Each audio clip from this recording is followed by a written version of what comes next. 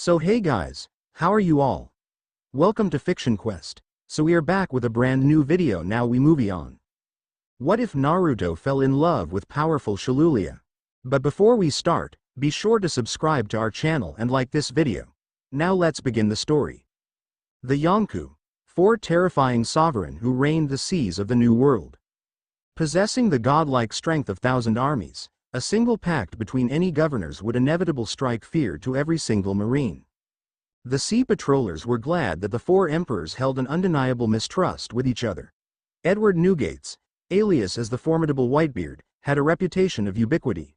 Everybody acknowledged his presence except infants. Strangers believed he was but a brutal savage who obliterated anything that stood in his path. His men knew perfectly well that he would never treat his subordinate as a neglected tool. Now, the fearless leader of the Whitebeard pirates was confronting the mixture of fear and despair. His son was born an hour ago. He feared unable to teach his son accordingly. His wife died due to massive blood lost from her labor. He concealed his despair with a calm demeanor. Before his wife died, she had decided to name their son as Naruto, a maelstrom in the sea. The cognition of the hazardous sea was the main issue crossing Edward's mind. Which father would willingly throw their son to the sinister zone of corruption and condemn their son with a horrendous fate? In exchange for his son's safety, even if his son despised him, he would not let him suffer in the life of piracy. Sustaining the unbearable pain, Whitebeard requested an audience with an old friend to do something for Naruto. With a hardened resolve, he threw away a segment of dignity and pride and summoned Monkey D. Garp. "What do you want me to do?" The marine hero spat his drinks out indignantly. "Have I become senile or am I hearing things from you?" Edward drew an anguished sigh. "No, I've make myself clear. Take my child with you. The sea is dangerous and if any misfortunate falls on my son, I will never forgive myself. My wife will hate me in heaven. God bless her soul." Garp saw the ostensible sincerity in the Yonkou's eyes and stared at his dish of wine. "You sure about this? If he can live a life in peace, even if he's a commoner, I don't mind. An ordinary life is a blessing, don't you think?" An idea intruded his mind. The marine hero grinned sadistically. "If you hand over your son's life to me, there is no guarantee I might be able to resist the temptation to train him into a fine young man." Whitebeard stroked his chin in slight contemplation. If he could protect the one he loves, then training him is not a bad idea. Truth was, Edward wasn't aware of the ambiguous terminology of Garp's definition in training. O, X, O, X, O, X, O, X, O. 8 years later, Windmill Village. Naruto had grown tremendously in terms of strength and wisdom. Garp was amazed that the blonde, under the marine hero's magnificent tutelage, unlocked his inherited potential from his biological father and gained inhumane strength. With further severe training, Naruto's superior prowess that still stored latently within him would be emerge. Fortunately, the blonde appreciated Garp's vital training and intended to become a marine. Although the vice admiral disclosed the blonde's heritage, he was startled that Naruto unexpectedly smiled and declared that he was glad to have a father who truly cared about his well-being. Smirking at his accomplishment, Garp closed his eyes and waited for an ambush from his surrogate grandson. About time. At the exact moment, the bush rustled slightly before Naruto charged forward from behind with a thrusting fist. But, the war veteran anticipated the blonde's strike and with flawless calculation and timing, Garp tilted his head to the side slightly and effortlessly dodged the punch. Without hesitation, he gripped the blonde's wrist and threw him to the nearby trees. Being training thoroughly, Naruto performed a backflip and slammed his foot to the bark before ricocheting himself back to his surrogate father at an excessive velocity. Expected the counterattack. Garp fused his fist with Hawkeye and launched his punch at the blonde. Reacting to impulse, Naruto infused his Hawkeye into his arm before colliding with Garp. As their fist connected, a powerful shockwave erupted. "Doing pretty good, brat. You too, Ji-chan." The blonde vanished in a rumbling echo before appearing behind Garp. "Shigen." Naruto jabbed his finger with immense force directly at Garp's spine, but the tension diminished instantly when it made contact with the vice admiral's skin. "That technique you're developing is rivaling that kid, Lucci. Perhaps even stronger than him, but you're still 100 years too early to beat me with such silly tricks, Naruto." Stupefied with the nugatory trial in defeating his surrogate grandfather, Naruto barely managed to apply Tekkai in the nick of time before soaring away in undesirable pain, courtesy of Garp's fist of love. Landing in an allowed impact, creating a massive crater in the process, Naruto groaned achingly. Garp manifested his Colossus being in front of Naruto's collapsed self with a shadow looming over the blonde. I must say, you have improved in an unbelievable pace for the past 8 years. Whitebeard's blood is truly running in your veins, Naruto. A smile curled up at the blonde's lips. Yeah. By the way, I got good news. Garp smirked. I have enlisted you to the Marines. Upon perceiving the news, Naruto jolted up. Serious? A snore could be heard and the blonde's face faltered. Say everything before you sleep. Garp awoke from the bellow and yawned. What are we doing here, Naruto? Naruto sighed. You're about to tell me more about my entry to the Marine. Oh yes. I have enlisted you to the Marines, I know. Displeased with his surrogate grandson's impudence, the Vice Admiral frowned. Don't you dare yell at me, brat. Your poor manners are truly disappointing. Now run the whole village for 300 laps. I'll do it after you tell me more about my entry to the Marine, you senile old fart. Garp snorted. All right, I'll tell you. I've enlisted you to the Marines. I know that. Details. Stop rushing me, seriously, younglings nowadays. Your lack of patience is the downhill of our society. Now listen attentively. Naruto leaned forward, enthusiasm and excitement rampaging through his bloodstream. His dream of being a superior Marine would eventually come true and he could definitely fulfill his wish in challenging his father in the new world. I forgot what I wanted to say. The Vice Admiral scratched his head sheepishly. The blonde slapped his forehead. Naruto stood at the entrance of his appointed headquarters, totally thrilled as it's his first day as a Marine. Apparently, his adoptive grandfather wanted the best of the best for Naruto and demanded the blonde to be a protege for a Vice Admiral that he believed could advance Naruto's prowess in a prodigious rate. Although Garp refused to admit the blonde's growth throughout the years, he was proud of his adoptive grandson nonetheless. With several reprimanding and sending insolent fools who obeyed strictly with the law through walls, the war veteran was able to convince the military to accept his request, by force. Of course, Naruto wasn't aware of Garp's doing. Ambling towards the registering booth, Naruto grinned in satisfaction of his Marine outfit. When he reached the booth, the guard eyed him suspiciously. Name? The blonde beamed a cheerful smile. Naruto Newgate. The guard widened his eyes in shock before dashing through the gate with incredulous screams. Naruto arched a questioning brow. He looks like he saw a monster behind me. A few moments later, a tall man wearing a bandana with a black trench coat along with a pair of shades approached the blonde. So it's you. Naruto was stunned with the mysterious aura emitted from the entity before him. Why, you know me? Yeah. Garp told me about you. He told me to do that. Yeah. You know. Well. That. A pause intruded along with an awkward silence. Forget it. I'm the Vice Admiral, Kuzan. From now on, you will be under my order. You will pledge. Never mind, I've forgotten what I wanted to say. The point is, Garp asked me to aid you in your training. You look young to be a Marine though. How old are you? 8, sir. Good. Walk with me, kid. The blonde Marine frowned. The name is Naruto Newgate, not kid. Frightened of the newbie's palpable disrespectful manner, a Marine officer scolded. How dare you raise your volume at the Chuho?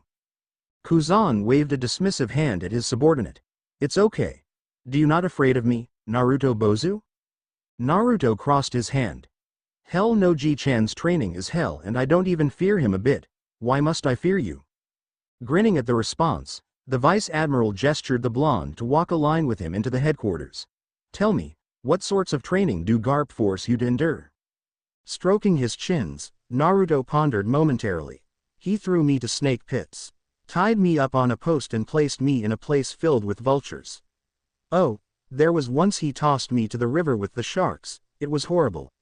He taught me the Rokushiki when I was 6 and whenever I performed poorly, he would punish me by forcing me to survive the jungle for a night. Kuzan's sweat dropped. Garp sure takes your training seriously. So, tell me, what is the term, justice, to you? It means spreading equality to everybody. Nobody is left out and everybody deserves to neutralize their sins. There is no perfect justice, but we can always try to be equal to everybody. Only fools blind themselves in a self-proclaimed justice that doesn't have loopholes. The Vice Admiral raised a brow in curiosity. Why is that? Naruto shrugged. Because there isn't a single law that hasn't had any loopholes. Simple as that. Nothing is perfect, but we can always try to bring equality to everybody. If we can make one person happy, even wasting a few minutes are worth wasting. I won't work for the Marines by following them like a lapdog. I will forge my own justice and show the world that peace exists. I believe that one day, pirates and Marines will find true amity. Time is the only obstacle in that belief. Kuzan couldn't help but chuckled. Want to know what my justice is, Naruto Bozu? What is it? Lazy justice. Naruto grinned. Interesting. Say, any recommendation for a site that I could use for a nap? I'm starting to like you. Now, let me show you personally of my office. After all, you're going to be my student from today onwards. Standing in a salute posture, the blonde guffawed. Yes, sensei. Suddenly, the warning siren alarmed the entire barracks. Unable to comprehend the abrupt panic situation, Naruto swirled his attention to Kuzan. What's going on? This rarely happens. Get ready, Naruto Bozu. This will be your first mission with me. Now get prepared and meet me at the pier in 15 minutes. O, X, O, X, O, X, O, X, O. 2 hours later. Journey through the sea. So, what is a buster call again? Naruto queried. Kuzan exhaled an annoyed breath. Buster call is by the definition of annihilating a dangerous threat that is opposing the world government. Vice admirals are discharged to participate in such events, and to ensure that the mission is credible in terms of victory, there will be quite a number of vice admirals charging into the battlefield. The blonde raised an eyebrow, perplexed of the complexity of the lecture. So, in short, we're on our way to bust some ass until only dust is left? You can say that. What for? Naruto, naive of the malfeasance existed within the Marines, inquired further. Ohara is merely studying history. It might involve with the Void Century, but... You said it yourself. They might be investigating what truly happens during the Void Century. We Marines enter into the military in purpose of serving the world government without question. Absolute justice. It is the law we swear to obey in the name of the naval doctrine no matter what circumstances we face. That is the reason why compassion within the Marines is getting foreign. As we rise through our ranks, climb the ladder of authority, we started to follow blindly of the absolute justice and lost sight of our moral justice. Clenching his fist tightly, the blonde bellowed in frustration. It is completely unreasonable. Aren't we supposed to fight for the good and fend off the evil? Why are we destroying a group of scholars whom we're merely trying to learn the Void Century? Because the world government is trying to seal off any conspiracy that the Gorosei and the previous admirals had done. Even current high-ranking officers were forbid to know the Void Century. We can only follow orders, no matter what it is. We have to oblige with no complaints. That is the job of a Marine officer, Naruto Bozu. Beside, we're only ordered to transport those scholars away from the island. Naruto's bangs casted an ominous shadow over his eyes as he gritted his teeth. Do you really think we are only ordered to transport them away? If so, a buster call is completely unnecessary. Sensei, you seriously can't be that foolish to assume that the order sent to us is that simple, is it? Kuzan could only sigh. Let's hope it remains as that. The fog had lifted and the obscurity of the site was returning visibility in which the crew could see the coast of the island. To Naruto's horror, the war had started and other ships that arrived had engaged a catastrophe battle against the Ohara villagers. It was simply a one-sided battle that deemed the Marines victorious. Without a second of delay, Naruto vanished into the domain of the island in a static resonance, much to Kuzan's dismay. Damn, kid is getting rash. I better. The ship vibrated vigorously as he noticed his best friend assaulting the Marines. Sol. So his defection was true after all. Damn it. Kuzan dissipated into a pyramid of ice shards and invaded the battlefield silently. Sol stood as the guardian for Nico Robin, the girl that saved him in the beach. The soldiers, though hesitated initially, were motivated to defeat the former vice admiral after witnessing him single-handedly destroy a Marine battleship. Aiming the cannons hastily, the Marines fired their shots at Sol who, with sheer wills, stood firmly into the ground and protected the little girl he came to love like a surrogate daughter. Get away from here, Robin. What are you waiting for? Don't forget your mother's wish. Head to the evacuation ship now. It's futile. Naruto voiced his opinion, causing Robin to bolt in pure shock. They will not let her get into the ship. I saw everything just now. I'm sorry for what the Marines have done to you and this island, but she has declared that she's an archaeologist. It is equivalent to signing her death warrant. Speculating the intruder who wore a Marine outfit, Saul spun around and yelled. Get away from him, Robin, he's going to. I'm here to help you. This island is hopeless, nobody can survive, but I can help this girl to get out of here via a small boat. If she embarks the evacuation ship, the Marines will bomb the ship along with her. Nobody can survive this onslaught. We don't have much time left, trust me and go with me. If you're an archaeologist, then use your knowledge to help this world. Stunned at Naruto's speech, the giant knew the blonde was brutally precise. If that's the case, take Robin away. No, how about you, Saul? How about mother? Tears swelled in Robin's eyes. I'm disappointed, Naruto Bozu. First day into the Marine and you have already disobeyed the law. Kuzan appeared behind Saul abruptly and adjusted his glasses with a melancholy expression. Have you not learned what I've taught you? I learned. Never to forget compassion when executing our duties. She's just a girl, she might be as old as I am. Do you expect her to be killed just because of her occupation? That is not for us to decide, Naruto, the world government. The blonde balled his fist, rage and disgust boiling within him. They can my ass. Don't lie to me, sensei. You have your own doubts as well. I admit, I do question absolute justice frequently, but... A deafening explosion erupted, catching everybody's attention. The four individuals twirled their sight at the sea and to their terror, the evacuation ship burst to flames. Kuzan was in complete astonishment, angered at his fellow colleague, Sakazuki's decision in extinguishing the innocents who was merely escaping via the evacuation ship.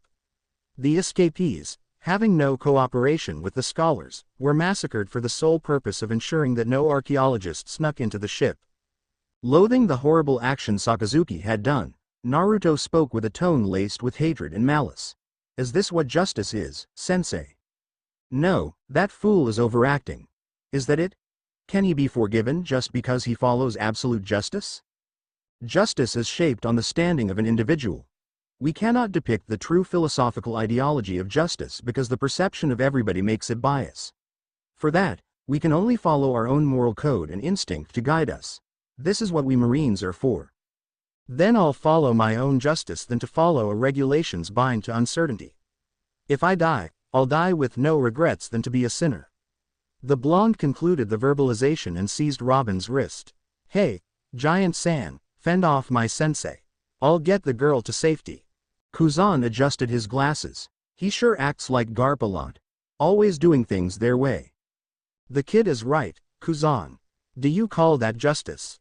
Eradicating innocence lives just because they believe archaeologists might probably be in the ship. Do you hold pride after this? Saul shot a fist at the Vice Admiral in which Kuzan leapt away to evade the attack. I don't, but what is done has been done. Landing on a safe distance, the Vice Admiral prepared for a battle against his friend. Hurry. The small ship is just ahead. Naruto sped as he gripped Robin's wrist securely. We don't have much time left. Why are you doing this? What's going to happen to my mother and Saul?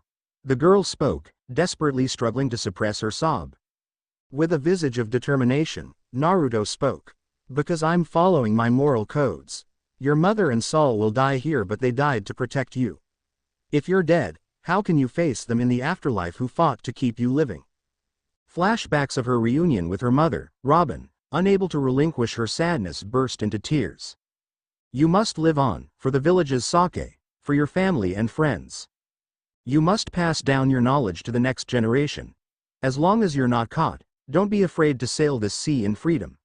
As they run, the location of the small ship became evident, but Naruto was surprised that Kuzan was seated on a rock beside the ship. Halting in his pace, the blonde frowned while Robin gasped. I see, so the giant lost. It's no wonder you're one of the strongest Vice Admiral in history, sensei. Kuzan chuckled. You're right. Shameless. Naruto's sweat dropped. That's not what I mean, you idiot. I mean the lesson you gave me. I killed my best friend out of duty, but I will not kill the girl. The Vice Admiral sighed. Absolute justice. Not even worth to have any sentimental value, but it sure drives a person to madness. You're right, Naruto Bozu. Compassion and our own moral code weighs higher than a law flawed and detached of humanity. You, girl. Robin, abolishing her desire to shed more tears, focused her attention at Kuzan in fear. Why yes? I will let you be free. I even form a trial of ice for you to follow. It won't be long before you reach land. What you do from now on, it's your call. You can choose to hate, it's your choice. If the pain is too unbearable, you can also choose to die here. I won't stop you because I'm not your friends. Naruto Bozu might be an ally, but I will not hesitate to hunt you down if you commit a crime. Remember that. The Vice Admiral wrestled himself to a standing position before strolling away. Don't stay too long, Naruto Bozu. We're leaving soon. Grinning at his mentor's resolve, Naruto altered his gazes at Robin. Now leave. Live and cherish your life. I'm not going to tell you that it's going to be okay, because it's not. Be brave and fight the future with courage. Intolerable of the pain, Robin embraced the blonde and sobbed her sorrow into the blonde's chest. Patting the girl's back, Naruto whispered, "Leave. You're running out of time." The blonde rummaged his pocket and took a bag of gold before giving it to the girl. Take this berry with you. Don't let it get stolen. Naruto unclipped the exquisite necklace encircled around his neck and placed it into Robin's palm. Keep this. It is a present my deceased grandmother gave me when I was 5. With its worth and value, you can buy an entire island. The girl widened her eyes. Nobody had given her any valuable jewelry in her entire life. And no, this gift is too expensive. I cannot accept such. Return this necklace to me the next time we meet. Unexpectedly, Naruto eyed the girl. Upon realizing what had occurred, a vibrant tint of pink flushed on Robin's cheeks. Pushing her away gently, Naruto smiled. My grandmother told me that a boy's first is a charm. You're blessed, now go. It won't be long before they bomb this area as well. Robin stood in daze for a moment before registering the situation and jumped into the ship. How can I repay you? Return my necklace to me. The blonde beamed joyously with a slight hint of despair. The name is Naruto Newgate. Remember that name is all I ask. Nico Robin. Naruto pushed the boat and it slowly sailed away directly to the designated destination. Bidding a farewell wave, Naruto screamed. Nobody is born to be completely alone. Find your true friends that will protect you eventually. Be safe, Robin-chan. We'll definitely meet again soon. We will. Thank you, Naruto-kun. Naruto sighed as he sat in his cabin, reflecting what had happened in Ohara and his meeting with Robin. Several knocks were heard and the blonde discarded his thoughts before walking towards the door and opened it. Sensei. Mind if I come in? This is your ship, I can't say no to you anyway. Naruto stepped aside and allowed the Vice Admiral for entrance. Kuzan ambled into the chamber and examined every corners of the room in mock concentration. Nice room indeed. Save me the sarcasm. If you're looking for an apology, then I'm sorry for defying order, but I have no guilt in what I committed. The blonde spoke emotionlessly. What world government has done just now is clearly not for the betterment for this world, that's for sure. I'm not here to tell you about whose fault is it because I'm not issuing any blames on any parties. What you have done is not 100% lawful, but as long as you're able to retain compassion in your own justice, I'm satisfied. Naruto was surprised with what the Vice Admiral had said. What I'm really here for is to tell you that the world government knew about that girl's departure of the island without being arrested and has placed a bounty on her head. I didn't inform them what truly happens, but well, that's all we can do for her. If Saul is willing to sacrifice himself for the girl, then she must really have some importance in the future. Grabbing the wanted sheet, the blonde was astounded. 79 million berry? That's madness. Kuzan sighed. Welcome to the club. That's how the Marines operate. Naruto cramped the paper and tossed it to the side. That's so not what I've expected. This is ridiculous. Plainly ridiculous. Admiral Aokiji took a deep breath, conceded the need to defeat his enigmatic apprentice promptly, who possessed a vast depository of skills under his sleeves and was currently hidden in the forest, awaiting an ambuscade. Wiping several beads of sweats from his temples, Kuzan casted a cautious glance around his surroundings. Damn. I just turned a kid into a monster throughout these years. Let's see, if I'm Naruto Bozu and I'm trying to defeat somebody who I can't possibly defeat with ease, what should I do? Simple. An emotionless voice interrupted the Admiral's thoughts, stunning Kuzan slightly. Shigen. Inferno Dangan. Finger gun. Inferno bullets. Without hesitation, Naruto shot what seemed like barrage of blazing bullet fingers rapidly at the Admiral in a spur of seconds. Kuzan anticipated the lethal assaults, created an ice doll of himself which served as a replica to diverge his escaping route from the blonde. Manifesting his frame a mile away from the scene, Kuzan exhaled a relief breath. You underestimated me, sensei. In a blink of an eye, Naruto vanished from his spot and reappeared behind the Admiral. Tekai. Karyu no. Iron Mass. Dragon Flame. Kuzan widened his eyes upon hearing the attacking phrase. Shit. Genkatsu. Fist. Infusing massive loads of raging haki into his fist and enhancing the strength of his strike with the predominant raw power of Tekai, Naruto swung his fist directly at his mentor mercilessly. Due to the tremendous amount of force exerting from the punch, the fist exploded into flames resulted from the intense friction through the atmosphere. Undesired of receiving the deadly thrust, Kuzan managed to create another doppelganger of himself in the nick of time before the fist collided at his face. As the fist slammed into the replica's face, the clone Kuzan shattered into countless of ice shards. What amazed the Admiral was the fact that the assault created a gigantic crater on a colossus tree directly opposite from the blonde. Getting scary. That Naruto Bozu. Kuzan slammed his palm onto the ground and muttered, Ice Age. As the command articulated, the grassland froze abruptly into an arctic plain of snow and ice. Aware of the paramount status his mentor obtained because of the devil fruit Kuzan ate, Naruto leapt to the sky. Rankyaku. Shigoku Arashi. Stormleg. Hell's Tempest. Pumping humongous quantity of haki and strength into his foot, Naruto executed a kick in midair in which a violent blue typhoon stormed towards Kuzan as an outcome. The Admiral gritted his teeth in annoyance. If this goes on any further, this entire forest would be leveled. I guess I have no choice. The Admiral dissipated into crumbles of ice before the hurricane could reach him. Taking cognition of his mentor's sudden change of plans, Naruto was keeping a vigilant scan around his vicinity while he used Geppo to remain afloat in midair. What are you trying to do, sensei? Not far away, the Admiral forged a trident with ice and threw at Naruto in a horrifying velocity. Sensing the threatening spears approaching, the blonde pinpointed the trajectory of the trident and did what he must do to catalyst the attack. Rankyaku. Sarai. Stormleg. Blue Thunder. Initiating a back flip, Naruto drove his foot vertically downwards at the ice spear and launched a bolt of vibrant blue lightning from his foot. The spear clashed with the thunderbolt and caused an equalization of both assaults. The blonde sped towards his target, nosedive, in a terrifying speed that somehow startled the Admiral.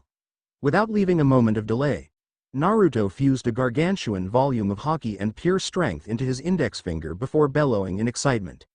Eat this, sensei. Shigen. Ryuti no Kiba. Finger gun. Dragon Emperor's Fang. Naruto thrusts his finger at Kuzan.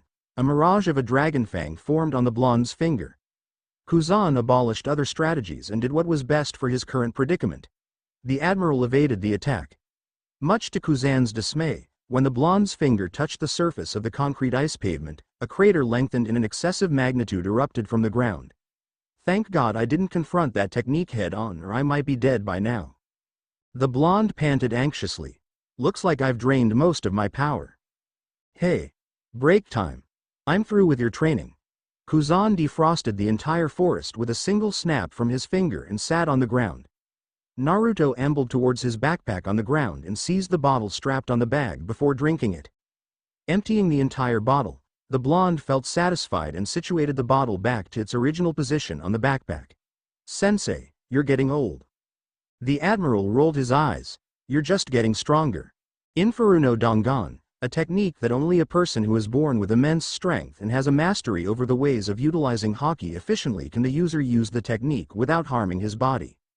The friction you drew when stabbing the air was so great, Your fingers ignite into flames.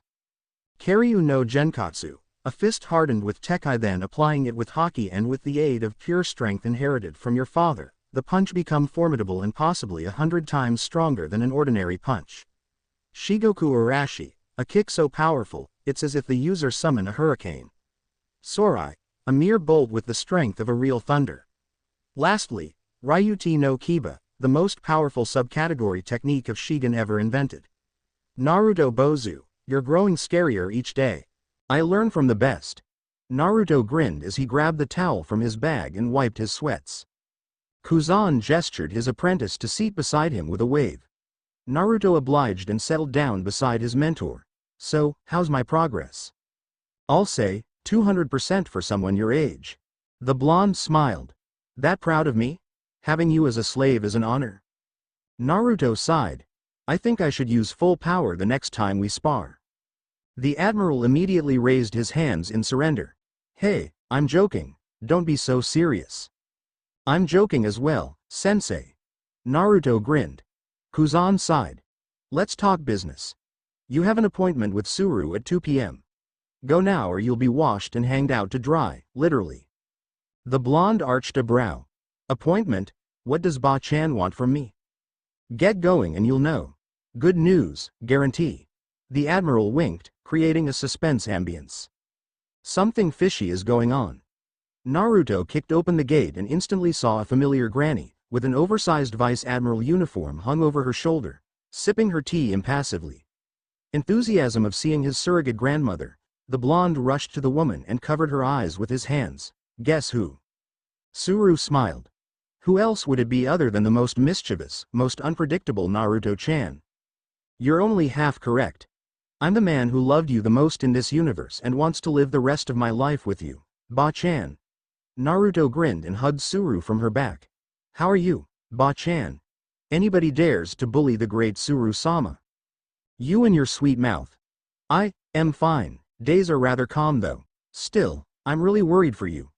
When are you going to find a girlfriend and bring her to me? I'm expecting babies soon, Naruto-chan. I'm only 14. Give me a break. Good that you know you're only 14. Don't grow up to be a heartbreaker, Naruto-chan. Or else. The female Vice Admiral left the threat hanging.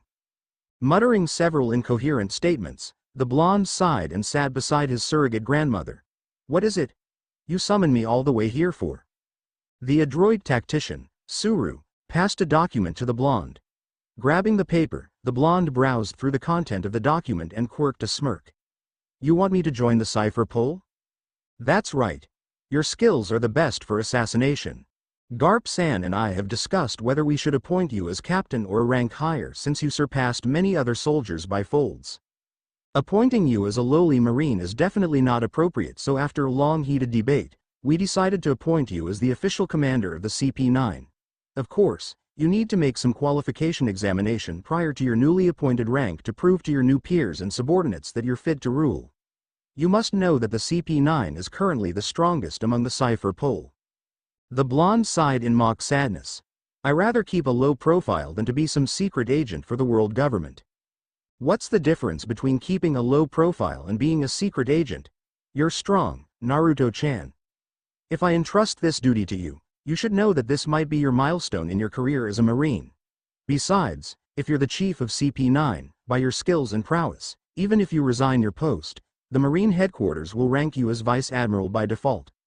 Think about it, Naruto-chan. Naruto exhaled a tired breath. I'll do it. I'll trust Ba-chan's decision. Tsuru smiled. And so I am here, waiting in this spacious room with nothing but a painting, a sofa, a desk and 3 big windows. Somebody tell me what the hell I'm doing here, Naruto whined as he slumped into the couch. The door creak opened, yet unexpectedly the blonde wasn't alarmed by the intrusion. Aware of Naruto's presence in the room, Lucci, Kaku and Jayabura darted towards their objective. Although Naruto knew of his dangerous status, he wasn't afraid at all. Before the 3 assailants could reach the blonde, the sofa, which Naruto was resting, flew towards them. Lucci and Kaku dodged away from the sofa while Jayabura instinctively destroyed the couch with a kick before continuing his tackle. Naruto vanished from his sight and reappeared above Lucci. Reacting to impulse, Lucci whispered, Shigen. Orin. Not sparing a second of delay, Naruto howled. Shigen. Inferno Dangan. Lucci was bewildered to the fact that his opponent's counterattack didn't nullify his strikes. Instead, Naruto's version of Shigen overpowered him. It wasn't long before the blonde penetrated through Lucci's defense and delivered a series of deathly burning finger bullets. Performing a set of acrobatic flips backwards, Lucci panted while coughing blood.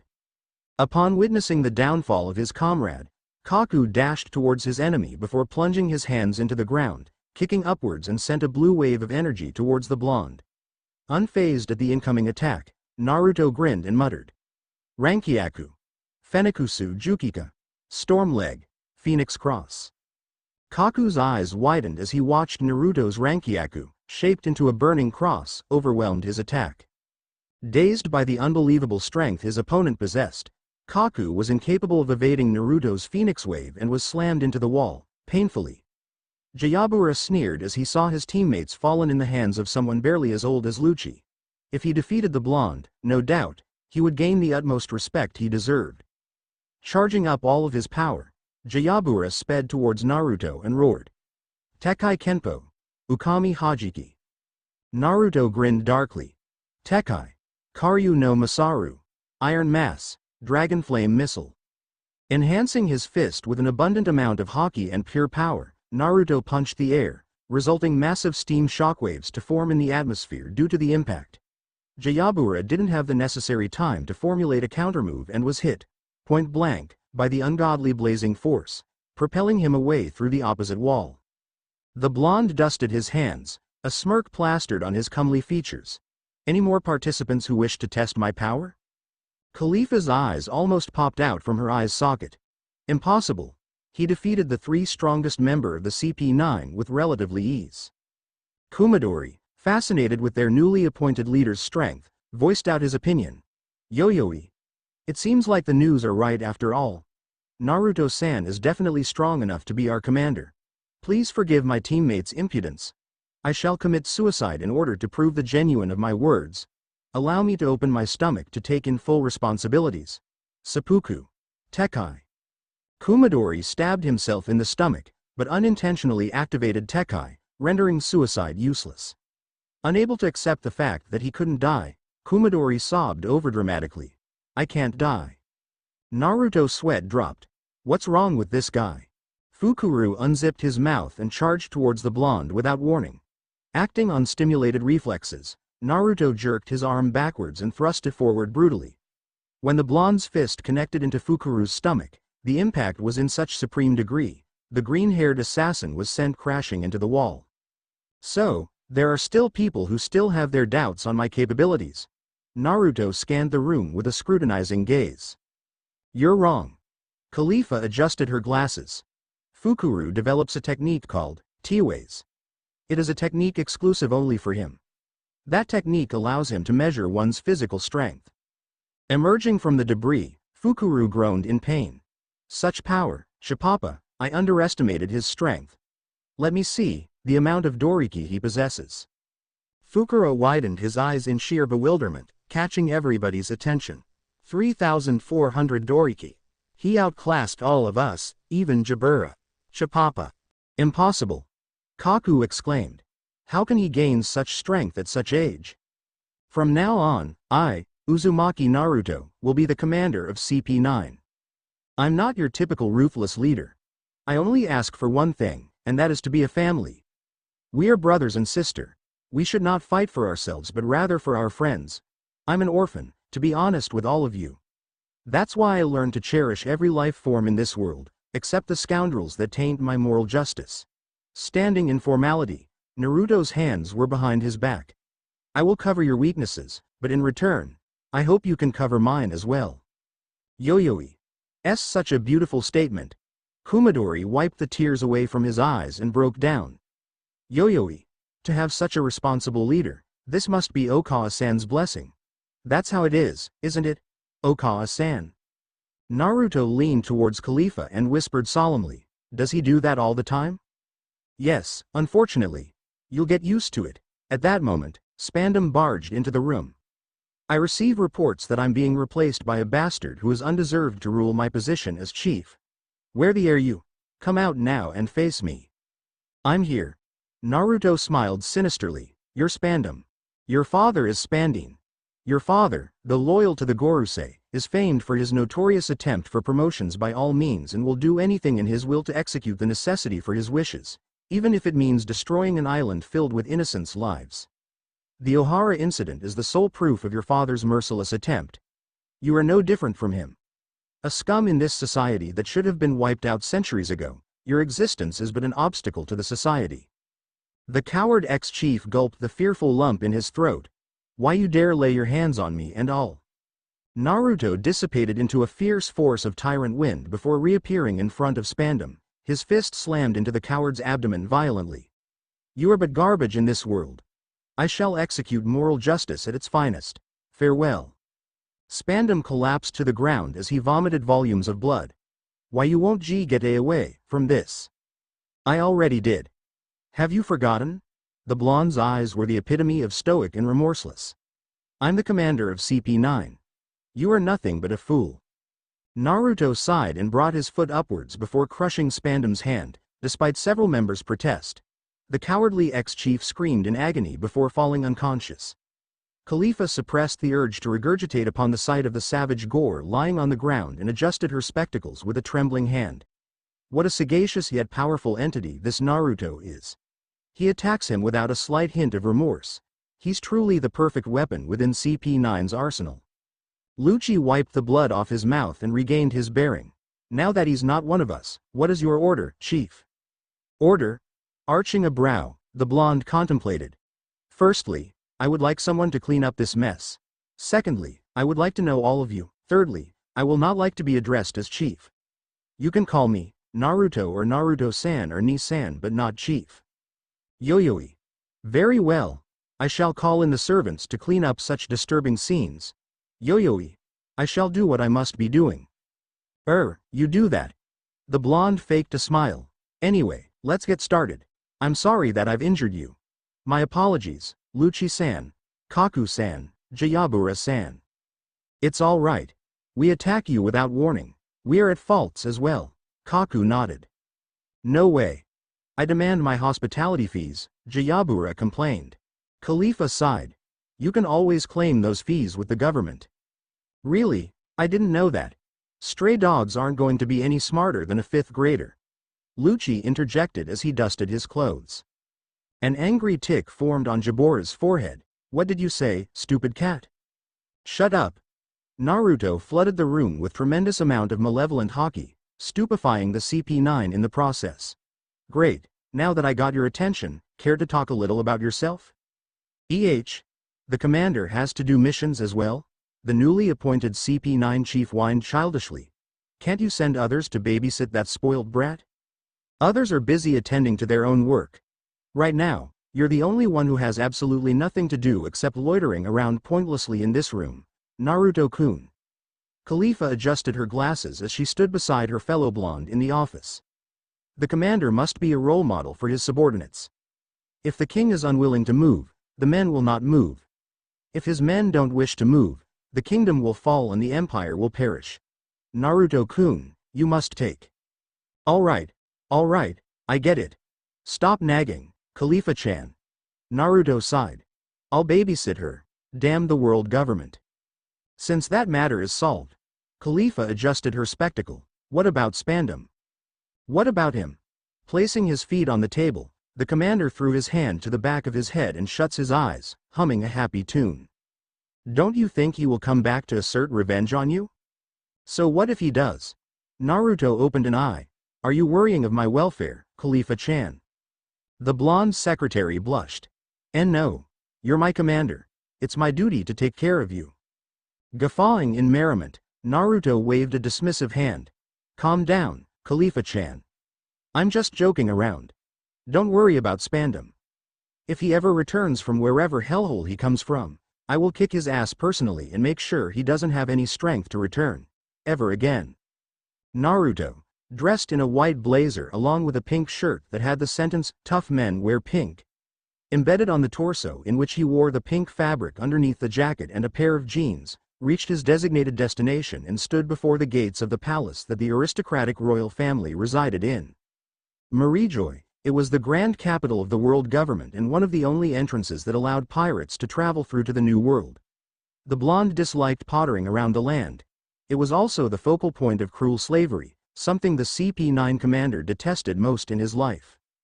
A guard stepped forward. "Who are you and what's your intention?" "I'm Naruto Newgate. I'm sent by the world government to take care of the Tenryubito, Saint Shalulia."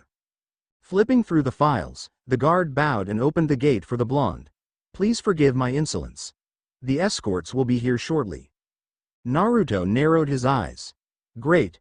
My first mission as a commander is to babysit a spoiled brat." A man in black suit approached the commander and saluted. "Naruto-sama. I've arrived to bring you to Shalulia-sama's room. Please follow me." The blonde chief nodded and followed the man. Curious of the girl he was ordered to look after, the blonde queried. "Say, what's the girl's personality like? Arrogant? Snobbish?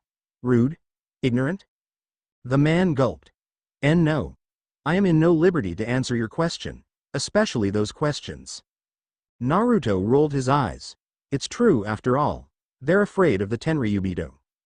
Besides, they're a bunch of inhumane piece of shits who think they're the real rulers of the world. This world is beyond corruption. How I wish I have the power to change all this. All this corruption. Wait a minute. Maybe I can change that girl's perspective in life and help her seize what's right and wrong. Yup, this is all fate's doing. She's only 12. Her mind is still pure in the border of uncertainty. If I can bring her to the senses of moral codes, perhaps she'll be different. I must try." The blonde swirled his sight to the escort and questioned. "So, where's the other Tenryubito? I don't see them around here." "They went to a 1-month vacation. Shalulia-sama is unwilling to leave, therefore she demands a young, handsome and strong fighter to protect her. You fit all of her criteria, so I'm chosen to be her guardian." Naruto sighed. "That's awesome." The two men ambled through the vast hallway measured in an excessive length and paused in front of a door. The escort bowed. "You must walk through the remains of your journey in order to prove your worthiness. That's the order of Shalulia-samas. If you're unable to survive what's inside, you will die. If you survive, then you pass Her Highness's examination. Good luck to you." "Wonderful." Naruto kicked open the door, situating his hands in his pocket leisurely, and strolled through the undersized hallway built with metal plates. "What's this? Modernized technological crap?" Suddenly, machine artilleries shot out from the walls and blasted a series of bullets and cannons at the blonde. Unfazed at the assault, Naruto grinned. "Tekai." The bullets and cannons were futile. Nothing was able to penetrate through the blonde's defense. Shalulia, watching the scene via the monitor, was stunned beyond cognition, unable to comprehend what was happening. An ordinary human will be pissing their pants. This guy just fight my attacks. No. He wasn't even bothered by my attacks. Impossible. Naruto, in the other hand, was growing impatience from the escapade and muttered silently. "Rankyaku. Issen no Ken. Storm Leg. 1,000 Blades." Slamming a foot to the ground for balance, the blonde relied on his free leg to execute a barrage of ferocious kicks, launching thousands of blue energy formatted into the shape of swords towards the entire chamber randomly. A moment later, what was left was an aftermath of sheer destruction by an uninjured blonde who walked the hallway in a state of tranquility. Shalulia felt threatened.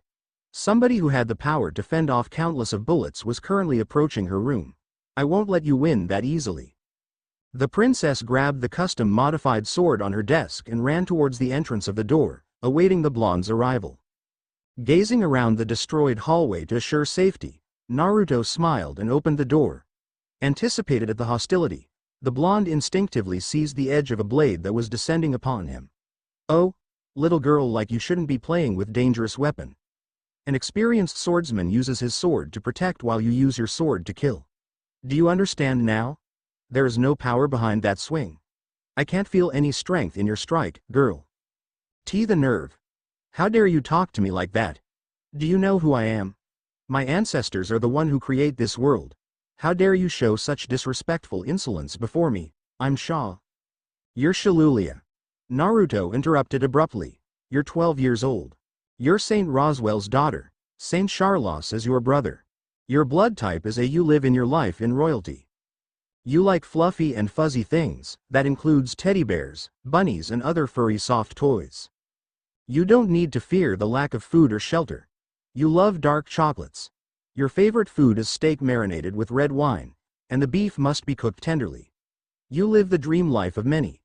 800 years ago, 20 kings united together to build the world government, and they're your ancestors. Basically, the reason why you're a noble is simply because of those 20 dudes who died centuries ago. The obvious rudeness in the blonde's tone enraged the princess. Nobody had dared to speak in such tone before her. Why you? Do you know that I have the power to throw you behind bars this instance? And so? I'm ordered by the Gorosei to protect you by all means. Even it means hurting you in some ways. Your parents have no rights to interfere with the world government's doing. By the way, the sword you're holding is made up of sea stone. Unfortunately for you, it won't work for me. Even if I have eaten a devil fruit, you won't be able to harm me with such petty attacks. Now, be nice and stay in your bedroom quietly. Oh yeah. You got the nerve to command me. Shalulia threw her sword away and raised her head pompously. Feed me. Excuse me? Don't make me repeat myself. I said, feed me? Naruto simply laughed.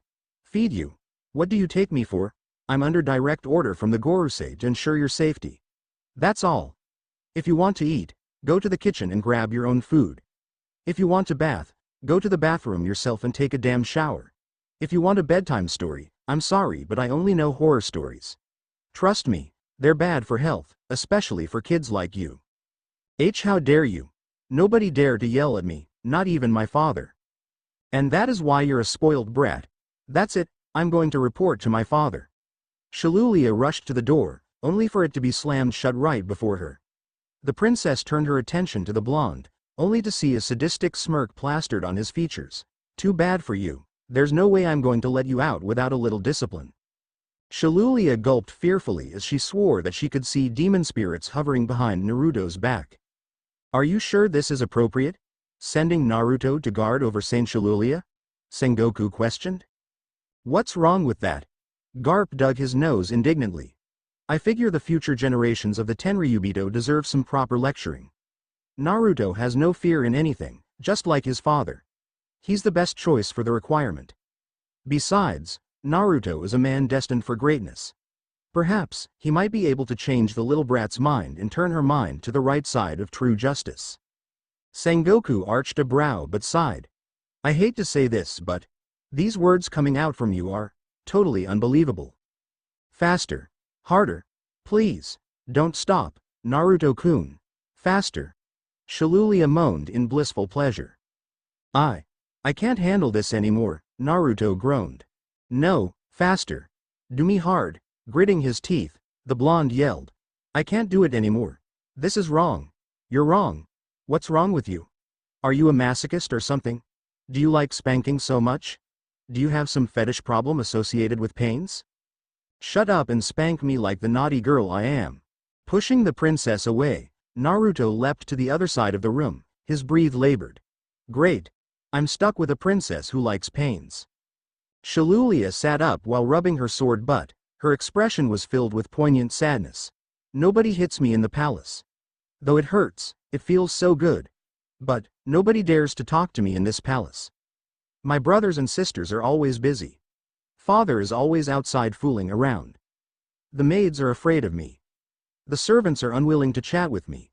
It's very lonely living in here. If only I could see the world outside Marijoy all by myself.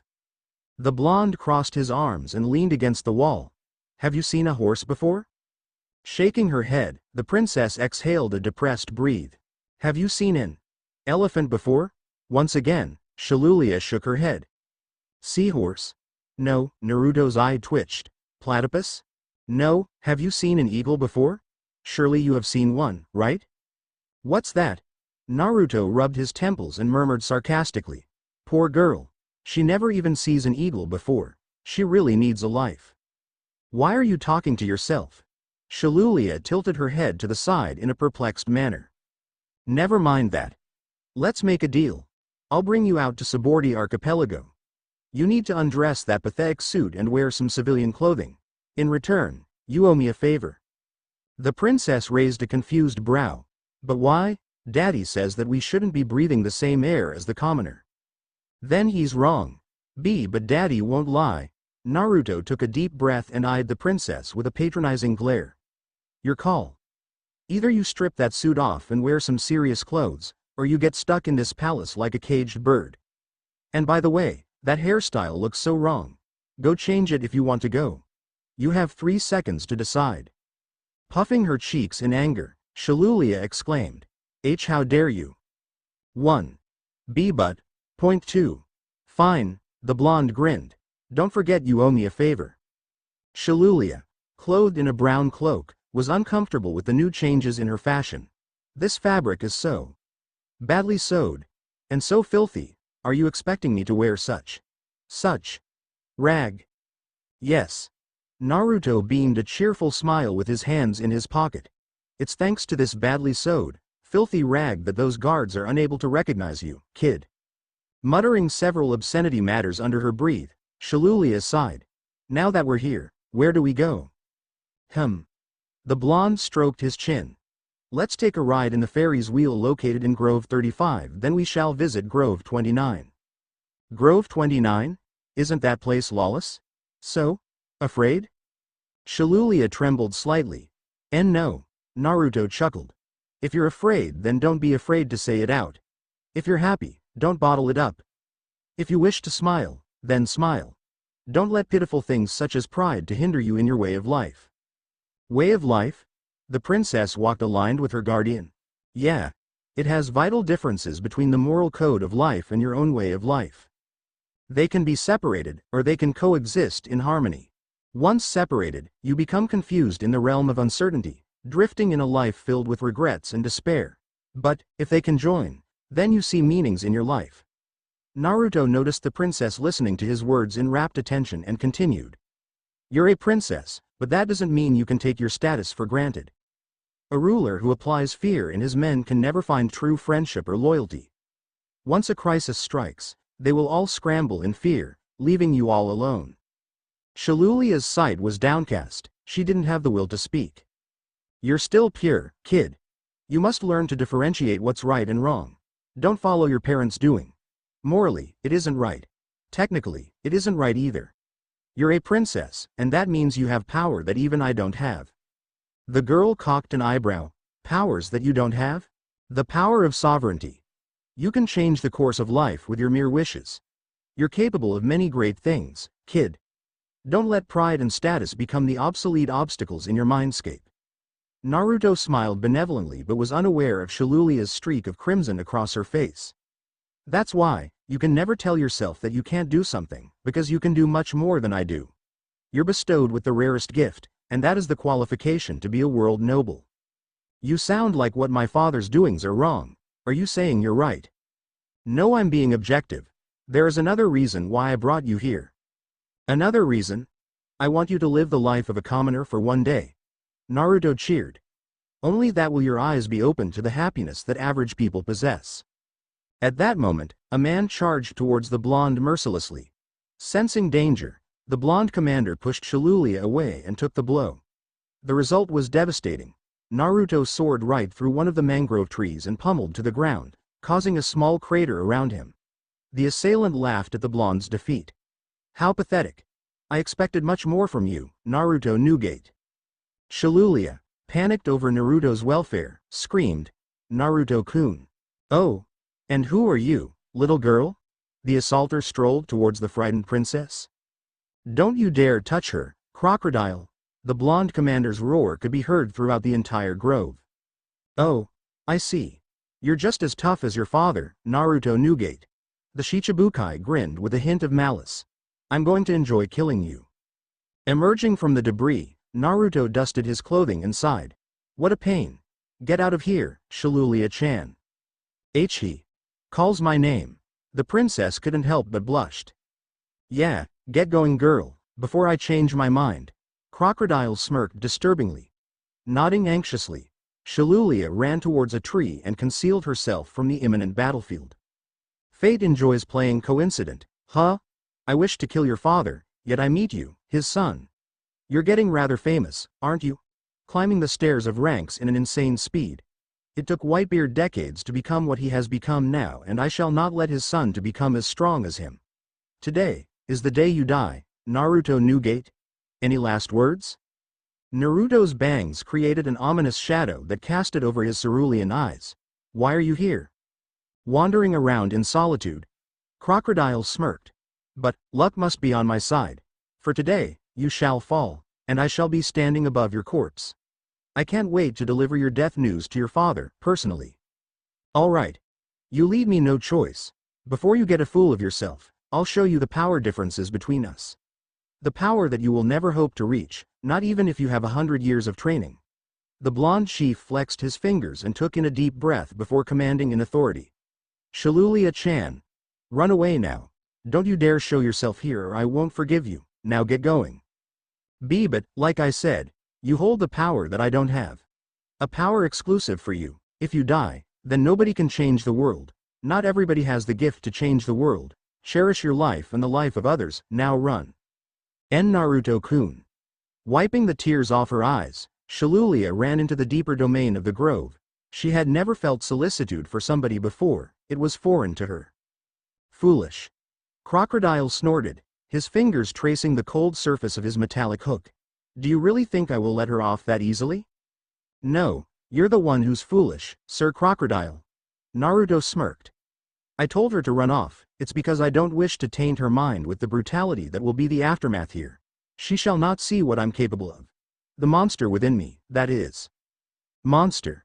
The Shichibukai mocked. Then let's see how strong this monster is within you, Naruto Newgate. Then what are we waiting for? Let's go wild. Unbeknownst to the two combatants, Shalulia was hiding in another nearby tree, watching everything unfolded before her. Without hesitation, Naruto sped forward in a sonic dart, startling the unprepared crocodile before delivering an uppercut towards the Shichibukai's jaw, only for him to dodge effortlessly and thrust his lethal hook at the blonde. Sensing fatality from Crocodile's assault, Naruto leapt to the sky and bellowed. Rankyaku. Bufu no Hanabira. Storm leg. Gale of flower petals. As the command phrase articulated, millions of blue shards blitzed towards the Shichibukai. There was no sufficient time for Crocodile to analyze Naruto's latent ability as he evaded the deadly charging petals and grunted. It seems that I have underestimated you, boy. Then you better stop underestimating me. Naruto's silhouette disappeared from the sky and reappeared behind the Shichibukai, stunning Crocodile. Or you'll die. Tekai. Karyu no Genkatsu. Launching a blazing fist infused with immense haki directly at the Shichibukai, Naruto's fist successfully impacted into Crocodile's stomach, sending him crashing into a mangrove tree. That's payback for just now. Crocodile emerged from the debris, coughing blood onto the unforgiving earth and muttered. Damn kid. How did he punch me? That's it, no more games. Naruto's eyes widened in horror as his opponent dissipated completely into sands. I didn't know that has a devil fruit ability. And he has the Logia type. This is not good. The blonde jumped into the Empyrean blue sky. I guess I have no choice. Before this shows more of the extent of his ability, I must eliminate him. I can only use this technique once in a while, but with this kind of situation at hand, I don't have much choice. My leg is so gonna hurt after this. Rankyaku. Jigoku Arashi. Asserting a ponderous amount of haki and raw power into his leg, Naruto swung his foot and discharged a horrendous hurricane towards the offensive sands. Crocodile, alerted of the threatening twister rampaging towards him, halted his acceleration and grinned emphatically. Do you really think a little tornado can do me harm? Naive. I shall show you true despair, Sables. A sand variation of hurricane blasted from existence and collided against the opposing tornado before gradually nullifying both tremendous powers to non-existence. Naruto was stupefied beyond cognition as he landed with grace onto the ground and mumbled. He stopped my attack. No way. Desert Spada. Plunging his fist into the ground, nature shook vigorously before a torpedo composed entirely with sands and soils charged forward in a massive onslaught, targeting Naruto mercilessly. Analyzing an immediate catalyst for the incoming attack, Naruto slammed his foot onto the pavement and yelled. Rankyaku. Judgmento Setsudanki, Storm Leg, Judgment Guillotine. A vibrant blue wave of violent energy rose from the surface of the ground and bombarded against the sand strike, neutralizing the attacks once again. Naruto panted tediously. He could feel his muscle tissues tearing, and if this continued, he would definitely lose his leg. I never know fighting Logia fruit user in a death match will be so insane. Rokushiki's power is nothing to them, and their powers are unlimited depending on their geographic terrain, whilst mine has limits no matter where I am. I won't last long like this. Noticing Naruto's obvious fatigue, Crocodile sneered. What's wrong, boy? Already that tired? Hey. The blonde spat his blood on the ground and grinned. I'm just getting started. In truth's forefront, the blonde was pondering on an effective counterattack. I will get tired out eventually. To fight a Logia fruit user, a Rokushiki fighter must channel Haki into their arteries and veins to really cause some serious damage on Devil fruit user. That of course comes with a price. The more I use Haki, the easier I get wear out. If I don't hit him in the next 3 moves, my speed will be slowed down dramatically. Shit. I'm just glad I did receive training from sensei, or I'll be dead. Oh, from my view sight, you're almost at your limits, aren't you? Those 2 attacks rob quite a lot of energy from you, huh? I'm sorry to say this to you, but a Devil fruit user never runs out of their power, especially a Logia type. I ate the Suna no mi. I'm literally a sandman. I don't know how you're able to punch me just now, but you won't have a second chance of punching me, that's for sure. Instantly, Crocodile was standing before Naruto. His shadow loomed over the blonde. Don't you get it? It's too late. The Shichibukai choked the CP9 commander's neck in a fierce grip and hoisted him to the air before brutally slamming his vulnerable form against a mangrove tree. Foolish, boy. Very foolish. Where's the monster within you? Let this be a lesson to you. Never harm those you can't kill. Today is your unlucky day in meeting me. Rest assured that it won't be long before you see your father soon, in hell. Is this really the difference between a Devil fruit user and a non-Devil fruit user? Is this really the end for me? I still got so many things I haven't done? I can't afford to die now, but Crocodile raised his metallic hook and grinned malevolently. Any last words? Just 2 words, Naruto smirked weakly. F you. Very well. Die. Naruto-kun. The sudden outburst stunned both the CP9 commander and the Shichibukai. Tilting his head laxly to his right, Crocodile grinned menacingly as he spotted a quavering Shalulia. I see. The girl didn't run after all. Good, perfect timing for her to witness your dia. Before the Shichibukai could finish his bold statements, a kick pumped with Haki surged upwards, throwing Crocodile to the air. Leaving no time to waste, Naruto coughed painfully as he clutched his throat and dashed towards Shalulia. Stupid girl. Why are you still here? I can't bear. The blonde seized the princess's wrist and ran into the inner domain of the groves. Talk later. We have to go before that guy catches up. Don't run away from me. I can smell you, boy, Crocodile roared in utter frustration. Umbrage clouded his judgments as he went berserk in the streets. Meanwhile, Naruto was hiding in a small cottage, his hands clamped at Shalulia's mouth. The Shichibukai was still finding him, but he knew that his identities and location would not be disclosed that easily. Finding them was as if searching a pin in a rice field. The magnitude of the groves were proportionate to an enormous island, and they could be practically anywhere. Breathe slowly. The blonde whispered while making facial gestures to signal the family residing the cottage not to panic. When Crocodile had left the vicinity, Naruto released his hands from the princess's mouth and sighed in relief. Glad that's over, for now. Shalulia nodded and placed a hand on her hip. Yep, and that's all thanks to me. Thanks. To you? Naruto's voice was completely dispassionate and cruelly cold, which caught the princess's attention as she swirled around and glanced at the blonde who was displaying a frightening stoic demeanor. What's wrong? Didn't I tell you not to be there? Naruto's voice was distantly hurtful. It somehow pained Shalulia's heart as he spoke. Didn't I tell you that I will not forgive you if you're there? You don't understand bloodshed and humanity's viciousness. You're not prepared for those things, yet. That's why I told you not to stay there and run, but you didn't go because you're ignorant. Tears swelled in the princess's eyes. How can he be so heartless? I care for him. That's why I stayed. I just can't bear seeing him getting hurt. But, he. The unexpected scenario occurred. Naruto hugged the princess abruptly and murmured gently into her ears. But, it is your ignorance that saved my life. If you weren't there, I will probably not be here talking to you. So, thank you, Shalulia-chan. I do owe you my life, I guess. Naruto gently pushed Shalulia away and beamed a cheerful smile at the blushing princess before turning his attention to the family. We'll be staying here for a night. I hope you would be kind to offer us accommodation. We just need a room here. A room? Me? Sharing room with Naruto-kun? Sleeping with him in a bed? Kaya? The blonde was oblivious of the palpable fluster the princess was exhibiting as he gave the family some jewels in exchange for renting a room while Shalulia ravaged through her thoughts in ecstasy. Oh me, oh my, Naruto-kun is intending to make me his woman. No, he's intending to make me his wife. Yes. That's what he's trying to do. Oh, Naruto-kun.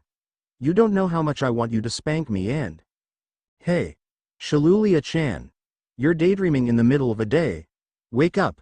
Naruto patted the princess's head. You alright there? Shalulia fainted into the blonde's arms. So, what's your wish, Naruto-kun? Shalulia sat beside Naruto in their room.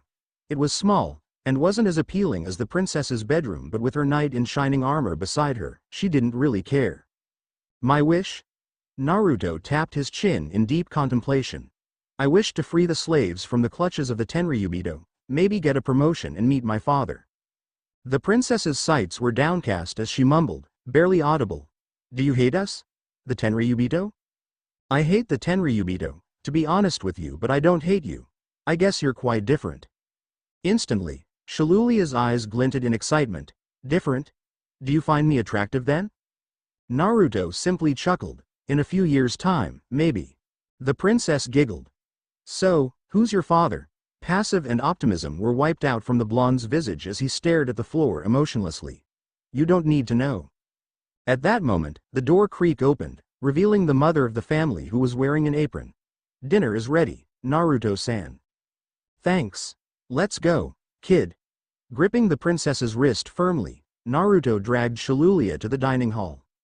The princess of the world, the feared Tenryubito, the sovereign of the globe, was staring at the food on the wooden table with a hint of disgust. What is this madness? Are you expecting us to eat? They don't look edible to me. Look at the vegetable. It's bland, dull and revolting in the eyes of great cooks. And the fish, especially the fish, it's slimy and not even fresh. And the roast duck, it's oily, fattening, unattractive and simply a plague to fabulous dishes in the world. Naruto's jaw dropped. Oh shit. But, there is this strange feeling. This warmth emitting from the food. It's definitely not the heat, but a special sensation that I have never felt before. Just like family warmth. Shalulia clenched her fist tightly. Truth was, she never had a proper dinner with her dysfunctional family. Though she inherited tremendous wealth and had everything she wished for, there were still some things in this world that she tried to seek, a family love. I can feel your love for your family, madam. The mother of the family smiled. I'm happy that you're honest with my dishes. I do thank you for expressing your opinion of my love for my family. Do you not have a family? Is Naruto-san not your brother? Scratching his head, Naruto chuckled nervously and conjured a lie. I'm her bodyguard and maybe a brother figure. We're escaping from our parents' enemies, so we somehow ended up here. Sorry for causing any inconveniences. So, Naruto-kun, you ready? Shalulia whispered seductively. No, actually. This is my first time. The blonde flushed 5 different shades of crimson. I'm sure sharing a bed with you will be fun. Tell me, Naruto-kun, what kind of woman do you prefer?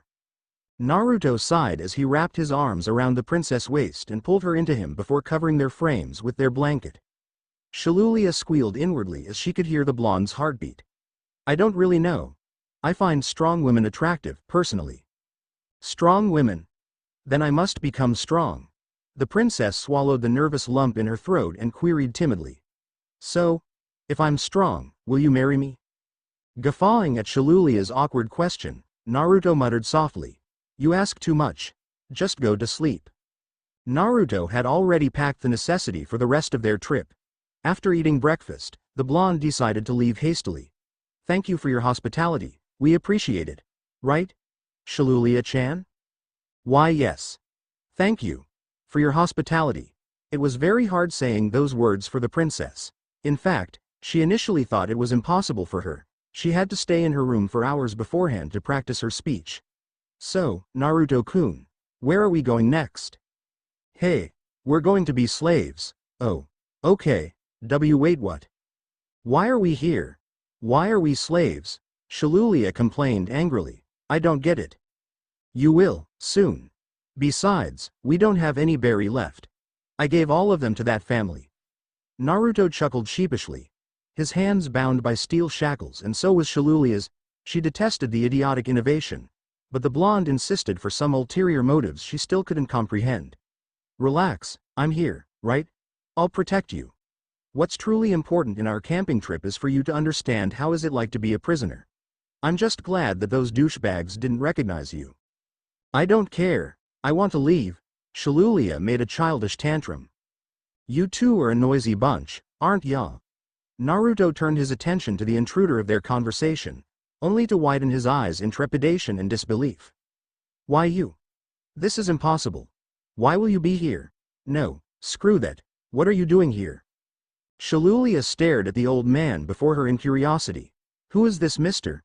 Naruto-kun seems to be afraid of him. Unable to regain his mental bearing, the blonde staggered. Why, you're the Dark King, Silver Rayleigh. Rayleigh simply laughed delightedly. Oh, it has been a while since somebody referred to me by my real name. Just call me, Ray-san. What insanity has it befalls upon you? Will you volunteer to become slaves willingly? The Dark King switched his sights at the girl seating beside the blonde and chuckled benevolently as he immediately registered the girl's status. I see, you bring a Tenryubito along with you. How ironic. Since when did Tenryubito get locked up in this pathetic dump? Shalulia huffed. Naruto-kun forces me to come here. I never want to be in this hellhole. I think I know why the boy brought you here for. Rayleigh smiled subtly at the girl. Naruto sighed. Yeah. I hope with this experience, she'll understand the hardship and terror slaves had to experience. I've been wondering for a while, why is someone at your caliber doing here? I mean, you can. Oh. You wish to. Not so loud. Contradicting to his words, Rayleigh's amplified volume caught everybody's attention. Chuckling nervously, the other slaves and patrollers took no cognition of the Dark King and resumed their worries and work respectively. Rayleigh whispered conspiratorially to the two when nobody paid any plausible attention at them. I was thinking of being sold to some rich merchants and then rob them and make my exit. What do you say? Wanna take part in it? Sure. Naruto grinned while Shalulia gawked. Count us in. Are you two insane? We got these collars on our throat. We'll die, the princess protested. The blonde squeezed the princess's hands gently in assurance. Don't worry. Hockey users can disable these toys easily. It was then a few guards arrived. It's time for you to be auctioned, old man. Formulating a plan, Naruto screamed in mock despair. No, don't take my grandfather away. I came all this way to rescue you, grandfather, but I fail you.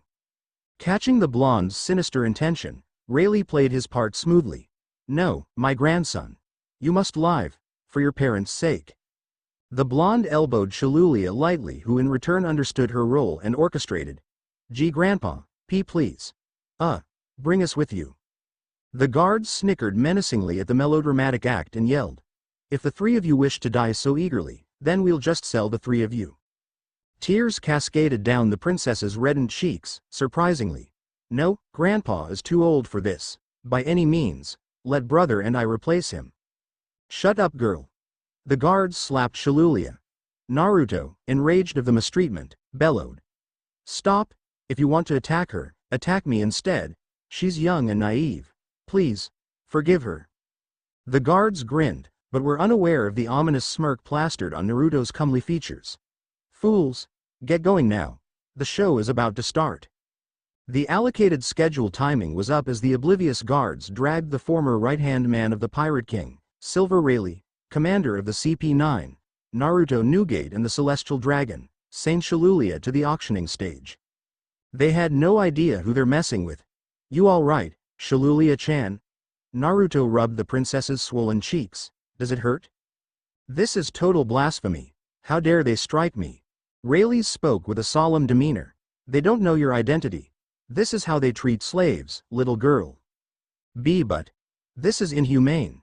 Shalulia trembled in perturbation. Naruto smiled as he patted the princess's head. I guess my plans are working. She finally understands the pain and horror all slaves face. As the curtain fell, the three were greeted by cheering audiences. Disco, the host of the human auction house, declared his speech with his microphone. Ladies and gentlemen, I present you Ray-san, the carpenter. He is a fine slave. Absolutely fantastic. I'll tell ya. He will do any chores for you and let you kick him as much as possible if you wish. These two children are his grandkids. In fact, the girl is growing. Look at her chests. It won't be long before she grows up into a beautiful slave, and she will definitely satisfy any pleasurable needs you demand. Now, please bid. Starting from 90 million berry. 91 million berry. A businessman announced proudly. 92 million berry. Another man yelled his bid. 100 million berry. 110 million berry. 120 million berry. Shalulia was terrorized with such crude behaviors, horrified to know that she might be used as toys for lecherous men.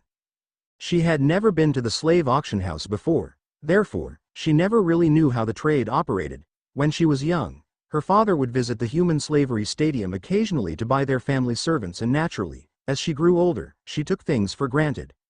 But, for her to experience the slave's terrifying dilemma and torments, she was completely astonished with unbearable fear and loathed those vicious bidders with a passion.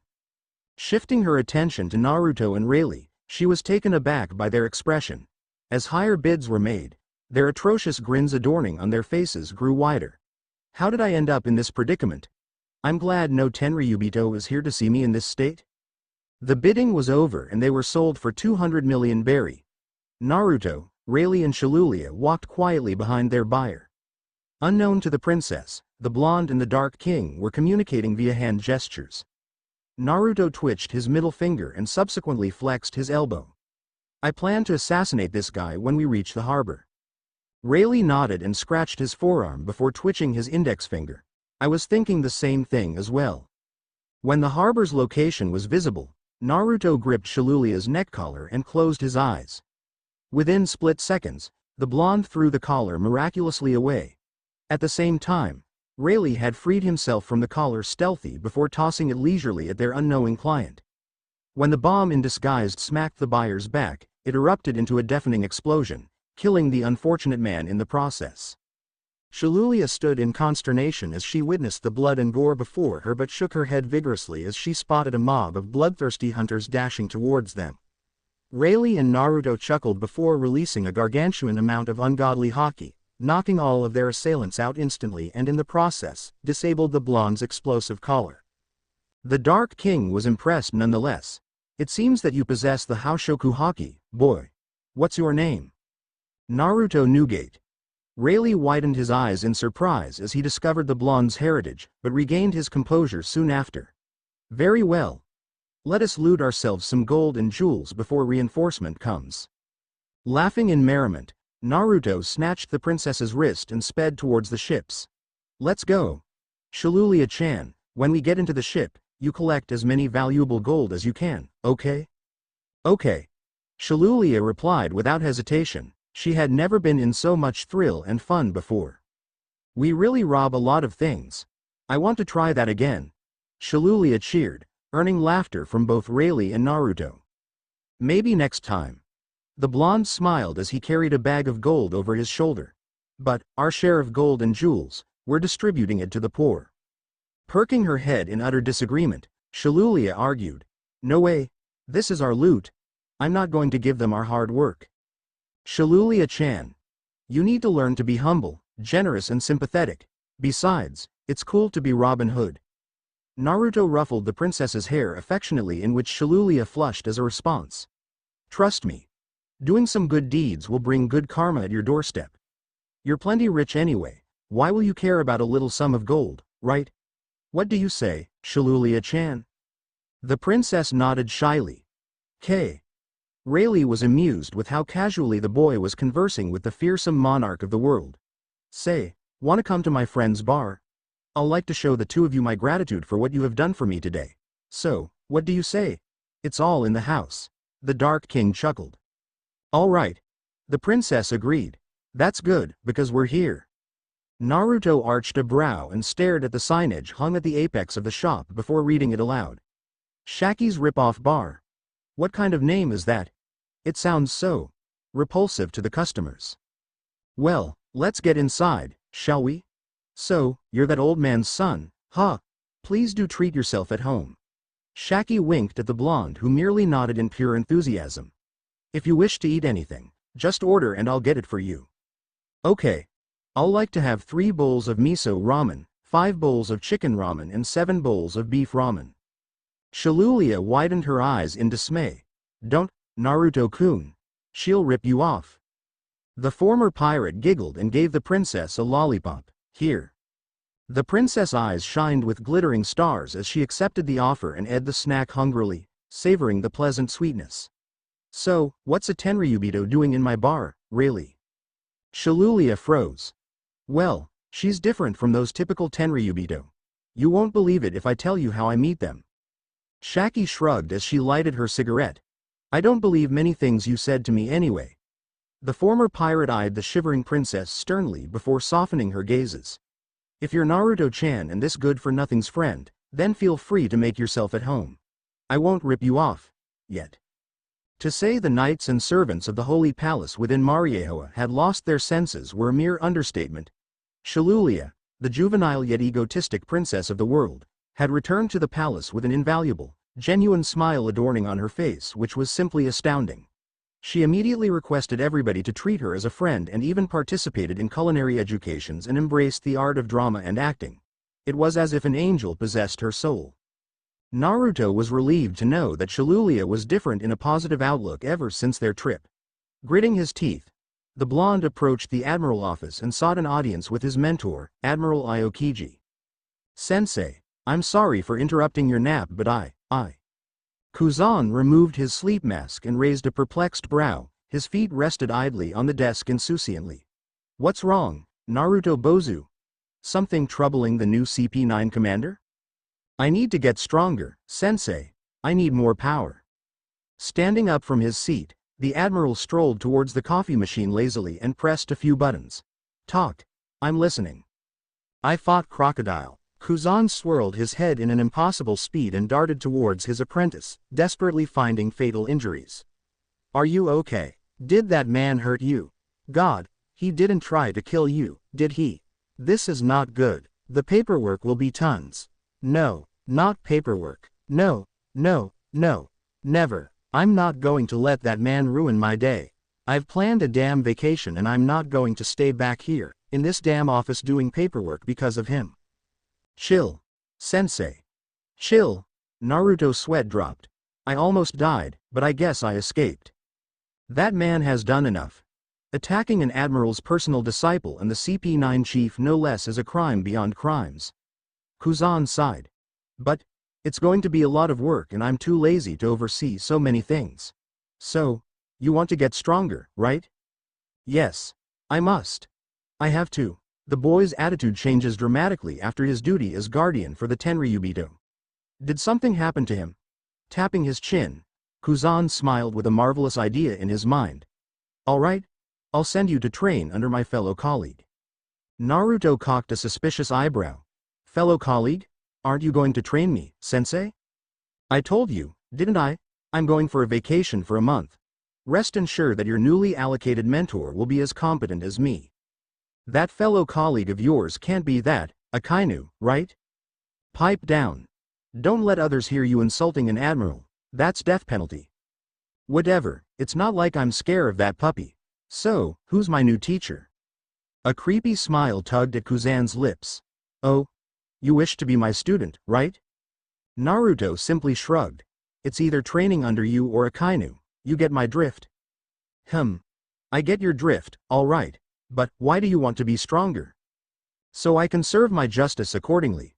For the people I care about, I cannot allow my weakness to ruin my men, my friends and my precious people.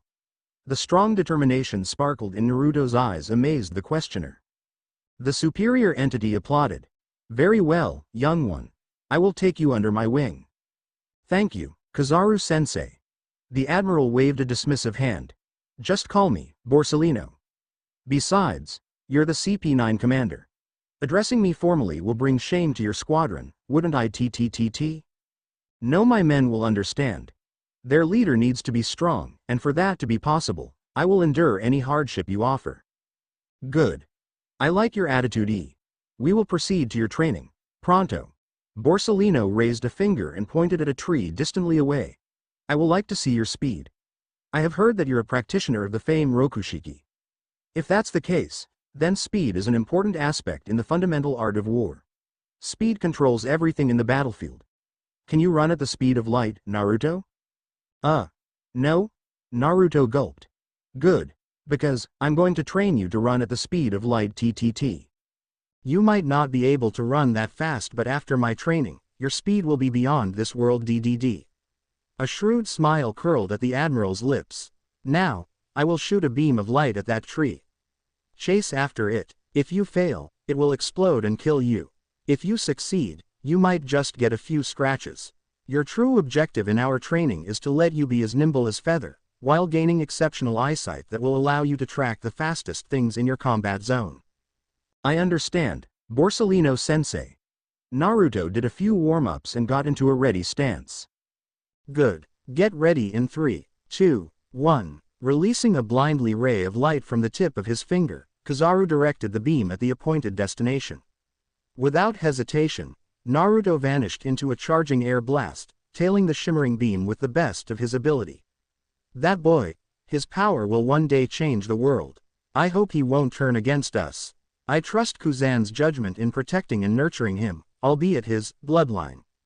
O, X, O, X, O, X, O, X, O. 1 year later. Naruto age 15. Naruto, dressed in his favorite white blazer with an orange shirt underneath and a pair of black jeans, strolled towards his appointed terminal. He had been training under Borsalino and Kuzan simultaneously and had further increased his deathly fighting arsenals, but unfortunately, Naruto's bad habits derived mainly from his mentors. Sheesh. I only want to take the rest of the day off and have a good nap. Arriving to his destination, Naruto keyed in a few codes into the security alarm system and spoke. Hey, this is Naruto. Hello. No answers. This is strange. Hello. I don't have all day. Hello. This is so strange. Can you hear me? Hello. At that exact moment, a man stood behind the blonde. You're just as forgetful as your teacher, Admiral Kizaru. I change the security code every month. I thought I told you about it. Did you? I think I forgot. Naruto scratched his head sheepishly. Why did you summon me, Dr. Vegapunk? Come into my laboratory. I will give you a detailed explanation of 2 devil fruits I found. One of them is a Logia type. The other is a very unique, or should I say, extremely powerful paramecia. I think they might suit you. The blonde smirked. We'll see about that. Where have you been to, Naruto? You're an hour late for the meeting. Sengoku, the feared fleet admiral, yelled. Damn it, you're becoming more and more like Kizaru and Aokiji. Thank you. Borsalino and Kuzan said in unison while taking a sip from their cups of tea. That's not a compliment, I'm sorry. Dr. Vegapunk wishes to discuss with me about something. I think I lost track of time. The blonde chuckled nervously. So, what did I miss? Such distasteful manners. As expected of the son of Whitebeard. Just another scum in this world. Admiral Akainu snorted. Oh, a talking puppy. How amusing. The seas are indeed a strange place to stay, huh? Naruto retorted. How come I didn't know Puppy gets to be admiral? Especially a talking mutt. A few marine officers burst to laughter, including Kuzan and Borsalino, while Sakazuki growled threateningly. Why you? Silence. Sengoku had enough. His tolerance limits had an end point. The two of you, when will you two learn to get along? The CP9 commander and Admiral Akainu crossed their arms. Like hell we will. Anyway. Regarding about the terrorists and outlaws residing in that island, I want you and Captain Smoker to be dispatched to that place and investigate. Annihilate all enemies and leave no pirates alive, am I clear? Yeah. I got it. So, when are we leaving? Scanning the room briefly, the blonde arched a confused brow. I don't see Smoker around, where's he? He's waiting for you in the harbor. You will leave immediately. The fleet admiral sighed. Do not fail this mission, Naruto. Leave it to me. Jamming his fists into his pockets, Naruto ventured through the vast hallway. Sheesh. This is going to be tiresome. I thought my mission will be relaxing. Guess I'm wrong. Suddenly, black metal bars thrust towards the blonde, pinning him, literally, onto the wall. Unfazed by being subdued, Naruto sighed. Hina-chan, must you always do that to me whenever you see me? If Hina don't do that, then you will run away from Hina. Hina doesn't like Naruto-kun escaping from Hina. The female captain walked towards the blonde, her hips swaying suggestively. Hina wants you in Hina's office, now. No, I got a mission. Besides, it's far too inappropriate to do this in the hallway. Do what? Do you mean this? Hina seized the blonde's lips in a hungry, startling the CP9 commander. Naruto, however, broke his breath labored in a mixture of passion and tamed lust. Hina-chan. I got a mission and I have to leave. Are you embarrassed? Hina recalls you doing something similar to Hina in your office once. Hina doesn't see why you are embarrassed doing it here. Hina-chan, the mission is important and Smoker is waiting. Besides, that time was when we both were drunk. We only make out and did nothing afterwards. How about this? You free me and I promise to take you out for a date. Hina satisfied. The captain released Naruto and embraced the blonde affectionately. Treat Hina right or you'll suffer. Delivering a soft peck on Hina's forehead, Naruto sped away. I've suffered enough. See ya, horny Hina. What's the best way to describe Smoker's personality? Impatient. He had been waiting for the irresponsible blonde for an hour. Smoker had predicted that Naruto would inevitably obtain Kizaru's undesirable laid-back characteristic. Tapping his foot in sheer annoyance, the captain slammed his fist onto the ground. If that doesn't appear in front of me in the next 10 seconds, I will depart the ship and report his incompetence to the headquarters. Hello. Sorry, I was caught by horny Hina in the hallway, so it took me a while. Naruto chirped. You make me wait for you like a dumbass for an hour. Oh, I didn't know the day will come when you finally admit that you're a dumbass, Smoker. The blonde smirked impishly. You're gonna pay for that. I will pay, but do you think we should board the ship first? Smoker growled. Damn you, poverty, corruption and living hell were the epitomes within their assigned destination. Naruto and Smoker were disgusted with how the world government would rather raid and laid calamitous waste on the land than to aid the sufferers. They were Marines, not God, and hence, their powers were limited. Although they do bore the urge to help those needed help, but their missions were their first and only priority. Smoker grunted. I wonder how the people manage to live here while keeping their sanity. Life, Smoker, life. There's nothing else we can do. Let us just find the bad guys and get the hell out of here. Marching behind the two Marine officers were ordinary Marine soldiers, and one of them spotted a disturbing scene. Sir, look, aren't those? Naruto narrowed his eyes to slits. They're the pirates. What are they doing with that girl?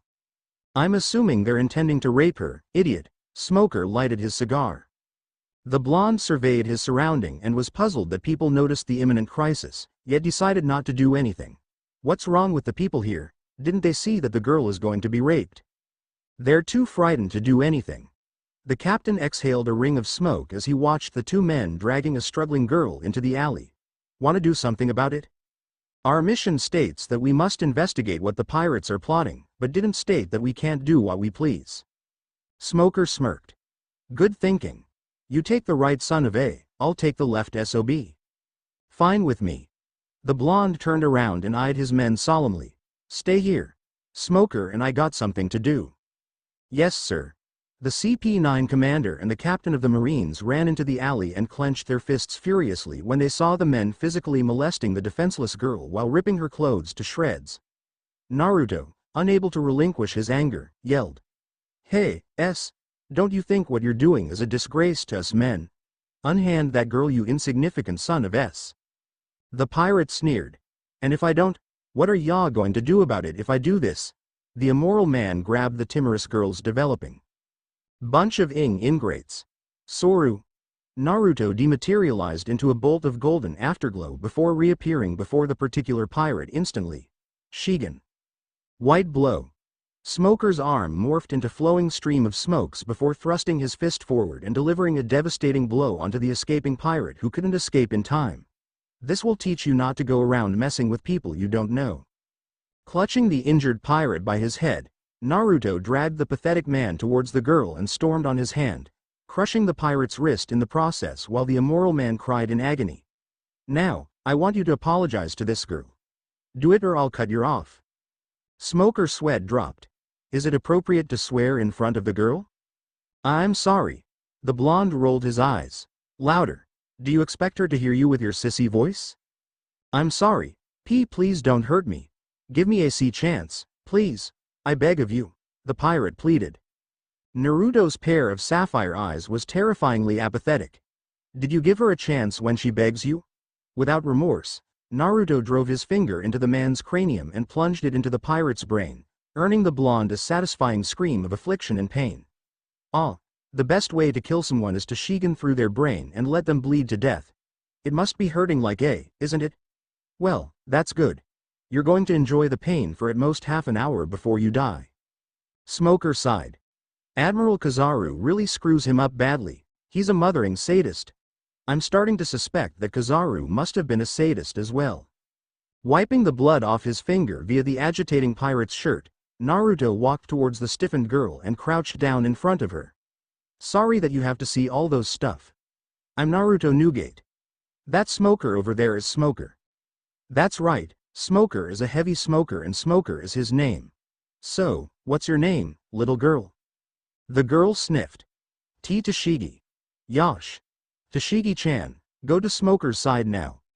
I got some adversary to entertain. Why don't you come out now, Hawkeye Mahawk? It was then a masculine figure exposed his presence to the group from the shadows. I have come here to challenge you, Naruto Newgate. Let's take our fight on the roof, shall we? Naruto grinned. We don't want to this place up just because of our fight, huh? Retaining a visage of apathy adorning his face, Mahawk nodded. Very well. The two combatants disappeared in a sonic blur, startling the young Tashigi. Smoker sighed in annoyance as he brought the girl with him to safety. Meanwhile, the commander of the CP9 stood before his opponent emotionlessly under the night moon. Are you just going to stand there and stare at me all day? I have a mission at hand and you're wasting my time. If you want my sweet ass, you have to come and get it. Mahawk's eyes twitched vigorously as he drew his blade. I only deem a few warriors in this world competent. You're just one of the few people in this world that I have to eliminate in order to prove my existence, albeit that irritating personality of yours that I have to deal with. Now, are you ready? Naruto simply cracked his knuckles and a ghost of a smile tugged at his lips. I'm born ready, mother. I see. Your lax yet rude attitudes still persist. Annoys me every time, really. I'll take that as a compliment. Besides, you can always choose to leave me alone. Oh well. Without hesitation, Naruto vanished in a sharp resonance as he reappeared behind the swordsman and blasted a barrage of blazing fingers at his opponent. Shigen. Inferno Dangan. Perceiving danger, the swordsman retaliated by swinging his black blade, the notorious Kokuto Yuru, at his enemy, but was surprised when he realized that he had only sliced air. Impossible. What kind of speed is that? I was sure he was there just then. Rankyaku. Habi no Mai. Stormleg. Snake Dance. Mahawk swirled his sight towards his right and witnessed a blue serpent encased with intensified energy charging mercilessly at him. The swordsman leapt into the night sky before pummeling back to the arena zone with a terrifying acceleration and rammed his blade into the gigantic snake, dissipating the overwhelming assault with ease. Panting slightly, the swordsman scanned his vicinity with a cautious vigilance. Where did Naruto go? He has indeed grown strong. The last time we fought, he wasn't that fast. Now, I can't even keep up with his speed. Shigen. Doki no Amaterasu. Finger gun. Wrath of the Sun Goddess. Charging immense raw power into his four fingers, Naruto slammed them towards the unprepared swordsman's spine. Instinctively, Mahawk twirled around and defended himself by hoisting his blade up, shielding himself from the imminent impact.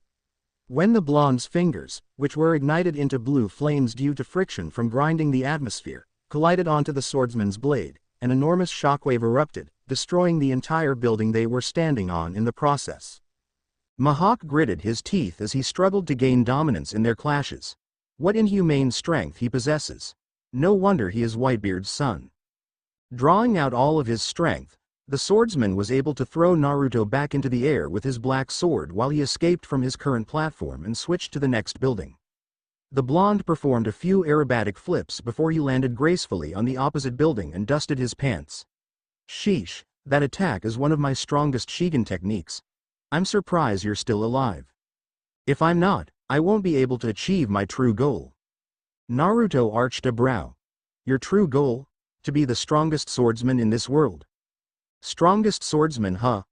Man, if you really become the strongest swordsman in this world, I'll be in big trouble. Mihawk narrowed his eyes. And why is that? 'Cause I'll get another major in my someone is gonna kick my ass list, that's why. Soru. Shinsoku. Shave. Godspeed. In split second, Naruto had vanished into a golden blur, rampaging through the sky while confusing his enemy. Mihawk was stupefied as his eyes were unable to track the blonde precisely, only catching vague glimpses of yellow flashes. What are you waiting for, Hawkeye? I thought you're trying to kill me? Damn it. He's taunting me. Damn him. If this goes on, I might not be able to win. Filling his mind in a state of tranquility, the swordsman closed his eyes in silent anticipation, patiently waiting for the inevitable strike by relying solely from his ears. He could initially hear faintly of Naruto's location, but as his concentrations grew, his adrenaline stimulated his senses to a tremendous degree that he was finally able to take cognition of the blonde's trajectory. I got you now, Naruto. Instantly, Mihawk tightened his grip by the hilt of his blade before swinging vertically upwards, launching a wave of deadly slash towards his target. The assault obliterated a few buildings, earning the swordsman a satisfying grin as he could not sense the blonde's presence. I got him. You must be thinking, I got him, didn't ya? Mihawk widened his eyes in terror as he spun backwards, only to receive a kick across his face. The swordsman flew and crashed into a building while Naruto sighed in mock sadness. I think I overdid it a little. That should hurt like believe it. Mihawk coughed out a few spits of blood as he emerged from the darkness of the building. This is not going as well as I thought. Let's finish this, Hawkeye. I don't want to spend my whole day fighting you. I got a mission to finish and a date to catch. Now, let's finish this with one goal. What do you say? Fair enough. Let me show y'all a little creation of mine. Took me a few months to fully grasp this new technique. A sinister grin plastered on Naruto's features, which disturbed the swordsman deeply. Then I think that it is only reasonable for me to show you some of my tricks. Oh no, Naruto's retort perplexed Mihawk. Like hell I'm gonna let you show me your tricks. The blonde pumped a gargantuan amount of hockey into both of his fists, ready to execute his onslaught that he hadn't shown to the publicity yet. Without allowing a moment of delay, Naruto threw both of his fists forward and punched the air, causing a burst of ungodly power to ripple the atmosphere and a deafening roar that followed. Tekai. Karyu no Taihao. Iron Mass. Dragon Flame Cannon. Shit. Mihawk immediately hoisted his blade above his head before swinging it downwards with all his might. Experience my strongest slash. The result was a horrifying explosion that occurred thunderously in between both parties as their attacks connected. Smoker seized the girl and ran when he predicted the explosion. Damn that guy, he's basically ing this place up. Amazing. Tashigi was watching the entire scene unfolded before her in awe. Mihawk panted tediously. Blood was trickling from his forehead and he could feel most of his strength depleted. As the hazy smoke cleared, the swordsman widened his eyes in utter shock when he noticed that his opponent was barely scratched. Conclusion drawn, Mihawk sighed. You're indeed strong, I admit. It is a draw. What? That attack costs me quite a ton of power. Besides, it won't do your reputation good if you want to be the greatest swordsman in the world, right? Mihawk simply chuckled. You're a very strange man. Very well then, I shall take my leave, Naruto Nugate. You're indeed a very powerful opponent I have ever fought. I won't be surprised if you become an admiral one day. I'll be waiting for our next fight, Naruto. Naruto watched emotionlessly as the swordsman sped away in a sonic blur. Yeah, I'll be waiting for it, strongest swordsman of the world. The blonde jumped and landed onto the ground. Glad that that's over. Now, I'm gonna fry myself some pirates. The mission was a success. Smoker was frustrated and annoyed when Naruto snuck into the pirate's ship alone and caused a devastating mayhem while he had to clean up the blonde's mess. They departed from the island and surprisingly, the blonde decided to abroad the marine battleship back home with Tashigi. So, you want to join the Marines, huh? Why yes. I want to be as cool as you. Tashigi flashed a toothy grin. Cool? Me? Naruto scratched his head sheepishly. You got the wrong guy. Smoker is way cooler than me. Tashigi shook her head vigorously. No, you're the coolest guy the first ever met. May I please join you, please? Unable to resist the damnable, irresistible puppy eyes from the girl, Naruto sighed. Alright then. I guess I have no choice. I'll personally train you and sign you up into my division. Yay. Tashigi practically hopped around the ship buoyantly. I finally get to be a Marine. It's like a dream come true. The blonde watched in amusement as the girl danced clumsily, yet happily with joy. She has the same eyes as I do when I was young. The sea is a cruel place. Maybe teaching her some self-defense techniques will do her good. So, are you an orphan? The question blurted out from Naruto's mouth so abruptly that it somewhat froze the girl. My family was killed by pirates. When I was 5. Tashigi's hands trembled as tears swelled in her eyes. Retrospect of her past memories still haunt her. The chief of the CP9 ambled towards the girl and hugged her in consolation, stroking her soft blue hair tenderly. It's all right now. Everything will be fine. I will always be there for you, all right? Somehow, the girl sobbed harder, pouring her years of suppressed sadness into the blonde's chest. Just let it out, Tashigi-chan. Just let it out. What are we doing here? Jayabura yelled questionably while sending vicious glares at his rival, Rob Lucci. Khalifa adjusted her glasses as she stood in formality. Naruto-kun ordered for an assembly. Yo-yoi. It must be a grand ceremony that he is planning to surprise us all. Yo-yoi. It must be it. I shall prove my theory by opening my stomach. Senpaka. Tekai. Everybody groaned as Kumadori attempted to commit suicide, but wept dramatically as he failed to fall in death's clutches. I can't die. Kaku sighed. Why must we put up with this shit all the time? Fukuru unzipped his mouth and rectified his comrade's statement. You can always quit your job, Shipapa. Shut up, Fukuru. Jayabura sneered. We all know that we can't quit unless we die. Exactly. That's exactly what Fukuru meant. Lucci snickered victoriously. Just die already, dog breathe. Why you little son of a... Lucci growled angrily. What did just call me? Jayabura diverted his eyes away while he picked his nose insouciantly. You heard me, face. Dog shit. Dog ass. Cat dog rapist. At that intense moment, the door crash opened. Hello, everybody, I'm home. The group turned their glances towards their leader and was surprised to see Naruto holding a girl's hand. Khalifa stood forward with a stoic demeanor. Why is an innocent girl here with you, Naruto-kun?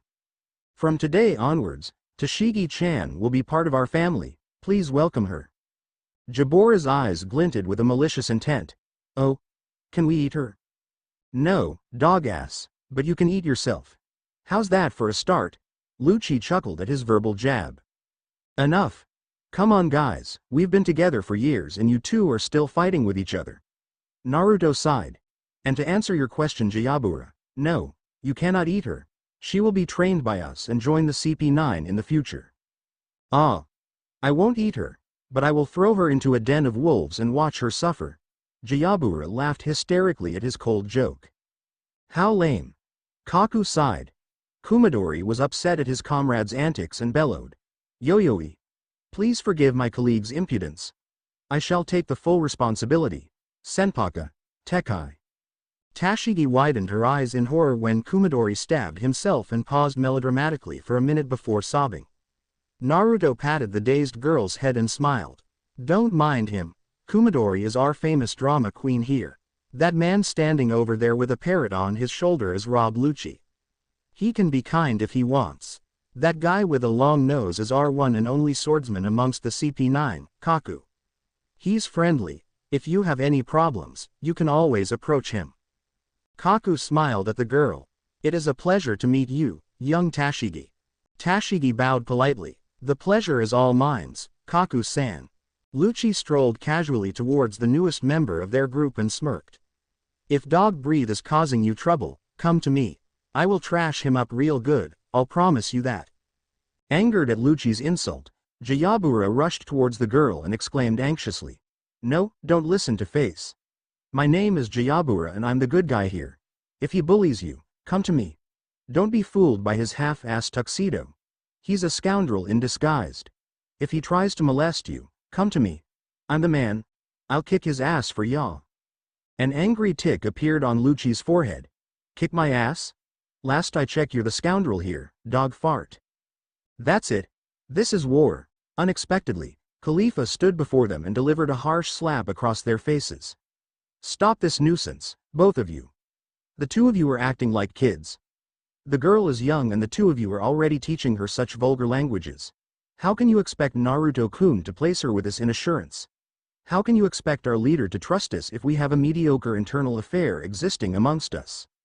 Lucci and Jayabura folded their arms and looked away, muttering incoherent matters in the process. Khalifa sighed and crouched beside the girl and smiled. I'm Khalifa. I'm Naruto-kun's secretary. Pleased to meet your acquaintance, Tashigi-chan. The girl beamed a cheerful smile. Nice to meet you too, Khalifa-san. Shipapa. I'm Fukuru. Welcome to the CP9, Shipapa. Tashigi blinked. Shimama. You're funny, I'm Tashigi, nice to meet you. No, it's Shipapa. Fukuru lectured sternly. Shipapa. Nodding in understanding, Tashigi corrected herself. Oh, Shipapa. Stop teaching her your catchphrase. Naruto rubbed his temples. Kumadori stepped forward and danced. Yo-yoi. I'm Kumadori. If you have bottled up sorrows, tears that need to be released, fear not. I will save you from your darkest fears. For I am the great hermit, Kumadori. Yo-yoi. Tashigi guffawed joyously. Your friends are funny, Naruto-sensei. Naruto-sensei. That has a nice ring in it. Naruto smirked. Indeed they are. Naruto had allowed Tashigi to stay in the CP9 manor. There were many beneficial reasons for the young recruit to live with the other CP9 members. She could accommodate herself amongst the rest of the group, comprehend every individual's flaws and habits, and most importantly, she could blend into the gang and get accustomed to the regulations. With Khalifa guarding her like an overprotective elder sister, he felt a wave of relief consuming him. Now, he got to pick up Hina. Fortunately, he had Khalifa to book him a reservation in one of the most prestigious restaurants in Marineford. His secretary ignored the blonde purposely for an entire week after Naruto disclosed the reason for the booking. Upon reaching his date's apartment, Naruto sighed. I wonder why Khalifa-chan was so angry about. Tidying up his trademark white blazer, the blonde pressed the button on the wall, which had emitted a chiming bell noise. Naruto waited for a while and the door creak opened, revealing Hina in an exquisite white dress which embellished her curves perfectly. Like what you see, Naruto-kun. The blonde swallowed the nervous lump in his throat and smiled nervously. Yeah. I mean. No, wait, I mean yes. Hina giggled at her date's staggering state. So, where do you plan to take Hina to? Naruto shifted uncomfortable before scratching his cheek. I have already reserved us seats in Vivacity Reservoir. Oh, I have heard about that restaurant. You don't get reservation that easily. I heard that it takes at least a week just to eat there. Yeah, that's right. I got relations there, so, come on, we're gonna be late. The blonde seized Hina's wrist and led her to the route, oblivious of the female captain's fluster. The two enjoyed their little conversations between each other as they strolled towards their allocated destination. As they reached the grand entrance of the restaurant, Hina was stunned to see the sheer magnitude the entire building expanded. This restaurant is owned by a friend of mine, come on in. The receptionist greeted the couple with a smile. Naruto-sama, we have been waiting for your arrival, please follow me. They followed their escorts and entered a private room, sealed with Japanese walls, and in the middle of the chamber, an antiquated table situated on the warm carpet with two chairs that resembled Gothic thrones placed adjacently opposite with each other. Overall, the cleverly decorated room emanated a sense of serenity. Naruto, as a gentleman, pulled a chair for Hina, who gladly accepted his doing. The blonde proceeded to settle himself down on his respective chair and smiled. "Don't worry, I've already made arrangements for our food. They will be here shortly." "Oh, how thoughtful you are." Naruto shrugged. "That's how a date should be like." Hina grinned impishly. "What is this that Hina heard about from Khalifa-san that you've brought a new member to the CP9? "Oh, Tashigi-chan. I saved her from being raped by a few pirates pedophiles and she just clings to me. I figure maybe I can bring her to our ranks and nurture her into a powerful warrior. That way, she can protect herself and serve the CP9. That's one stone kill two birds, isn't it?" Hina can't say there's any wrong in what you're doing. Hina frowned. "But this world isn't nice, Naruto-kun. Nothing is fair and just, not the absolute justice system or your moral justice ideals. Hina just want to let you know that you can't always pick strangers or victims to your squadron that easily. Sometimes, people need to learn to grow. You need to understand that this world is corrupted as it is. There is nothing we can do about it to change it." Naruto sighed. "I know. But if no one is trying, who will do the initiative? If there is peace out there, I will find it. Garp Gigi always tells me that he believes one day, we, as flawed sentient beings, will learn to understand one another, regardless their race or species.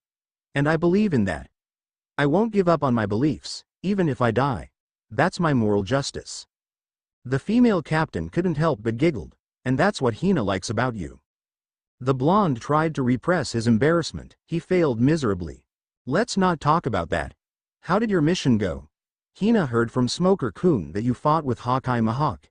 Is that true?" "Yeah. Got a little scratch but it ends up a draw." Naruto chuckled. "If I didn't receive training from Borsalino-sensei, I might really die back there." Hina frowned in concern and solicitude. "You should take care of yourself. Hina doesn't want to lose you, Naruto-kun." "Come on, Hina-chan. I'm not a kid anymore. I can take care of myself." Naruto whined. "Besides, the day we set out to the sea as Marine, we should prepare for Death's homecoming." "Whatever you say, Naruto-kun. Anyway, Hina has also heard from Smoker-kun that you have quarreled with Admiral Akainu recently. Hina hopes you don't get into an admiral's bad sides, especially Akainu. He is famous for his divine punishment upon his own subordinates." "Screw him. If he's here, I'll shoot his ass too." Hina shook her head in disapproval. "Hina doesn't understand why you bore such a grudge on him. Personal reasons. I won't forgive him, no matter what. What he has done is beyond the word. Inhumane. If I ever get my admiral promotion one day, I'm gonna replace him." A menacing grin plastered on the blonde's comely features. "I can't wait to humiliate that son of a in front of thousands of Marines." "Oh, you wish to take the admiral test?" Hina queried. "Yeah. Probably. Maybe. I don't know." The commander of the CP9 sighed. "Well, there are really two unofficial options to be enlisted as an admiral. The first one is to kick one of the current admirals' asses. The last option is to earn at least 10 vice admirals' approval, as well as 2 admirals and the fleet admirals if one of the admirals died or retired. I still prefer the first option." Resting her elbow on the table, Hina leaned her delicate cheek on the surface of her fist and spoke softly.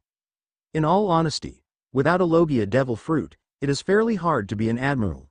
Fleet Admiral Sengoku is an exception, but his devil fruit is still notoriously powerful. I'm still gonna kick that puppy's ass one day, believe it." Naruto grinned. "All right, I'm starving. Let's call the waiters in." "I hope you enjoy the dinner, Hina-chan." Naruto and Hina stood outside the female captain's apartment. "Hina enjoys every single second of it. Do you want to come into Hina's house for some coffee?" Hina blinked seductively. "I have to pass on that offer, sorry. Don't you love Hina?" The female captain s her hands around the blonde's waist. Naruto gulped. "I just think we, shish." Hina placed a finger on the blonde's mouth.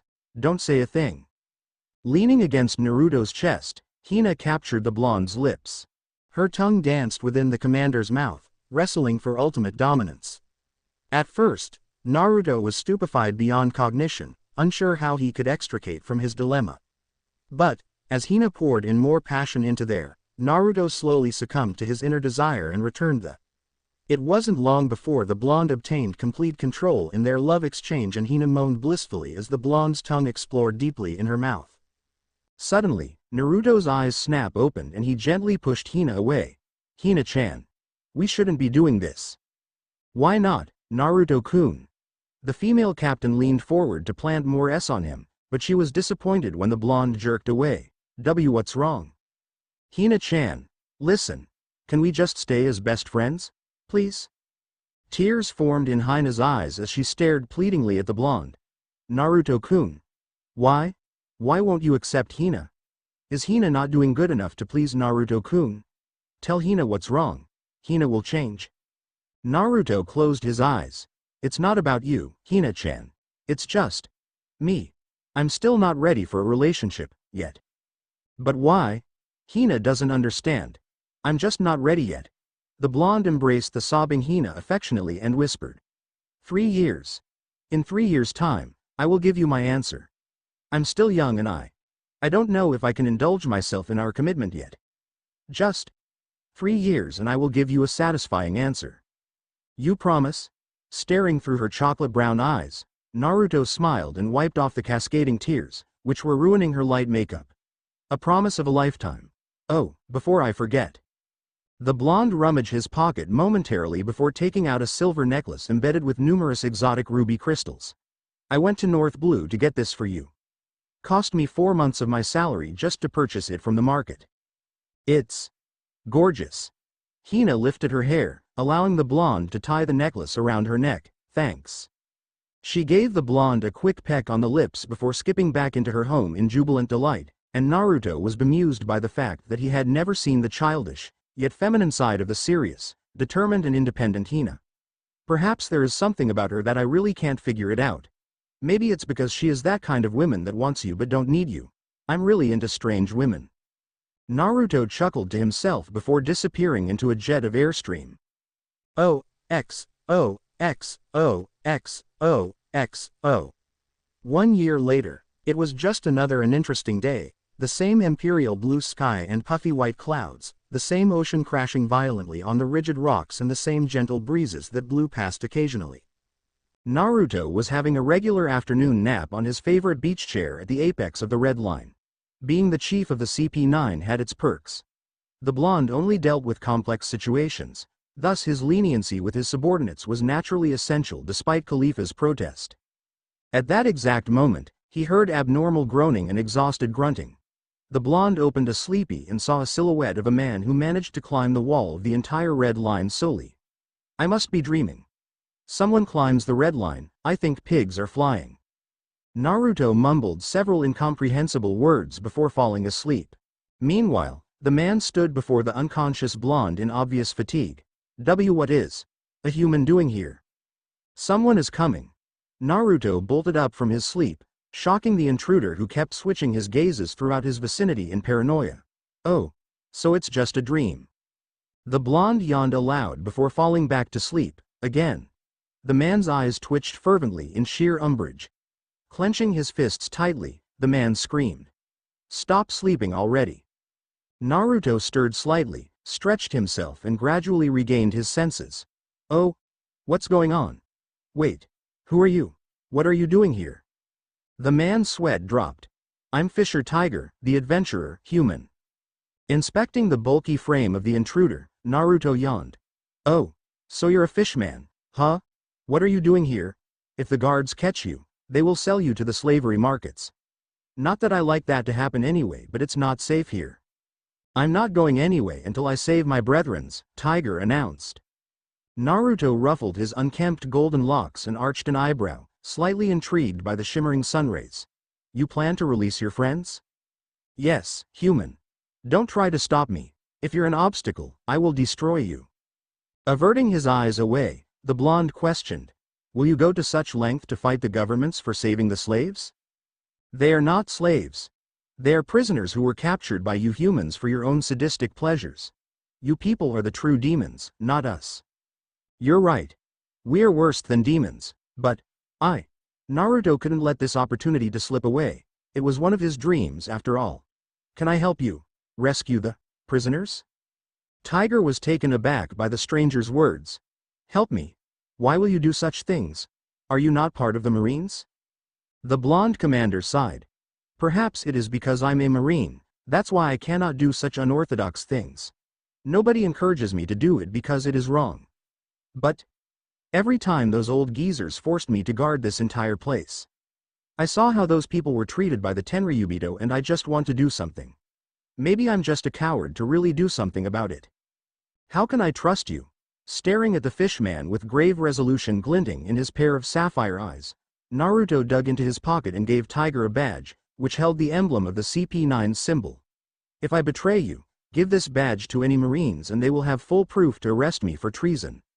Due to my title, the punishment for my betrayal to the world government is death and I'm willing to risk it. Sensing authenticity and truthfulness in the blonde's words, Tiger grinned. What's your name, kid? Naruto Newgate. I'm the commander of the CP9.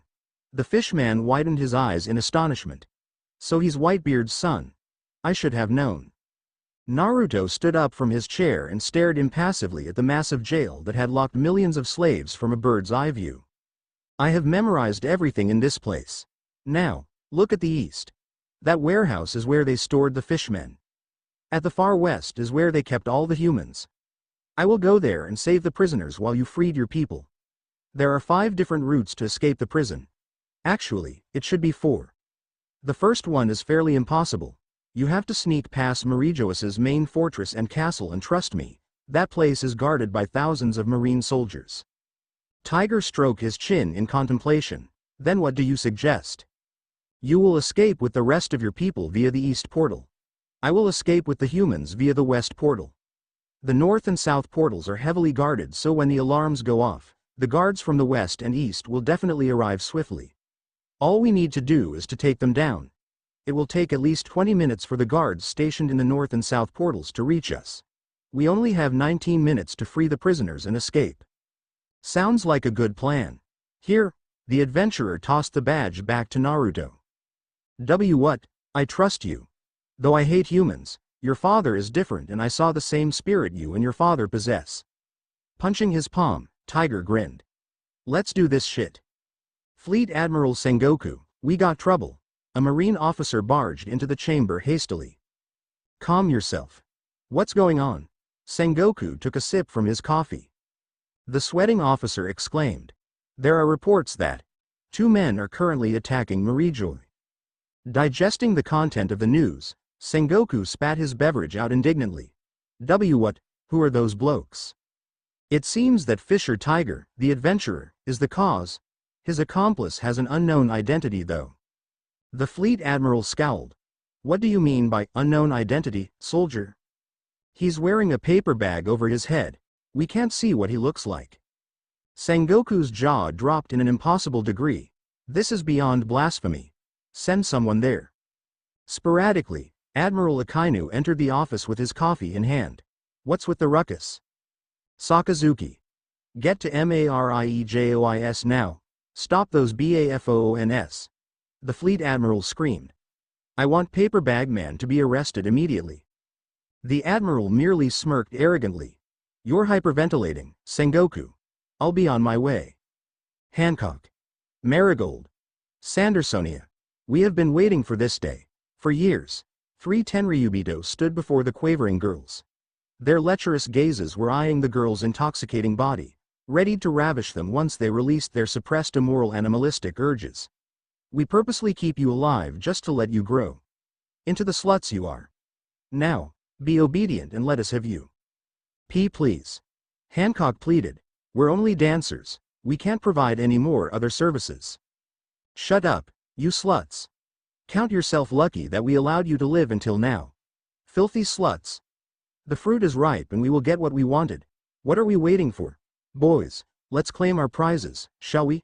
Chortled malevolently, the 3 despicable men approached the terrorized girls who were defenseless. Look at them, they're scared. But I know that they are just sluts who want more than anything, isn't that right? And no, please. The girls' begging plead fell on deaf ears as the detestable nobles pinned the girls firmly on the ground and violated them, squeezing their soft ass and grinned atrociously at their whimpering victims. Hancock screamed, but her method of extricating her predicament only gave sadistic pleasure to the Tenryubito. I'm still a virgin, please, no. Virgin pussies are the best. The girls struggled desperately when the nobles ripped their clothing to shreds, exposing their vulnerable forms to them. Oh? Little Sonia-chan wet herself. Shall we clean her up? No. Please. Anything but this. There is no God. If there is one, will he really sit back and watch all this happen? Hancock had given up hopes. Years of praying for a miracle were futile as they were destined to be condemned by the loathsome nobles. Shutting her eyes, the girl in despair only wished to die. She had prepared for this day to come, and as anticipated, it was unavoidable. Hancock knew that her female neighbors had already been raped brutally and eventually, they were disposed of. It was only logical that she and her sisters would be next. She only wished death could come and relieved her from her intolerable pain quickly. Hey, the three son of S over here, time to grow some S. The world nobles were astounded to know that someone had the nerve to display such disrespectful profanity before them. Swirling around, they saw a man wearing a pink shirt, white trousers and had a paper bag, which had holes to expose his cerulean eyes but generally concealed his features, over his head. Who are you? How dare you interfere with our business here? Go away, you scum, or we will kill you. Me, a scum. Go take a look at the mirror yourself. The three of you are the perfect example for the definition of the word, scum. You three are just some mothering SOB that don't even have the to love a woman, lest appreciating them. I can't even look at the three of you, it just makes me want to vomit out my Sunday dinner, you know what I'm saying. The intruder chuckled darkly. By the way, you're under attack, idiots. How dare you? Men. Guards. Arrest this tyrant. Their commands were non-existent. Naruto had already slaughtered the hindrances beforehand. No one is here to save you. The three pompous nobles smirked confidently. You dare attack us? The Tenryubito? Don't be a fool. You will die a pathetic death after my men come. You still don't get it, do you? Naruto walked towards the Tenryubito. An ominous aura lurked from his frame caused the nobles to tense fearfully. You people are worse than humans. You are worse than demons and yet you claimed yourselves as kings? The leader of the three nobles walked towards the intruder and grinned nervously. What are you going to do about it? Hit me? Hit me? Don't make me laugh. You don't even have the guts to. Before the statement was completely articulated, Naruto thrust his fist forward and delivered a lethal punch directly at the noble's face, crushing the Tenryubito's skull in the process and sent the noble crashing through a concrete wall. Now you know that I'm not fooling around here. The remaining nobles snatched their guns and fired a few shots at their assailant. Naruto grinned behind the paper bag and muttered, Tekai. Much to the nobles' dismay, their bullets were crushed when it collided against the intruder's skin. What are you? I'm the Grim Reaper who has come here to rid the son of S in this world. Now die. In an instant, Naruto dissolved into a sonic blur before manifesting himself behind the closest noble and buried his finger into his victim's neck. Shigen. Orin. As the phrase was spoken, Naruto had already discharged hundreds of fatal strikes at the noble's anatomical body structure's vital points in an unbelievable speed. Oh. I have to thank Lucci for this. The last noble fled, but the blonde wasn't merciful, Rankyaku. The crescent wave of energy cleaved off the noble's head cleanly. His corpse stood stiffly before it collapsed into a puddle of blood. The girls had witnessed their savior's act of bravery and were so absorbed by the fact that they might be rescued that they completely omitted the blood and gore splattered on the ground. Hancock stared at the man warily. Are you saving us? Naruto nodded. I wasted quite a lot of time here. Let's get the three of you out of here. The rests have probably freed themselves. Noticing the girl's exposure, the blonde blushed and immediately scrambled out of the cell. I'll go get some clothes. Just wait here. Sandersonia didn't trust men, and she sure didn't trust their seemingly savior when the strange man clad in pink left to get them clothes. Sister, we should just leave by ourselves. He's a man after all. Who knows, he might be trying to bring more guards here. Don't be obsolete. He has murdered 3 Tenryubito. He's in as much as trouble as we are, Hancock hissed. Marigold was staring through the small window with a horrified expression adorning her face. Sisters. Look. That man is right. There are riots out there. There are countless of people running away. Indeed, they are. Naruto's sudden intrusion jolted the girls in awkward shocks. How did you come in? We didn't even see you. Hancock narrowed her eyes to slits. Who are you? I'm the Grim Reaper. Naruto passed a set of oversized cloaks to the shivering girls. Marigold wasn't convinced. Grim Reaper? I thought they are all skeletons and scythes. Not. Pink and paper bag. Just get out of here before reinforcement come. Abruptly, the entire prison shook violently and they could hear trumpets and drums blared. The blonde in disguise registered the alarms and was majorly disgruntled by the Marines' chosen reinforcements. Oh shit.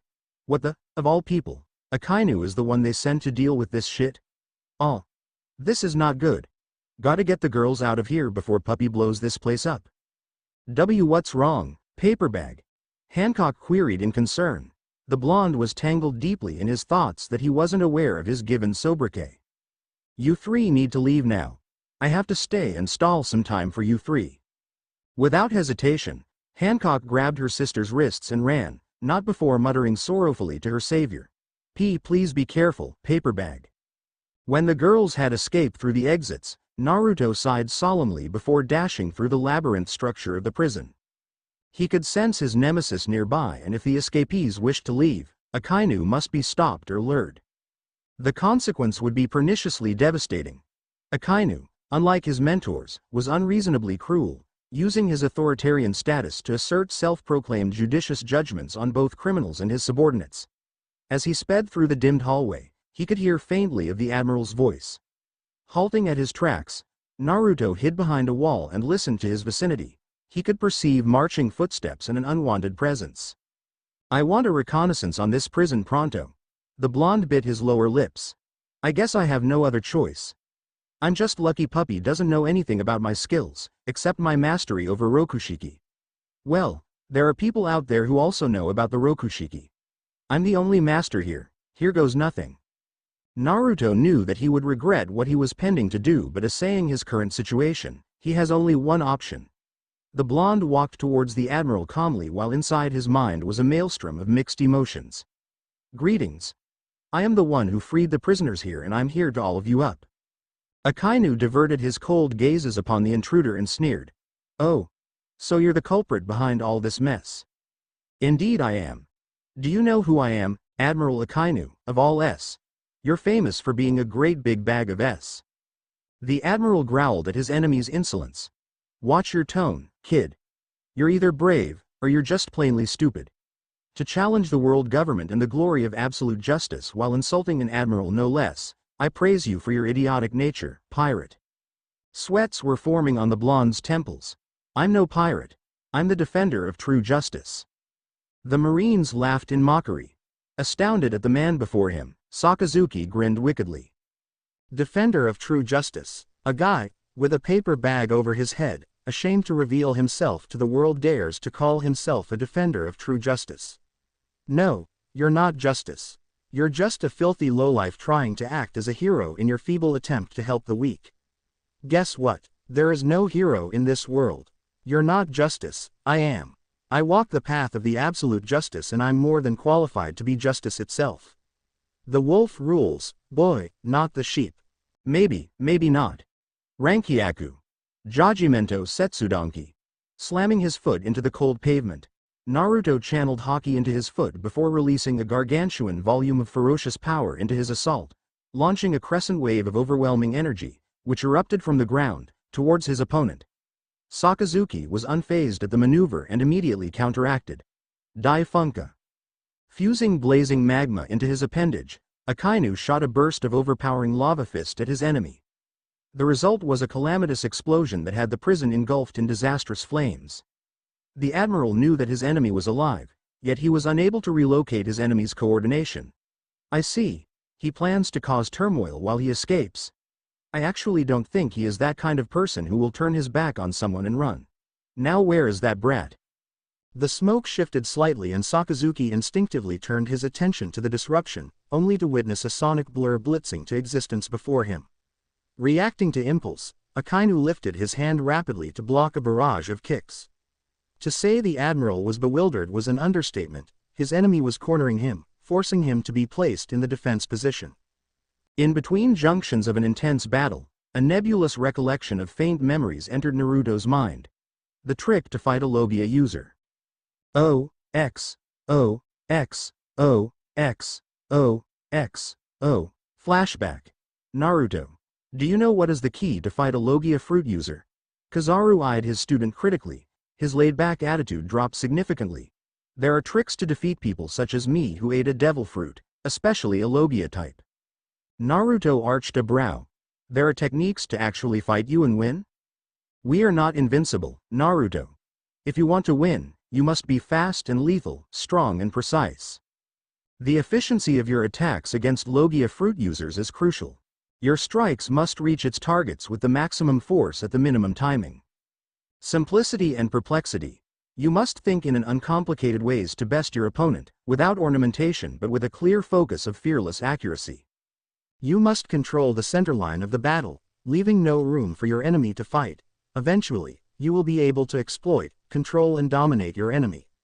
Since you've almost mastered the art of the Rokushiki, then you should know that there is a forbidden technique that every Rokushiki practitioner can unlock to further enhance their wisdom in the field of combat. The Rokugan. Borsalino shook his head. Your answer is just a segment to the real answer. This technique, only I can teach you. And only I'm capable of teaching you. It is my personal fighting style. I do believe that if you can master and combine it with the Rokushiki, then you will be able to achieve the impossible. Remember this, it will take you years to accomplish what I'm about to teach you, as I have took a decade to flourish my skills. Akainu, for once in his lifetime, was flabbergasted at the superior prowess his opponent possessed. His assailant neither gave him time to react appropriately nor allowed him to even plan for future steps. His enemy's movement was fatal and flawless, combined with the dexterity of wielding Hawkeye at a profound degree while continuing executing series of unorthodox, yet fluid kicks. If Sakazuki couldn't draw time to retaliate, it would be detrimental for the Admiral. Rokushiki Ugi. Shun Goku Satsu. 6 powers supreme. Instant hell murder. Naruto muttered silently as he vanished and reappeared behind Akainu. Sensing danger from behind, Sakazuki twirled to his back and observed a sinister trail of shadow charging towards him. Within spilt seconds, he had received countless of deadly strikes upon every portion of his body. It was as if his enemy had encircled him while delivering insurmountable pain at him. The Admiral twitched in a severe frenzy as his enemy continued to assert ultimate onslaught at him, throwing volley of punches and kicks at his helpless form simultaneously. This is preposterous. What inhumane speed, at this rate, all. Reaching the climax of his attacks, Naruto injected all of his Haki for his final overdrive punch and jerked his arm backwards before slamming his fist against the Admiral's stomach. Rokushiki Ugi. Mesatsu Go Hauken. 6 powers supreme. Murderous Phoenix Fist. The excruciating pressure, which had demolished segments of the prison, resulted from the antagonistic impact sent Akainu soaring through the dungeon's hallway. I'm not done yet. Naruto disappeared from his sight and manifested his frame a few meters behind the Admiral, who was unable to stop his velocity. Readied both fists forward, the blonde aimed his final assault towards the Admiral's spine and bellowed. Rokushiki Ugi. Rokuogan. 6 powers supreme. 6 King Gun. When Sakazuki's back pummeled into the blonde's fists, an outburst of horrendous shockwave radiated, causing the Admiral to vomit out blood. The ravaging force emanated from Naruto's fists had evoked serious internal injuries to his opponent. The strength of the attack was so powerful it instantaneously stopped Akainu's trajectory as the Admiral froze in midair before collapsing into a puddle of his own blood. The blonde's breath labored, completely exhausted after utilizing the combo all at once. Naruto made the worst mistake of his entire life. He dropped his guard. Abruptly, a hand shot out from the mist of confusion and seized the blonde's throat. Do you really think such petty tricks can beat me? Amateur skills. You're barely out of your diapers yet. Don't underestimate an admiral at my caliber, paper bag boy. Hancock felt a tidal wave of immense relief engulfing her as she and her sisters cooperated in flawless proficiency to capture a yacht and fled the godforsaken island. She had never felt so happy in her life, and it was all because of a certain mysterious savior's help that she could finally breathe the soothing breeze from the tranquilized wind outside the dreadful prison. Let's go home, sisters. Sandersonia chirped joyfully. Yep. I can't wait to eat all kind of crazy things. But, I don't know what our home is called anymore. Marigold interjected in a tone laced with unfathomable despair. We've left home for too long. I know. Hancock announced, earning herself curious glances from her sisters. I think it's called, anal lizard. What kind of ridiculous name is that? I'm sure our home is not named after a personified reptile and our butt. Marigold retorted with a huff. Actually, I believe it's Jungle Bell. Sandersonia hastily commented with unsettled memories. I think it's called Amazon. Hickey. Frowning in utter frustration, Hancock yelled. No, I'm sure it's anal lizard. For the last time, sister, it's Jungle Bell. Noticing an eerie shadow looming above them, Hancock tilted her head upwards and bathed her face in the sun's warmth orange rays, only to witness a figure charred in smoke free-falling towards them in a rapid velocity. Sisters. Look, a fried turkey is flying at us. Get a net to catch it. Dinner is served. Marigold narrowed her eyes to enhance her view. That's not a fried turkey. It looks like an oversized eagle in black smoke. Hunger clouding her instincts, Sandersonia dragged a spear from their yacht and hissed anxiously. Whatever, let's just skewer the food with this. Hancock's intense glazes never left their target, but as the unexplained object got closer to them as each seconds passed, she was dumbstruck by the distinctive features the unidentified entity possessed that somehow reminded her of a human. Perceiving the fact that a human was descending upon them in an unbelievable acceleration, Hancock gasped in shock. Stop. It's not food, it's him, it's paper bag. As Hancock's words were articulated completely, Naruto crashed into the ocean in a thunderous explosion, drenching the stupefied girls in the process. Mist and boiling bubbles manifested on the surface of the water instantly as the cold temperature existed within the sea nullified the extremity of the burning injuries inflicted upon the blonde. The sisters waited momentarily, but after a few seconds drifted away. Hancock panicked. Sisters, he's not coming up from the water. Leave him be. Sandersonia stated apathetically but failed to hide the reluctance of her words. What are you saying? He saved us from them. We can't just watch him die and do nothing. Hancock retorted in obvious umbrage. Taking cognition of her sister's decision of allowing their savior to drown before them, Hancock bit her lower lips and spoke in an ostensible monotone. Fine. If the two of you refuse to budge, then I'm saving him. Without hesitation, Hancock took a deep breath and dived into the freezing ocean, much to her sister's dismay. As she plunged into the depth of the water, Hancock scanned her vicinity and caught a glimpse of a handsome blonde, with wild golden locks and abnormal whisker marks on his cheeks, sinking directly into the abyssal darkness beneath them. Immediately, she swam towards the unconscious being. Meanwhile, Sandersonia and Marigold were guilty of their inhumane conduct. I mean, he did save our lives, but he seems to be dying anyway. It's pointless if we save him. An awkward silence intruded between the sisters until they spotted their elder sister bursting out from the sea and grasping desperately for air while dragging a rather attractive man with her. Marigold jolted up from her musing and dashed to the back of the yacht to retrieve robes. Sandersonia was disgruntled at her own misdeeds that she wasn't confident to do what was ethical right and simply stood rigidly in her stance in a deep daze. Marigold yanked the old ropes she found into the sea. Sister, grab onto the rope. Sonia, stop daydreaming and help me out. Awakened to reality, Sandersonia nodded promptly and seized the end of the rope, bracing for the imminent need of pulling her sister up, along with a certain blonde, from the ocean. Hancock struggled to reach her objective as it took a horrendous amount of effort just to drag her savior with her. The opposing force of the waves weren't helping. Just a little more. Damn the seas, damn law of nature, damn physics. Almost.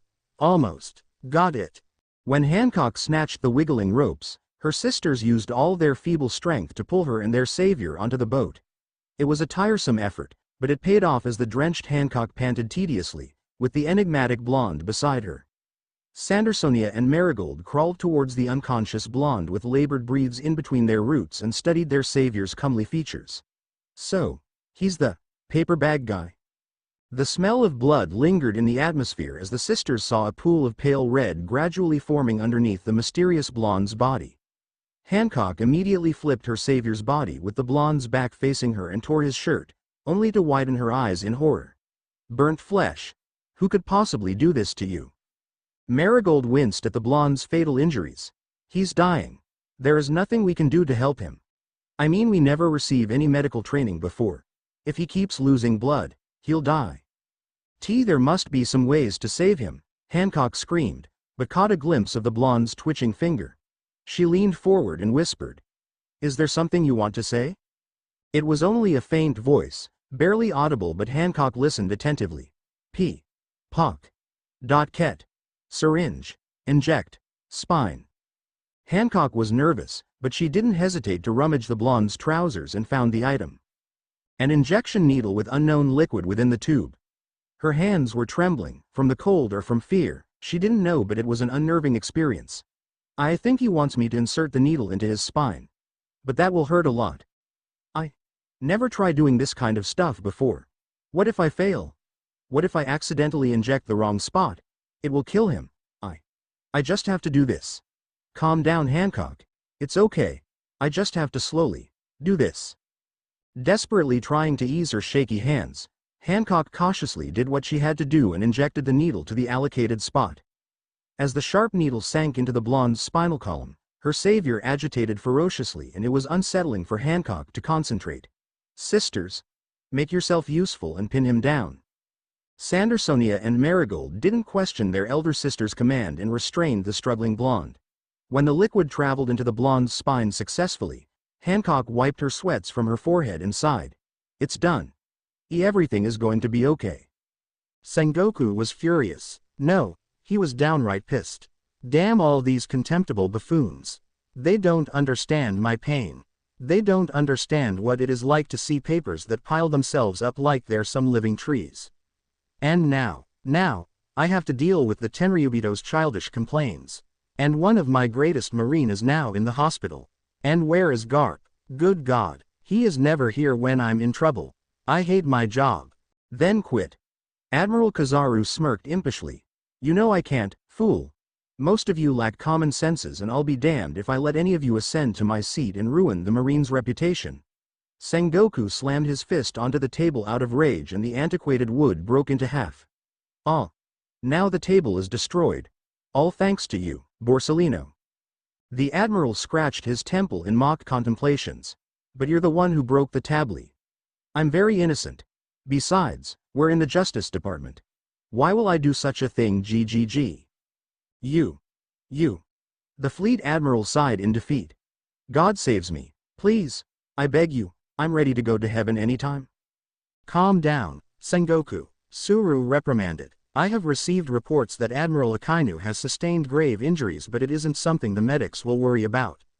The problem comes when Admiral Akainu claims that a master of the Rokushiki is involved in the incident. This individual must be strong to send an admiral to a hospital. Currently, only Naruto Newgate in the Marine is capable of such feat." Onagumo, Vice Admiral and firm believer of absolute justice, stated. "And he is so conveniently absent. How suspicious." Kuzan frowned. "Ararara, are you suspecting my student, Vice Admiral? Just because his father is Whitebeard, that doesn't mean he is a criminal. A father's sin is not for his son to bear." Borsellino, agreeing his colleague's statement, released an immense degree of murderous bloodlust directed at his target. "Sheesh, your words seem to be hinting at our incompetence, Onagumo.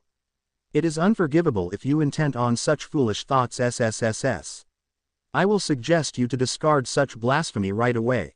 Besides, it's definitely not possible that Naruto is the one with the paper bag over his head. It's so out of fashion. Hell, I bet that Naruto is flirting with girls somewhere in this sea right now, instead of being unconscious in a cram boat and has slaves taking care of him." Sweating in trepidation, Onagumo nodded. "Oh, of course, sir." At that awkward moment, Garp intruded with a bag of donuts in his hand and smelled his favorite aroma, despite the intensity of the atmosphere within the chamber. "Oh, lovely." Sengoku sighed. "Dispatch all units through the Calm Belt and other island. I am not interested in recovering the slaves. What I want are the heads of both Fisher Tiger and Paper Bag Man. We cannot let them live. Their existences will tarnish the world government's system. I want all forces to search for them and incapacitate those fools." If all else fails, their bounties will inevitably attract other pirate hunters. Fisher Tiger has earned a bounty of 150 million berry for infiltrating and destroying properties of the world government. Paper Bag Man has earned a bounty of 250 million berry for infiltrating and destroying properties of the world government, as well as his nefarious threat towards the Marine. I thought the syringe was supposed to do something. Hancock panicked as she bit her trembling lips. Naruto was suffering a shivering frenzy even after the sisters covered the blonde with layers of blankets. The mythical liquid regenerated cells in a miraculous pace and healed their savior's wounds, leaving no visible scar on the blonde's back, but it had seemed to cause a ramification of aggravating side effects. Placing her palm gently on the blonde's forehead, Hancock grimaced. "This is no good. His fever has gone through the roof." Marigold stroked her chin. "Perhaps the antidote is a half-assed piece of shit."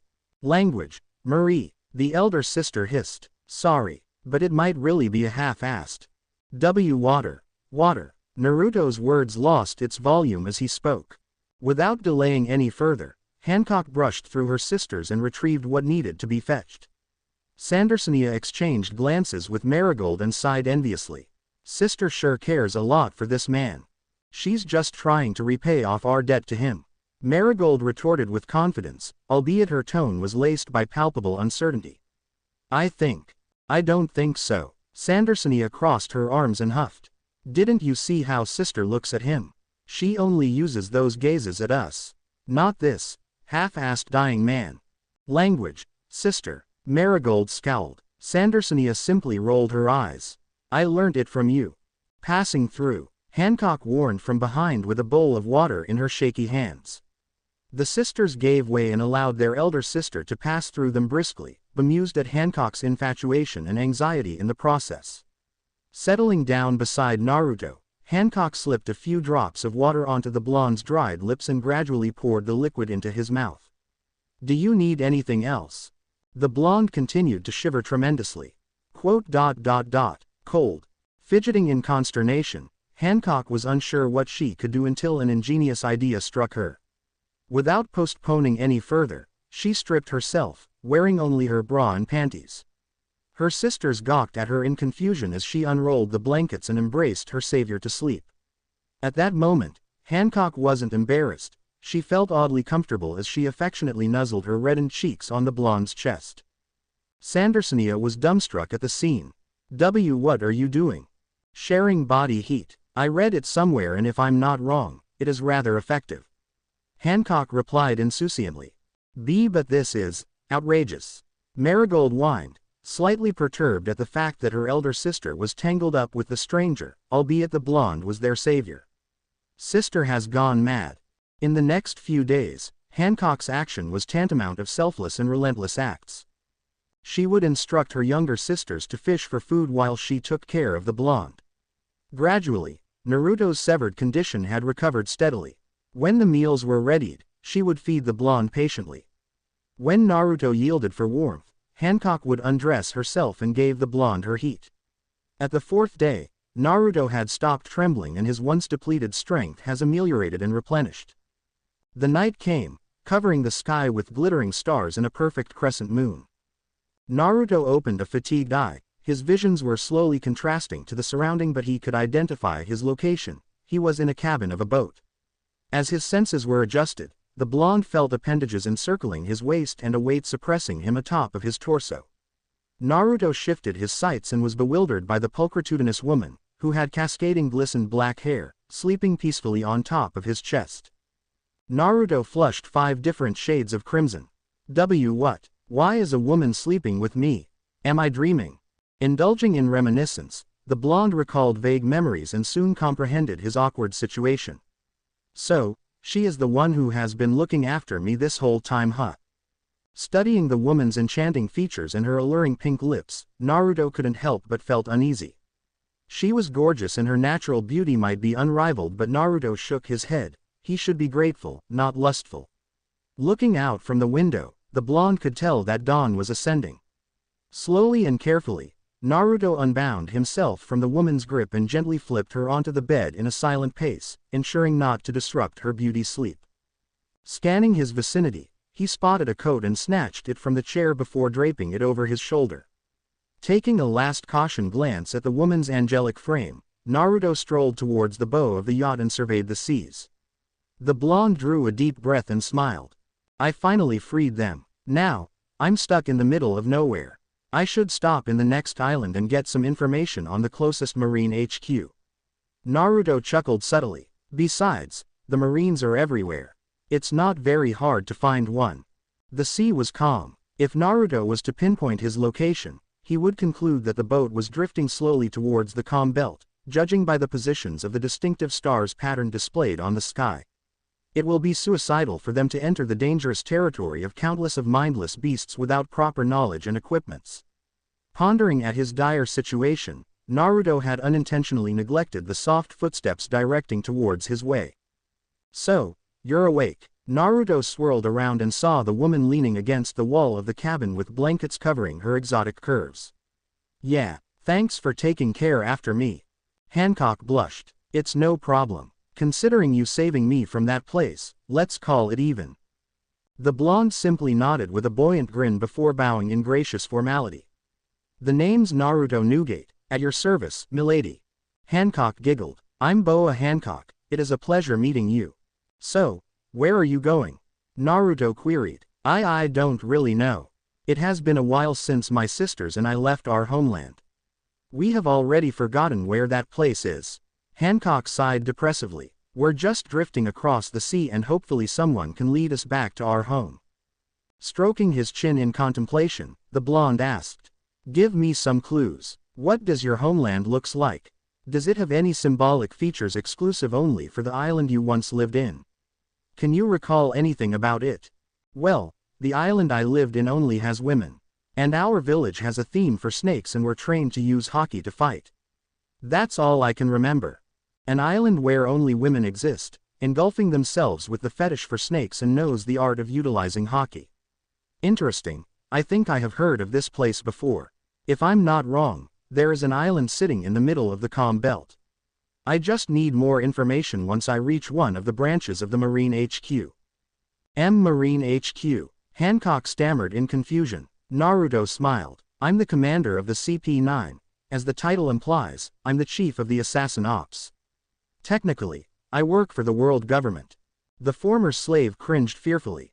Are you? I'm not going to hurt you. Besides, I have committed treason, killed 3 Tenryubito and assaulted an admiral. If you disclosed of my identity, I will be executed. Plain and simple. The blonde's carefree attitude and his aloof laughter somehow frightened Hancock. How could someone speak of death so casually? Why are you telling me this? Are you not afraid that I might betray you? Well, let's just say that my instincts compels me to have faith in you. I don't think you're that sort of person who takes things for granted and spit on gratification. I will get you back to your homeland, that's a promise of a lifetime. The commander of the CP9 abruptly vanished into a sonic blur and reappeared behind the shivering Hancock, his hands around her waist and his chin rested on her creamy skinned shoulder. You saved my life. I will repay this debt, no matter what it takes. Hancock tried desperately to retain a facade of serenity, but inside her heart was a maelstrom of rampaging emotions. I want to know, why are you doing this? You're a Marine, aren't you? Why will you save? I have come to realize that all lives should be cherished. I saved you because I want to. But you could just abandon me and let me die, yet you choose to save me. For that, I'm eternally grateful to you. Suddenly, the sea stirred violently as a shark, by the size of a gargantuan fortress, emerged from the sea. Its predatory senses smelled food, its jaw opened widely, exposing his deadly fangs. Hancock paled as her eyes widened in horror. Where did that thing come from? We're going to be eaten by it. No, we're going to eat it for breakfast. The blonde's bold statement petrified the former slave. Cracking his stiff neck and flexing his fingers, Naruto's iniquitous smirk adorned on his features. Let's rock. In a spur of moment, the commander of the CP9 charged towards the monster with murderous bloodlust emitting from his frame. The enormous shark blitzed towards the blonde and attempted to devour his prey, but it was all too late. Naruto dissipated into a mist of breeze and manifested above the Sea King. Rankyaku. Shuntensatsu. Storm Leg. Instant heaven kill. Hancock's eyes blazed with the spark of admiration as she witnessed her savior's leg exploded into a fury of azure inferno. As he prepared to execute his assault, the heaven descended a column of shimmering blue light upon the monstrosity, as if targeting the shark. In a spur of moment, Naruto swung his foot downwards and a celestial spear forged with an abundance of sheer power soared towards the shark. As the vibrant energy collided against the offending creature, the sea erupted into a series of calamitous explosions as the humongous shark roared in agony. The blonde landed gracefully before Hancock with his hands in his pockets and a charming grin plastered on his face. Did you enjoy the show? Flabbergasted at Naruto's unparalleled prowess, Hancock didn't really know what to say. How did you do that? Naruto chuckled. Years and years of practice. Unbeknownst to the couple, a ship had watched the scene unfolded.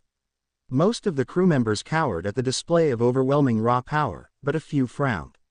Naruto's smile faded when he sensed a foreign presence behind him.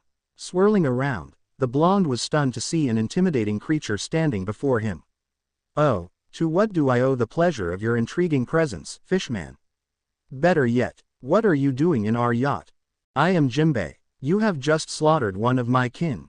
That atrocious act of yours, I cannot forgive. The towering fishman eyed Hancock critically and growled. This is none of your business, woman. Leave now and I promise you that you wouldn't be involved in the impending bloodshed.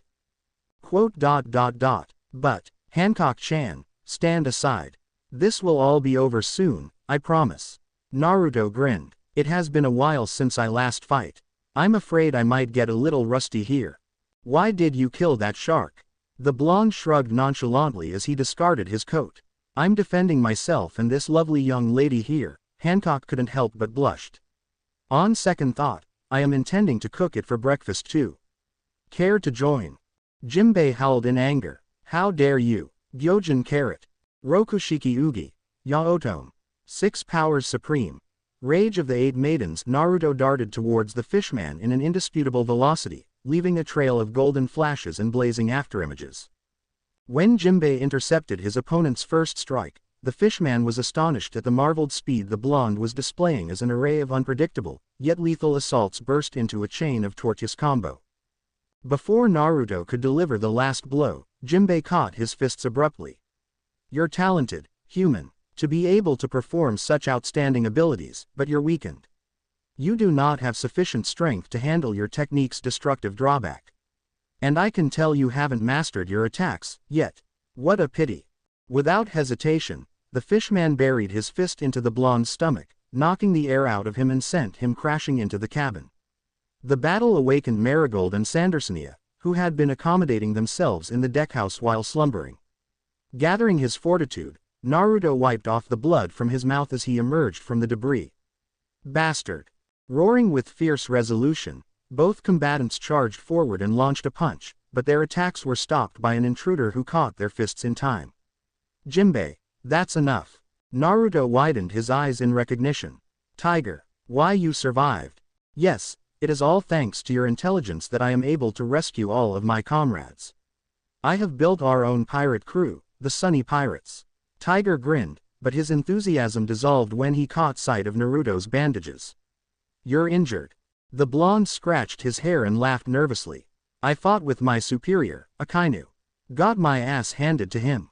But don't worry, he's probably in the hospital right now. Impossible. He is barely his father's age and he can fight nearly on par with an admiral. He will eventually surpass his father. Whitebeard took decades to become what he is right now, and though he might be able to defeat admirals in his prime, he still needs to take a considerable amount of effort. Contemplating attentively, Tiger didn't notice his friend had been talking to him until Jimbei patted his shoulder. What? Who is this boy? You two seems to be acquaintances. Tiger nodded solemnly. That's right, he is Naruto Newgate and also our benefactor. If it wasn't him, I'm not sure we can pull off that stunt in front of the world government. Jimbei widened his eyes in a mixture of shock and newfound respect. I see. I apologize for my impudence. Naruto smirked impishly and shook his head disapprovingly. Nah, you didn't know any better. And I didn't as well. Naruto-kun. Hancock's pleading scream alerted the commander of the CP9. Twirling backwards, Naruto's eyes flashed a glint of untamed rage. Unhand her, you scum. Arlong, what are you doing? Jimbei roared. Free the humans at once. Arlong, an infamous tyrant, was pinning the helpless Hancock on the cabin's wall while sneering provocatively at the terrorized Marigold and Sandersonia. Ah, look at these three poor things. They're so scared and shit. We should just rape the three of them and have them to have our babies.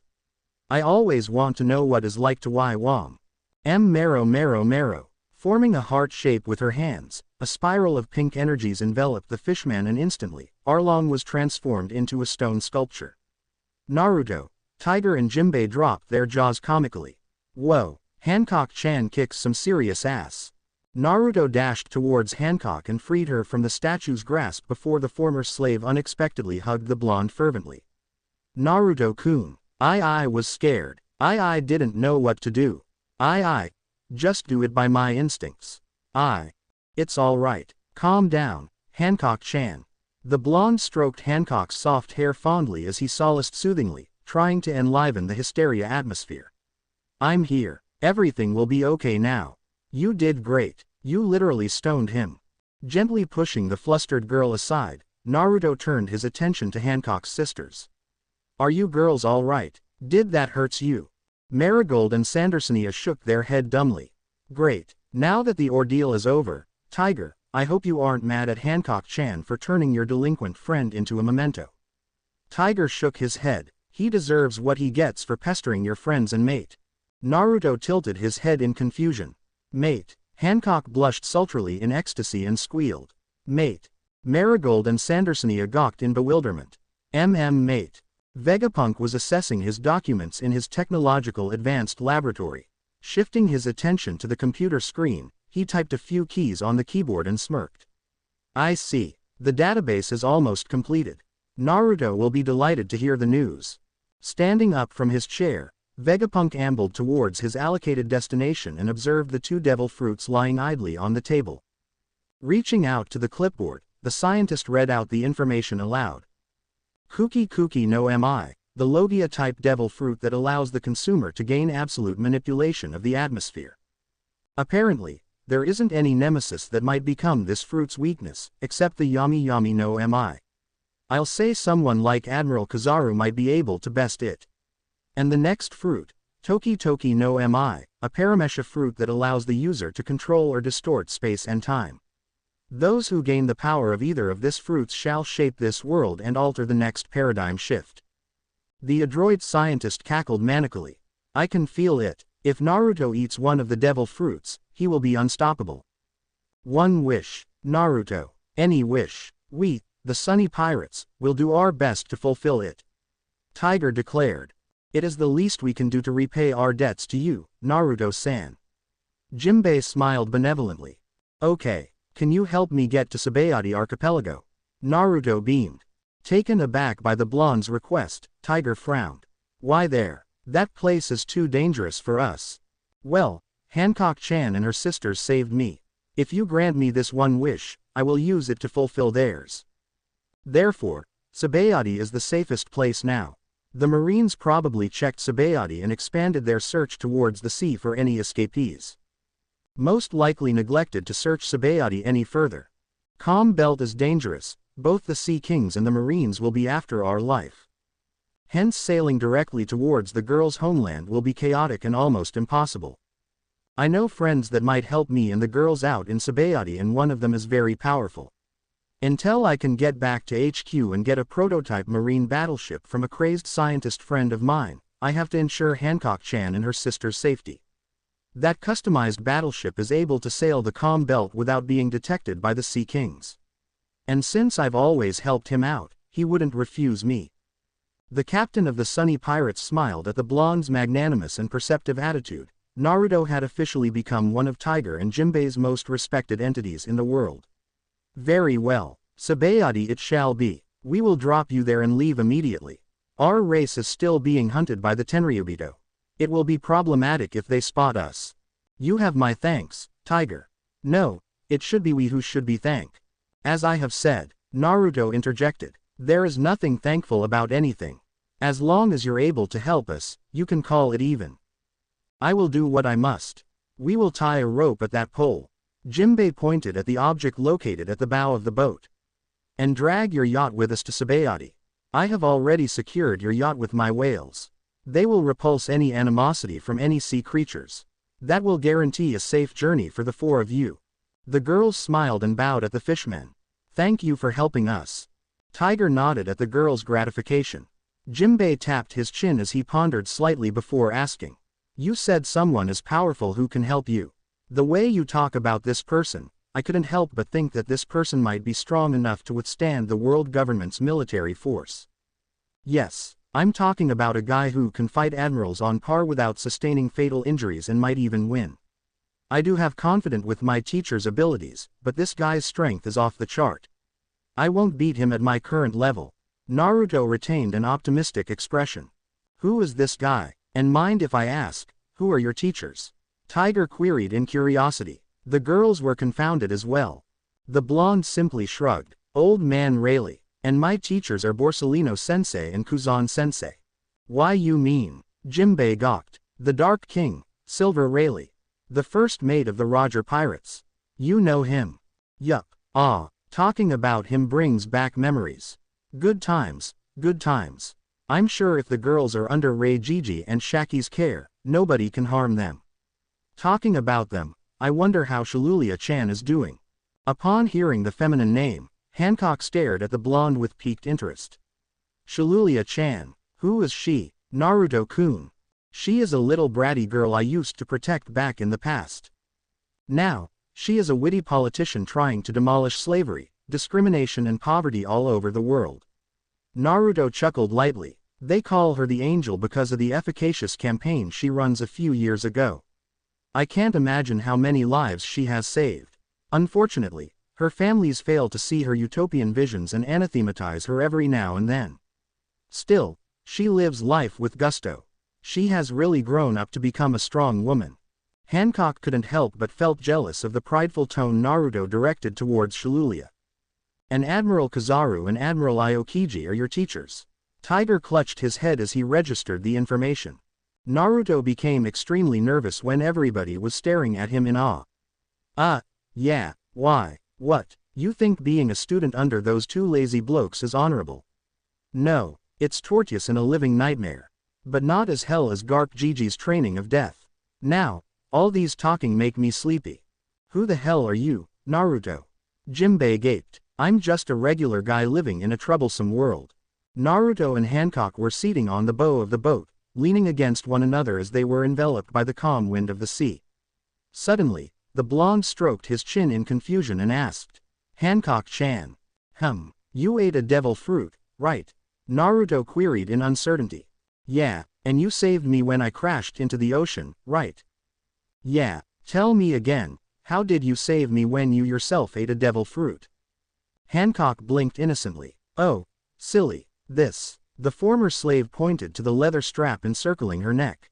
When my sisters and I were forced to eat one of those disgusting fruit, we were feared that we might revolt against them, so the world government ordered this smart scientist to construct this collar for us to wear. You can call it an insurance policy. Vegapunk made this. I didn't know. Naruto examined curiously at the black collar. So, let me guess. It suppresses your devil fruit ability to the minimum, and thus the devil fruit's drawback isn't strong enough to affect much of your swimming skills. Yup, that scandalous fishman will turn back to normal soon. Hancock chirped, before emitting a depressing sigh. However, if I forcefully remove this collar, it will explode and kill me. So, I don't dare to touch it. Naruto tapped his chin as he studied the collar critically. Do you trust me, Hancock-chan? Yeah. The blonde grasped the leather strap firmly. The former slave yelped ecstatically. What are you? Trust me, Hancock-chan. Hancock swallowed the nervous lump in her throat and blushed uncontrollably when Naruto's fingers brushed against her neck. Shish. It's going to be okay. Trust me on this, Hancock-chan. It will be over before you could even blink. Closing his eyes, Naruto channeled his haki into his fingers and transferred the serene energy into the collar. Swiftly, the blonde threw the collar miraculously away to the ocean and watched as the leather strap erupted into flames. Hancock gasped. How? Magic. Naruto grinned impishly. You will stay with Shaki and Rayleigh when we depart to Sabayati.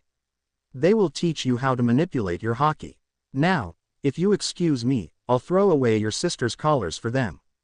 The blonde wrestled himself up to a standing posture before approaching Marigold and Sandersonia, but was oblivious at Hancock, who was fondling her blissfully. Shaki and Rayleigh, are they his parents or something? Is he bringing me to his house for a parent interview and then make love with me afterwards? I'm so excited. Admiral Aokiji recognized the intruder, whose alias, Paper Bag Man, as his student. After all, he was perturbed when Sakazuki described several signature attacks only Naruto could utilize efficiently. Judging by his student's characteristics, he knew exactly where Naruto would go after his reckless student had just pulled a pandemonium at the world government. As a responsible teacher, it was his duty to confront his disciples' secret pirate friends. Standing before the infamous rip-off bar, Kuzan sighed and entered the restaurant casually. When the door creak opened, the bell chimed and a dagger pierced the wall beside the startled admiral. Immediately, Kuzan hoisted his hands up in a surrender fashion. Calm down, I'm only visiting, I come in peace. Shaki frowned as she eyed the admiral skeptically. Really, you know, admirals don't just hang out in my bar so often. Why are you here, Admiral Aokiji? I'm looking for. A dramatic semblance intruded. Everybody in the bar, except one silver-haired man, was sweating apprehensively. I forgot who I'm looking for. Shaki's sweat dropped. Then what are you doing here? Kuzan scratched his head comically before shrugging sluggishly. I guess I'm here for an ice cream. Thanks for smuggling us over here. Naruto smiled at Tiger. No, it is only necessary for us to repay. It's all right, we're even now. You risked your life bringing us here and that is more than enough already. Leave now and take off to North. The Marines have a tendency to hate North. Jimbei saluted at the blonde with respect. Thank you, I hope we can meet again soon. Yeah, hopefully. See ya. Naruto and the sisters waved in enthusiasm at the departing fishman pirates. Marigold twisted her attention to Naruto and cheered buoyantly. Now that we're here, where are you gonna bring us to? Grove 13. Naruto smirked. Shaki's rip-off bar. Rip-off bar. Sandersonia arched a brow. It sounds so repulsive. Relax, she won't rip you three off if I'm around. Naruto dragged the sisters to their designated destination. Kuzan swallowed the delicious taste of his peppermint ice cream and sighed contently. Ah, did you make this ice cream? Yup, Shaki smiled. It's my mom's recipe. It is absolutely fantastic. The admiral wept melodramatically at his bowl of wonder and cried. This ice cream is the best I have tasted so far, and I have tasted plenty. This is beautiful, just like how beautiful its maker is. Shaki blushed. Well, I'm glad you appreciate my food. Say, do you have any hobbies? Kuzan smirked. Ararara, I do read quite a lot when I'm not sleeping. Literatures and poetries are a few of my favorites. And I enjoy cycling as well. It's a recreational hobby of mine. What about you? I do enjoy novels and poetries. And if there aren't many customers, I will essay some of my cookbooks. So, Admiral Aokiji. Kuzan. Please call me Kuzan. Shaki cocked an impish eyebrow. You sure, big boy? Will I not be disrespecting someone like you? No, I insist. If there is one thing that I taught Naruto, I'm sure that is not to let our achievements make us arrogant. The admiral winked, in which Shaki purred sultrily. So, why didn't you arrest me? You do know that I'm still wanted out there, right? Kuzan waved a dismissive hand. Nah, a friend of Naruto's is a friend of mine. Rayleigh sighed as he observed his friend engaging a friendly discourse with their supposedly enemy. Taking a drink from his beer, the Dark King studied the insouciant admiral analytically. Amongst the three admirals, Admiral Aokiji was infamous of being a merciful warrior and would avoid an aggressive disputation at all cost. But he would never expect one of the greatest military forces to be so lenient and casual. It seems he is really Naruto's mentor, always flirting around and hitting on women. Well, at the very least, Naruto is doing it unintentionally. I'm not so sure with this guy. Naruto-kun, it is getting a bit chilly here. Hancock grasped herself, rubbing her hand constantly for heat. Naruto removed his coat and draped it over the former slave's shoulder, which earned him a flustered smile adorning her features. Something is not right. It is used to be humid and hot most of the time in Sabayati. Anyway, we're here. Without delaying any further, the blonde barged into the bar. I'm back holy shit. Seating in the bar were a sheepish Kuzan, a smiling Rayleigh and a rosy-tinted cheeks Shaki. What's going on here? Yo, Naruto Bozu, you're finally back. I was just chatting with this gorgeous woman here. You should try the peppermint ice cream, it is really good. The Admiral scrutinized keenly on his apprentice's companions and sighed. So my theory is true after all. Tell me, why did you choose a paper bag? Why not a skull cap or a mask? Why sweats were forming on Naruto temples. Hancock was aware of the blonde's uneasiness and fear. Of course I know, Kuzan smirked. I'm your teacher after all. Does anybody know about it? Naruto queried as he stood protectively of the sisters. Nah, but I suspect Borsalino, Garp and Suru have already realized that horrible fashion of yours. Kuzan scooped another spoonful of ice cream and devoured his dessert. Come on in, I'm not going to arrest you. Then what are you here for? The Admiral scratched his head and pondered. Ice cream and cookies. Suru, Garp and Borsalino sat in the lounge. Suru was assaying the recent reports regarding the slaves incident, the Admiral was sipping tea calmly and the marine hero was chewing his donut. What are we doing here? I hope this is not another mundane meeting again. Admiral Kizaru, Vice Admiral Garp. Suru narrowed her eyes fiercely, subsequently catching the two marine officers' attention sharply. You two should comprehend the dire situation at hand. The female Vice Admiral tossed the bounty paper onto the table, revealing Paper Bag Man's photo. I'm sure the three of us know who this stranger is. Who else would devise a flawless plan for the slaves to escape except our boy, Naruto-chan? Upon mentioning the blonde's name, the Admiral and marine hero retained the expression of seriousness. That brat's self-righteousness is just like his father. Can't blame him anyway, we're at faults as well. After all, he gains a little part of us in him. God, why did he pick a paper bag for? Why not a scarf to hide his face or something? I'm just going to pretend I don't know who this stupid idiot is and leave it as that. As what? Admiral Kizaru questioned. As that. What's that? A lewd smirk tugged at Borsalino's lips. What's what? Garp cocked a perplexed brow as he ate his chocolate sprinkles donut. That is what's what. The Admiral stroked his chin. But what's what if that's that? The marine hero guffawed and took a sip from his tea. The nonsensical verbalization irked Suru to the extremity that her brows were twitching. That's not what's that, but what's that is not what's. Enough, Suru bellowed. Shut up or I will wash the two of you and hang you two out under the sun to dry. Why yes madam. Garp and Borsalino fidgeted their fingers fearfully. Listen carefully. Naruto-chan's secret shall not be exposed to the world. We will pretend not knowing anything about the paper bag man. And we shall not let Naruto-chan knows we know about his secret too. Meeting adjourned. The Vice Admiral stood up gracefully and ambled to the hallway. Borsalino leaned towards Garp and whispered. Suru-san is really scary if she wants to be. I know, Unbeknownst to the trio, someone was eavesdropping on their conversation. I am aware of my faults, sensei, but those people in there don't deserve. Aokiji stuffed a spoonful of ice cream into his student's mouth and silenced the blonde. Just eat your dessert. I told you already, didn't I? Garp, Suru and Borsalino definitely won't tell what they know about your little escapade and will probably just pretend they don't know what's going on. And I will do the same. We are giving you this one last chance to redeem yourself. You were like a little brother and son to us. Although we won't forgive you for risking your career and life like this, we are very proud of you. You did exercise your moral justice with compassion to the end, as you promised me. Naruto clenched his fist, clearly shaken at his teacher's words. Kuzan-sensei, I thank you for looking out for me. Don't sweat it, I'm your teacher after all.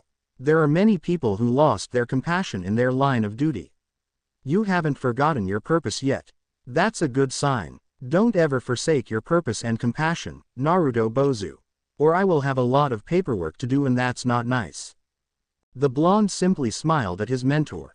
Now, spare me the juicy details and introduce me to your friends. Kuzan whistled at the three girls seating beside Naruto. Oh, this is Marigold-chan, Sandersonia-chan and Hancock-chan. Girls, this is my sensei. Navy's greatest power and my teacher, Admiral Aokiji. The Boa sisters blinked cutely at the Admiral before bowing at Kuzan meekly and greeted in unison. It is a pleasure meeting you, Admiral Aokiji-sama. Oh, no, no, no, no, no. Please, just call me Kuzan.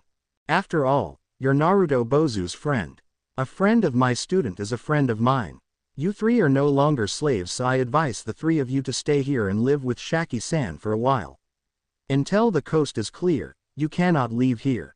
The Marines are swarming outside and ready to recapture girls like you back as a consolation prize for their unethical hunting.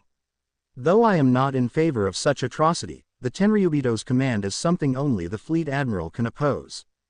So, what now? Naruto asked in uncertainty. The girls stay in low profile. You and I will return to HQ. Do you have any excuses for your absences?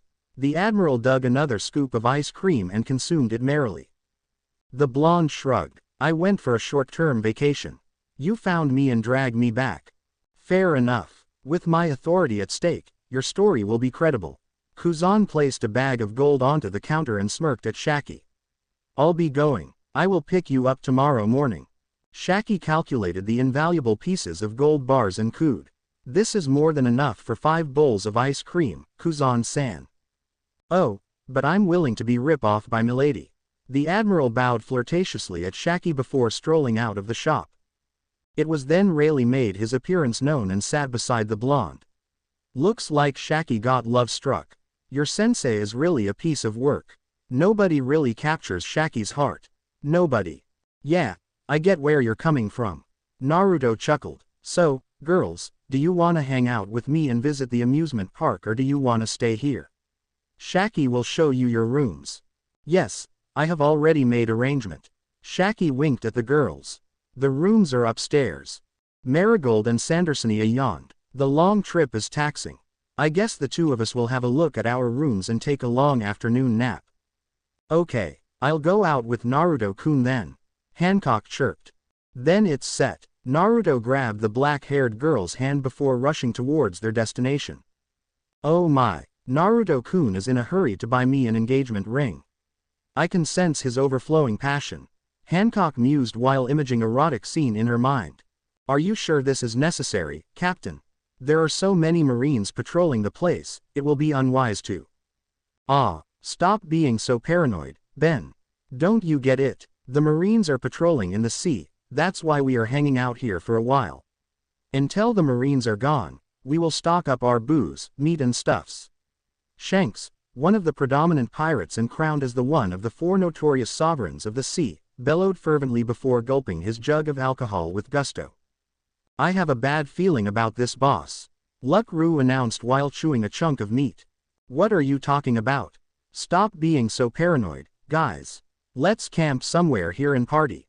Shanks grinned. Oh, yes, I'm gonna visit the amusement park first before I pay my respect to Master Rayleigh. Come on, guys, let's go. Wow, I have never seen bubbles coming out from the ground before. Hancock examined the ball of vapor curiously. And I have never seen bubbles this big. Yeah, Sabayati has a strange geography terrain. I never really know how it works. Naruto sat on a grassy patch and was engulfed by a comforting breeze. The former slave settled herself beside the blonde and hugged her knees. So, what is your story? I just want to know more about, no, it's not what you think. I mean, I want to know more. You want to know more about me? Naruto chuckled. Just say it, it's all right. I don't mind sharing it with you. Hancock smiled with pink tints on her cheeks. I was the son of a pirate. When I was young, my father gave me to a Marine. That Marine happens to be Monkey D. Garp. The first 8 years of my life ranges from training, to having private education from my grandmother and back to training again. Garp Gigi took care of me like a grandfather would. But, my grandmother died when I was 5. At that grieving time, Garp Gigi couldn't take it and intensified my training to forget about my grandmother's death. The blonde sighed as he tilted his head to gaze at the bright sky. Suru Ba-chan would visit Garp Gigi and I occasionally and bring snacks for me. Ba-chan take over my grandmother's private tuition and becomes my academic teacher. Well, soon afterwards, Garp Gigi signed me up as a marine and I train under Kuzan sensei ever since. During one of my missions, which was to protect the Shalulia-chan, I met Crocodile and we fought. Lemme guess. You win. Hancock beamed confidently. No, I lost. What? But how? Naruto smirked. He was better than me. I discovered that I wasn't strong enough to protect anyone. So I requested more training from Kuzan sensei. But Kuzan sensei was too lazy, so he asked Borsalino sensei, otherwise known as Admiral Kizaru, to train me. He teaches me the principles of speed and the importance of the philosophical terms in battle. You can say that Borsalino sensei is very strict during trainings. But he is quite a nice guy if you get to know him better. So, what's your goal? Hancock asked. You must have a goal if you train all the time, right? Yeah, I want to protect those I loved and keep on becoming stronger. One day, I will become an admiral and uphold my own justice. I have fought many battles and went to many business trips with my teachers. I know what it is like to face despondency and suffering under the weight of injustice. And when the time is right, I'll retire and settle down with my wife in a nice little village. Have a few kids and maybe become a teacher in the future as well. I think it is a way to repay those who have taught me for my entire life. Hancock giggled at the blonde's selflessness. You're very special, Naruto-kun. Really? People think that my goal is plainly absurd. Naruto scratched his golden locks of hair absently. No, if this world has more people like you, there will be peace. I'm sure of it. Your magnanimity will reach across the oceans as long as you don't give up your dreams. I believe your wish will come true. You just have to have faith in yourself, Naruto-kun. You're very kind and pretty, Hancock-chan. Thanks. Naruto gently grasped Hancock's soft hands and smiled gleefully. However, the girl's body temperature immediately heated up and her face was palpably red. Hancock-chan, are you okay? You look sick. The oblivious blonde placed a hand on the flustered girl's forehead. I'm okay. Hancock twirled around and toyed with her fingers nervously. Naruto-kun touches me. What should I do? Hey, are you Alri? A series of explosions erupted, which alerted the pair. Naruto watched over the distance and narrowed his eyes to slits. Kuzan sensei is fighting somebody powerful. Judging from this aura, this opponent can use Haki. Should we help him? The blonde surveyed the isolated vicinity and scowled. Hancock-chan, I don't want you to get hurt. Go back and... No, I want to be by your side. Perceiving sincerity and solicitude glowing in Hancock's eyes, Naruto gave in. All right, but you must stay on the sideline. My sensei's strength is unimaginably insane. I don't want you to get caught by the crossfire. I know how to take care of myself. Hancock pouted. The blonde chuckled before squatting down. Come, I'll carry you on my back. Traveling like this will be heaps faster. Shanks gripped his saber firmly. His visage was the epitome of a dexterous veteran in the art of war. I told you, didn't I? I did not attack that island. It was Brownbird who incinerated the villagers. When I got there, the village was on fire. I tried to save the people but it was already too late. I wish I could do something about it. Admiral Aokiji had been fighting in countless wars for decades. Profiling an individual's authenticity was one of his specialists. Shanks was telling the truth, with a hint of guilt and remorse. Still, you are a pirate and one of the 4 emperors of the sea. As an admiral, it is within my obligation to capture you. Besides, you were once a student under Galdi. Roger, that fact itself gives me enough motivation to bring you into Impel down. I see. If that's the case, then I just have to win this unavoidable battle. Shanks sheathed his blade and sighed. I don't want to do this though. Neither do I, but fates enjoy playing games on those unwilling participants. Kuzan cracked his knuckles. The 2 combatants charged forward, their fists launching forward. Before collisions occurred, Naruto manifested his form in between the incoming attacks and seized the punches, successfully halting Kuzan and Shanks' blows. Oh, Naruto Bozu, what are you doing here? What are you doing, sensei? You're scaring the people living nearby. Naruto turned his attention to his left and was astounded by the entity before him. Shanks, what the hell are you doing here? Oh, Naruto, so you're here. Kuzan retracted his fist. However, his student was having a vehement staring contest with the Emperor of the Sea. Do the two of you know each other or something? Sensei. Leave this to me. I will deal with him myself. The Admiral arched an eyebrow. The blonde's tone was laced with seriousness. Very well, I'll pick you up tomorrow morning. Kuzan threw his coat over his shoulder before strolling away. When Kuzan had left, the atmosphere was exacerbated to the extent where people were gasping for air. One of the newest additions of Shanks's crew gulped in horrification at his captain's stoic attitude and asked, Hey, who's that guy? I've never seen Boss so silent before. Ben tucked his rifle at his shoulder and frowned. That's Naruto Newgate, Boss's rival. His power is on par with Hawkeye Mahawk. I believe he might be just as strong as our captain. But he won't be any stronger than that. Still, he's injured. Naruto won't be able to use his signature techniques under his condition. Signature attacks, Usopp interrupted. Mahawk's strength is in his swordsmanship. Naruto's strength derives from his hand-to-hand combat skills. He is the master of the Rokushiki and possesses the Haoshoku Haki. You can say that Naruto is a mon. Oh man, it's really you. It has been a year since we last met. How have you been, Naruto? Shanks pulled the impassive blonde into a tight hug. I'm good. I still haven't forgotten our last fight. Naruto deadpanned. XO. 1 year ago, in the middle of nowhere. You must be Naruto Newgate.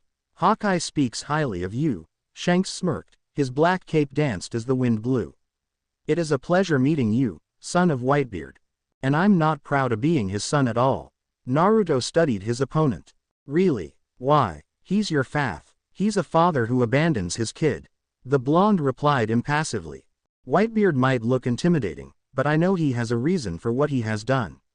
I'm sure. This is not about my history. Naruto interrupted. This is about me arresting you, red-haired Shanks. You are the new Yonko of the seas. I have to do what I must to bring you to justice. Understandable. Pirates are always stereotypically viewed as the villains anyway. Shanks chuckled before bracing himself in a battle stance. You might be younger than me, but I won't hold back. I was afraid that you might. The blonde darted forward and launched a devastating kick at the red-haired pirate's gut, effectively sending Shanks crashing through a few buildings. Take that and rewind it back. Naruto vanished into a sonic resonance before reappearing beside the limp form of Shanks. Mercilessly, the blonde punched Shanks at the chin, throwing the helpless emperor to the sky. Malicious intent glinted in Naruto's eyes as he morphed into a ferocious thunderbolt, traveling in confusing zigzag motions through the atmosphere and pouring a barrage of ruthless punches and kicks. At the climatic of the assaults, Naruto's form eclipsed the sun before he blitzed downwards. The mirage of a pair of fiery phoenix wings sprouted from his back. Rokushiki Ugi. Senso no Akari. 6 powers supreme. Wrath of War. It was as if a pure flash of lightning lance pierced through Shanks's body. The aftermath was a brutal explosion and the scorching emperor fell from the sky. Before Shanks collided against the unforgiving ground, Naruto's foot was buried remorselessly into the emperor's stomach. Rankyaku. Ryusei Engine. Storm Leg. Meteor Flame Blade. A mystified claymore blazing furiously in azure flames erupted from Shanks's back before the red-haired pirate soared backwards in an inhumane velocity, skiing through the soil and eventually came to a dead halt. Naruto tidied his dark blazer and frowned. You are as tough as your title implies. That attack should have killed any humans, but you are still alive. That could only means you know how to use Haki and minimize my attacks by shielding yourself with an enormous amount of Haki. Shanks coughed out blood and clutched his abdomen in agony. Hey, you deduced my movements with just a look. Why, you're really scary. I guess I have to end you quickly and bring your head with me back to headquarters. Naruto dissipated into a current of jet stream and manifested his form above the emperor before directing a charging finger at his opponent. Shigen. Ryuti no Kiba. Shanks gritted his teeth. Damn it, he's tough. I guess I have no choice. Unsheathing his saber, Shanks defended himself from the calamitous onslaught, causing a diminutive crater to form beneath his feet. However, Naruto unexpectedly seized Shanks's blade and used it as a pivot to launch a knee shot at the emperor. Reacting on adroit instincts, Shanks ducked and snatched the blonde's leg before throwing Naruto towards an opposite tree. Channeling his raw power into his feet, Naruto dissolved into a static blur. Soru. Cho Onsaku. Shave. Supersonic. Shanks tilted his head and saw the blonde at the sky, ready to execute a hazardous technique. Rankyaku. Jigoku no Arashi. Naruto swung his deadly foot and a disastrous hurricane, reinforced by paramount energy, stormed towards the Emperor. Okay. That's too badass. He relies on friction and the fundamental law of physics to distort the atmosphere for a second. That single second is enough to create a vacuum strong enough to draw winds from the sky and create a massive tornado. This kid sure has talents, but I'm done playing.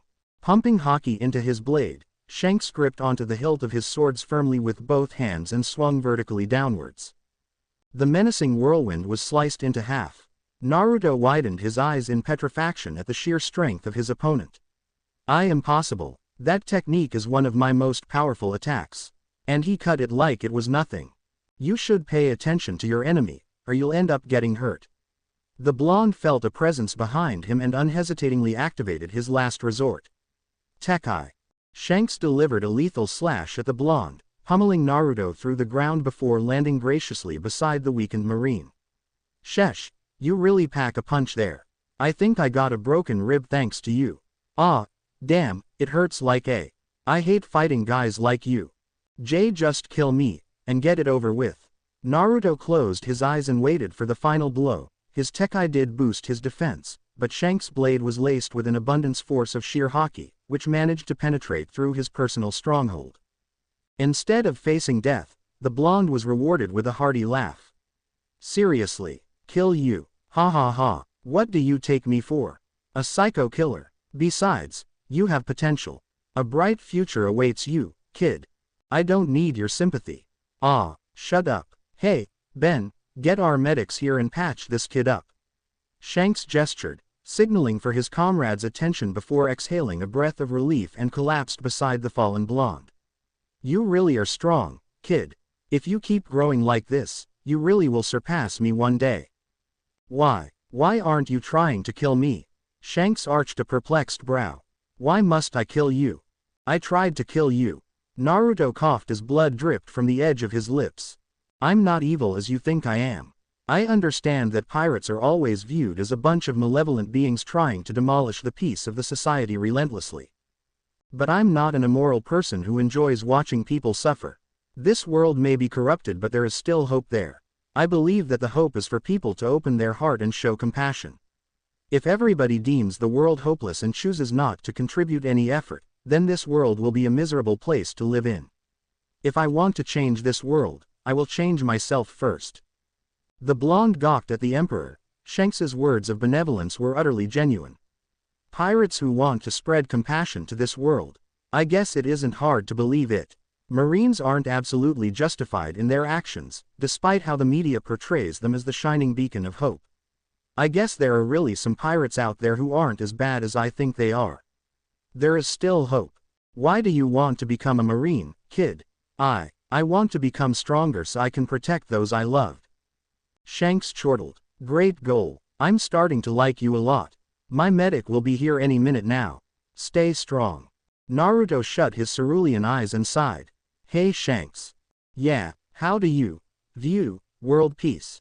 The blonde clutched his chest as he writhed in pain. Still he managed to sit up clumsily. This corrupted world.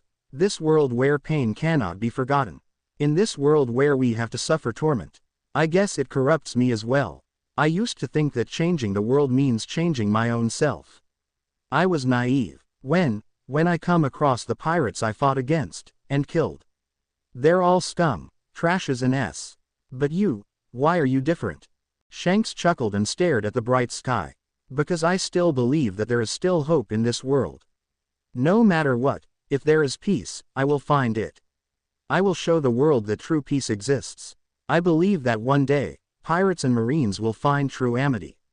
Time is the only obstacle in that belief. Shaken by Shanks's nostalgic statement, Naruto magnified his eyes in utter disbelief. Those words, those are my dreams when I was young. My faith. Have I really got lost in the midst of corruption that I have forsaken my own beliefs? This man, he is different from those pirates. He remembered those words that he had once recited to his mentor. The Vice Admiral raised a brow in curiosity. Why is that? Naruto shrugged. Because there isn't a single law that hasn't had any loopholes.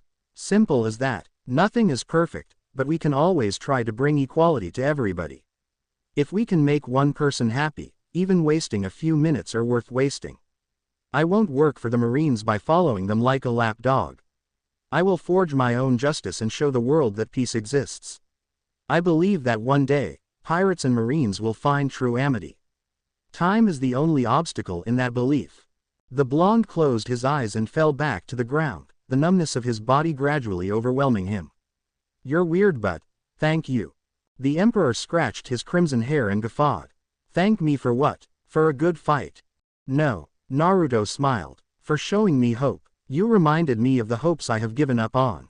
This world still has some hope left after all.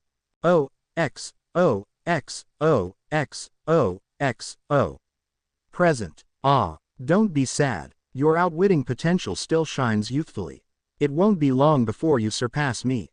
Shanks grinned. So, mind telling me how you get all those injuries? For someone to be able to inflict such massive wounds on you, he or she must be super strong or something. Long story. Oh, yeah, this is Hancock-chan. Hancock-chan, this is an old friend of mine.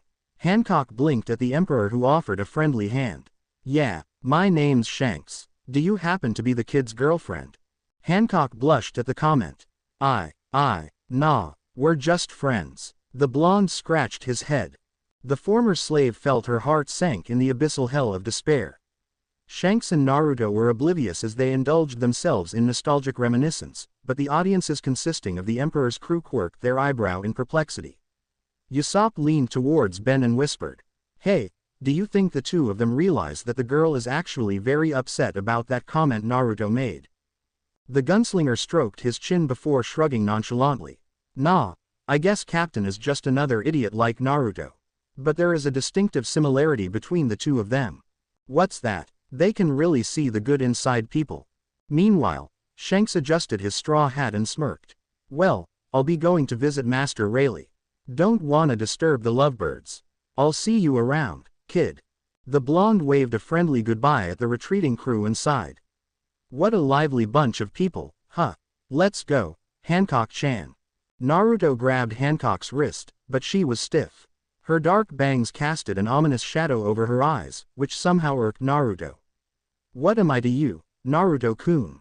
Taken aback by the unequivocal question, the blonde said vivaciously. You are my friend. Is that it? Hancock was trembling in the nexus of fear and confusion.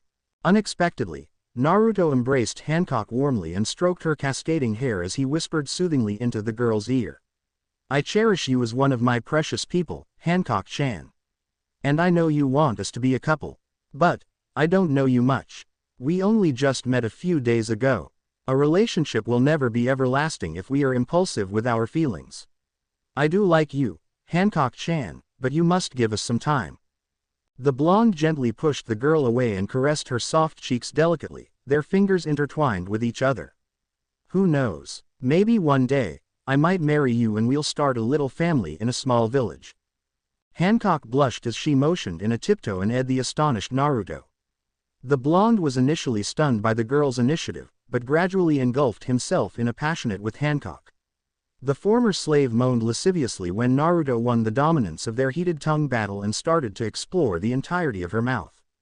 It all ended when Hina's loving smile appeared in the blonde's mind and he instantly broke the. Hancock planted butterfly S at Naruto's neck, but the blonde held the girl's shoulder and spoke in a husky voice. Hancock-chan, you have to give us some time. Why? Is this because of that Shalulia woman? No, it's not about Shalulia-chan. Every relationship needs time to develop.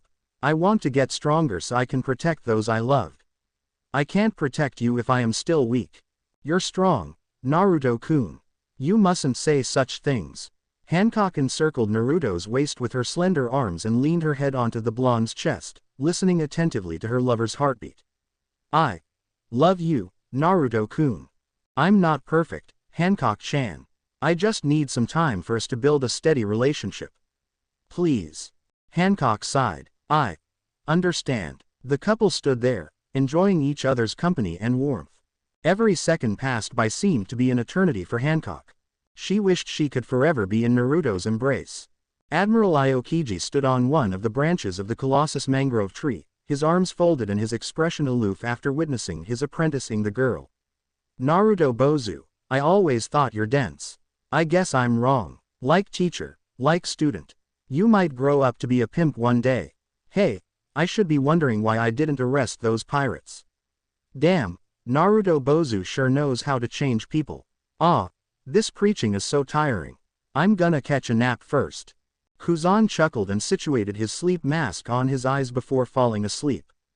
If anybody passed by that particular mangrove tree, they would see a tall man standing on a branch snoring. The Marine Headquarters Grand Hospital, the sanctuary of all great medical practitioners and led by the ingenious, and sometimes psychotic, Vegapunk, was a busy place. The officials and superior-ranked warriors, if injured, would be sent to such place for immediate treatment. Admiral Akainu was given the highest privilege of staying in a luxurious suite, but he was displeased with how he was inflicted by such grave wounds from a nameless fighter. He had underestimated the mysterious paper bag man and paid the consequences. However, he didn't expect his fellow colleague to visit him at such unpleasant timing. What do you want, Kizaru? Just checking how you're doing. So, how are you doing, Red Poo? Dog. Borsalino grinned and mentally sneered at his purposely tongue slip. His devious smirk widened when he saw Admiral Akainu's palpable rage. I am doing great. No weakling can defeat me. I am deadly sure the paper bag man is dead. Nobody can survive my magma, not even you, Kizaru. Sakazuki snarled at his fellow admiral. Hey, there is no need to be hostile against me. I only come to see how you're doing. Sheesh, no need to hate me for it. After all, I'm not the one who landed you in the hospital. The lewd admiral chortled with mockery before waving a jovial goodbye. See ya. Oh, I hope you get used to the hospital's tuna sandwich. It tastes horrible as usual. Oh well, you're an admiral, it's gonna be no problem Sakazuki clenched his fists in total umbrage as he helplessly watched the retreating form of Borsalino. Unforgivable. I should kill that apprentice of his. If that Whitebeard's brat isn't being protected by Kizaru and Aokiji, he would die ages ago. Damn it all. Naruto and Hancock had a wonderful, albeit awkward, time together at the amusement park. The blonde shared delicious candy floss with the girl, took thrill rides and, to Hancock, the most romantic event was the Ferry's wheels. They saw the landscape of the island and Hancock had held Naruto's hand the entire time. To the former slave, every minute enjoying time with the blonde was beyond invaluable. Thanks for the fun, Hancock giggled. The blonde laughed. Sure, I'll be staying in that room. Anything, just call me and I'll be there for you. The former slave blushed. I'm a big girl now. I can take care of myself. Good to know. Naruto grinned and spun around to head for his room. Hancock contemplated uneasily. The opportunity was tempting her to do her desired wishes, but she had to respect Naruto's personal boundaries. However, she knew her crush would be living tomorrow and might not be able to see him anytime soon. With a firm resolve, the girl made her decision. Naruto-kun. Hancock's timid but somewhat lustful voice alerted the blonde's hormones. When Naruto turned back, to his surprise, Hancock threw herself at the blonde. Hancock eyed Naruto with fervent passion, but the blonde pushed the girl away. He had feelings for Hancock, but a relationship needed time to cultivate and grow. Instead of rejecting Hancock, he promised to spend his night in bed with her without any UAL intentions. Hancock complied reluctantly but felt content to Naruto's acceptance of her feelings. When Hancock was awakened from her slumber, she was met with a stunning bright light and the disappearance of Naruto. She panicked, but found a card lying on the table. Curiously, Hancock read the card. Dear Hancock-chan, last night was fun. Thanks for your company. I'll be leaving to HQ. I've told Ray Gigi to teach you how to use hockey. You have potential and I hope you could exploit them to the fullest. At the very least, if you could defend yourself properly, I won't be paranoid for your welfare constantly. I'll visit you occasionally, but I have responsibilities and duties, so no promises. When the time is right, I will bring the ship and escort you back home personally. I will come and meet you soon. Naruto. Hancock smiled and gripped the card near her ample bosoms, her cheeks heated in a flustered pink. Naruto-kun. What did Shanks give you? Kuzan was viewing the outskirt of Sabaody at the marine battleship with his student. He gave me a present. A devil fruit. He told me to choose if I want to eat or not. It's a very rare fruit. He told me it's the mythical zone type, Kyubi no Kitsune. A legendary fruit that surpasses any Logia fruit's ability. I'm still pondering whether I should eat it or not. If it falls to the wrong hand, the world will be in trouble then. Naruto spoke with his hands in his pockets. He entrusts such a burden on you, hasn't he? Yeah, he's heading to East Blue. Wonder why he's going to that place for. He told me he's going there for a vacation. The blonde scoffed. He's most likely goofing around at a weak region like East Blue. Kuzan whacked his apprentice's head comically. What did I teach you before? Never underestimate anything. It is the birthplace of many powerful characters. Gall D, Roger, Monkey D, Dragon and many more. Who knows? Perhaps, Shanks' journey over there might stir a great future. Naruto nursed his wound juvenilely. Whatever. It's not like any kid living there wants to be the pirate king. We have nothing to fear. You'll never know. I heard rumors that Garp has a grandson. Whether that's true or not, I have no idea. The blonde's eyes bulged out to tremendous magnitude. Gee, grandson. That kid might grow up to become an excellent marine then. Perhaps. Kuzan sighed and situated his sleeping mask over his eyes. Now shut up and go away. I need some sleep. Stupid sensei. Naruto muttered and strolled away. Admiral Aokiji and Naruto entered the chamber of the Fleet Admiral's office with a look of boredom plastered on their faces. Sengoku scrutinized both of his subordinates critically and growled. Where have you been, Naruto? It has been a week since you last report to HQ. Mind telling me where the hell did you go? I hope you didn't go out to destroy towns under our names or something dramatic like that. God knows how much paperwork that will cost. Meh, I went out for a holiday. Naruto replied while digging his ear insouciantly. And who gave you the permission to do so? I'm the leader of the CP9. I deserve a break sometimes, right? Cut me some slack. You give Kuzan-sensei vacations all the time. The blonde retorted. Because he's an admiral, Sengoku bellowed, furious at Naruto's insolence. Exactly. But then I was caught by Kuzan-sensei and he brought me back. So, here I am, listening to you nagging and shit. Such insolence. Do you want to be transferred to the disciplinary unit? Kuzan took the opportunity to interrupt. Now that Naruto Bozu is back, let's take it a rest. Naruto, before you go, do you know about the slavery houses incident? Sengoku tapped his fingers impatiently at his table. Oh, that's hilarious. I read the news when I was sailing in West Blue. A guy with a paper bag disguise actually owns the Marines and sends Papa, Admiral Akainu, to the hospital. That's just classic event. I'll never forget insulting Admiral Akainu in the face whenever I see him. Finally, a worldwide blackmail material that I can use on that guy. Naruto guffawed hysterically. Silence. Show some respect to your superiors. Fine, fine. Everything is settled, right? I got many things to do. Have a nice day. Naruto waved a friendly goodbye to his mentor before leaving. Oh, wait, I almost forgot. I brought a souvenir for you, Sengoku Jiji. Here. The blonde gave the fleet admiral a golden statue of Sengoku humping a sheep. Hope you like the present. See ya. Naruto disappeared into a static blur before Sengoku screamed with sheer annoyance. Naruto. Strangely, Sengoku never threw the offending statue away and kept it in his drawer. The blonde was skipping through the hallway with a happy tune when a pair of hands seized him in between steps and brought him to a sequestered dark corner. Whoa, this is the Justice Department. No kidnappings are allowed. Can't you read the sign? Why did you bring me here for, Shalulia-chan? Shalulia growled in pure irritation and solicitude. Tell me you're not the paper bag man. I'm not, Naruto replied with a merry smile on his face. I overheard the conversation between your grandmother, grandfather and Admiral Kizaru. They knew about the incident and what you did, you reckless idiot. How could you just barge into the slavery house and kill 3 Tenryubito like that?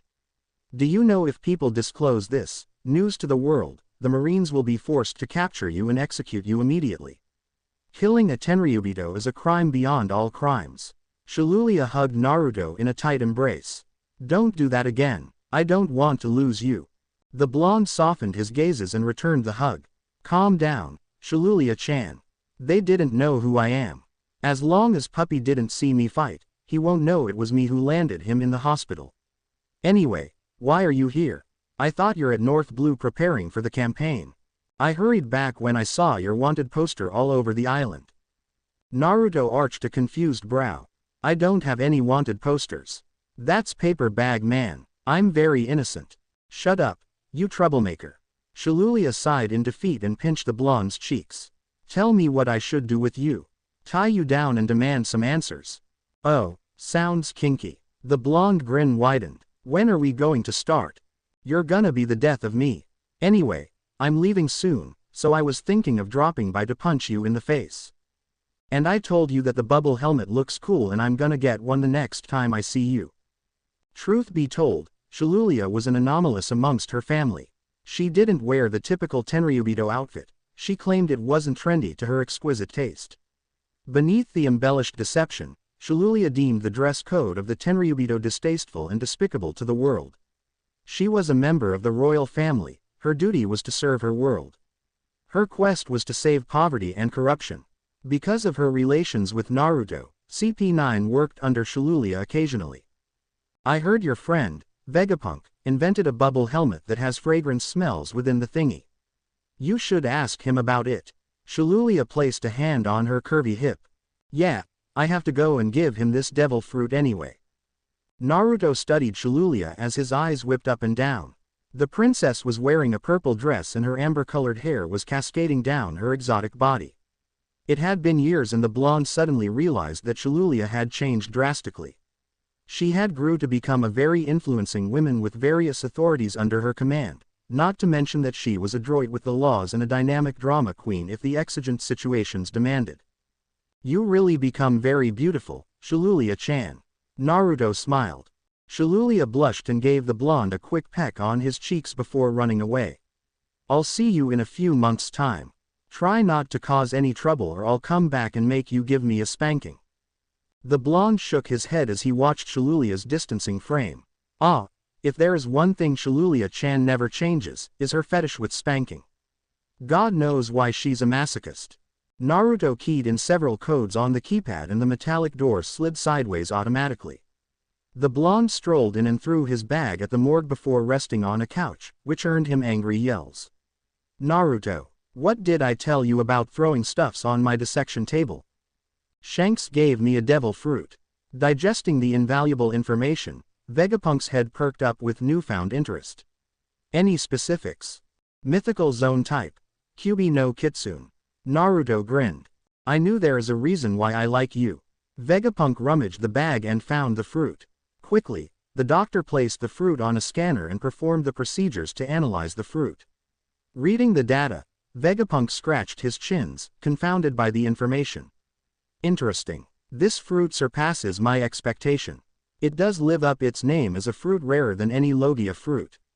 I'll say, this fruit's capabilities might stand on par with the Kuki no Mi. Really? Yes, it shares similarities with your father's atrocious Gura no Mi. Like the Kuki no Mi and the Toki no Mi, this fruit has the power to both change and destroy this world. It holds the key to control natural disasters at the user's bidding. If you eat it, you can definitely fight with your father on a stalemate. I heard rumors that Whitebeard's health is deteriorating. If you eat this fruit, I'll say your strength will surpass even the Admiral's. Vegapunk dropped his clipboard and turned his attention at Naruto. What do you say? Lock all the 3 fruits up. I don't want anybody knowing these fruits are under the Marine's possession. You didn't tell anybody, right? What do you take me for? My friend's secret is my secret. I locked the Kuki no Mi and the Toki no Mi nicely. Even if Vice Admiral Garp comes here and throw cannonballs randomly in my lab, he won't find it. Vegapunk scowled. When are you going to eat them anyway? I'm getting anxious. Why don't you eat it? Why must I? I'm a scientist, not a fighter. Besides, you want me to eat something as awful and twice as horrible as cow's feces. No thanks. That job is reserved for someone like you. Urine, you know that. They call me prideful, Vegapunk corrected. Now, about the bubble helmet. No, the last time you asked me to make a giant bubble helmet I got into trouble for you. Vegapunk protested heatedly. What? It was joke that time. You expand it and cover the entire HQ with it. Do you know the fleet admiral had my ass on the line for that stupid prank? So why did that dome produces fart smell? Naruto grinned wickedly. You cheeky little bastard. You think I didn't know you're secretly enjoying it. Vegapunk lowered his head. An eerily shadow concealed his features as the atmosphere darkened. Naruto gulped and wanted to apologize, but was startled when his friend cackled maniacally. That's right, I do enjoy it. I watch them writhe in agony as they smell the pungent smell I've prepared for them. It was beautiful, it was redemptive. Sengoku banishes my work and seals them in a vault just because he thinks I'm trying to dominate the world. My art, my science, my collections of action figures. All gone. All right, I get it, chill. The blonde tried to calm the doctor. Vegapunk was initially hyperventilating, but gradually recovered. It was then the phone rang. The doctor picked it up and answered. Vegapunk here. What's up? Hearing what the dialer had said through the phone, Vegapunk grimaced and eyed the oblivious Naruto unconsciously with concern. Oh, okay, I'll get to the hospital now. Just tend to her and keep her alive before I arrived. Vegapunk ran hastily to grab his coat and stammered. And Naruto, I've some errands to do. Can you? Naruto nodded in understanding. All right, I'll go back to my office. Gotta check on my friends. I'll see you later. Entering into his spacious office, he was rewarded with an ambiguous chair flying at him. Reacting on impulse, Naruto caught the chair gracefully and threw it back to the source. Unfortunately, he missed and the chair crashed through the window. Fragments of shattered glass scattered climatically and a series of screams were heard soon after. Khalifa-chan, it's late morning, do you need to kill me? I didn't intend to kill you. So, where have you been? Oh, let me guess, killing 3 Tenryubito and freeing the slaves in the process. Mesmerizing. Khalifa spoke with sarcasm laced in her tone. Shalulia-sama came here just now looking for you. Yeah, I met her. We talked and she left. Wait, how did you know I'm? Only an idiot can't recognize you from that flimsy poster. Khalifa adjusted her glasses. Wow, there sure are many idiots in the Marines then. You didn't ask me why I did that. The blonde sat on his leather chair. The secretary sighed. Being righteous and all that. Khalifa-chan knows me best. Have you done what I tell you to do? Naruto situated his legs on his table comfortably. About that girl, Nico Robin. She is currently at the Grand Line. She is working for mercenaries as a living. Why are you so interested with her anyway? Khalifa adjusted her spectacles. I just want to protect her. The blonde stared the clouds outside his window, his eyes were at the distance. I don't want her to get hurt. Even if we can't meet, I'm still waiting for the day we can see each other again. I'm sure, nobody can understand her pain. I'm not sympathizing her. I just feel the urge to protect her. Even if I have to protect her from somewhere far away, as long as she's alright, I'm satisfied. Do you like her? Naruto didn't answer her, not because he didn't want to tell her, but because he didn't know how to reply her. At that moment, Kaku and Tashigi slammed the door open and rushed to Naruto in exasperation. Be bad news. Naruto-sensei, we have bad news. What's wrong? Hina, she just returned from her mission. Kaku said between labored breaths. And, she's in the hospital. Naruto widened his eyes in trepidation. Within split seconds, the blonde morphed into a mirage of a thunderbolt and darted towards where he needed to go. Upon reaching the hospital, Naruto searched relentlessly for Hina's room and found the intensive department.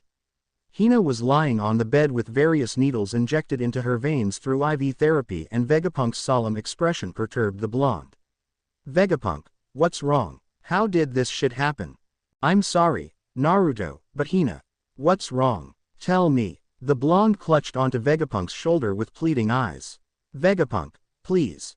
Naruto, you must be mentally prepared. Hina, she suffered severe concussion. Her mission was to arrest the chief jailer, Shiryu. He was reported for committing federal crimes by killing criminals for the sake of entertainment.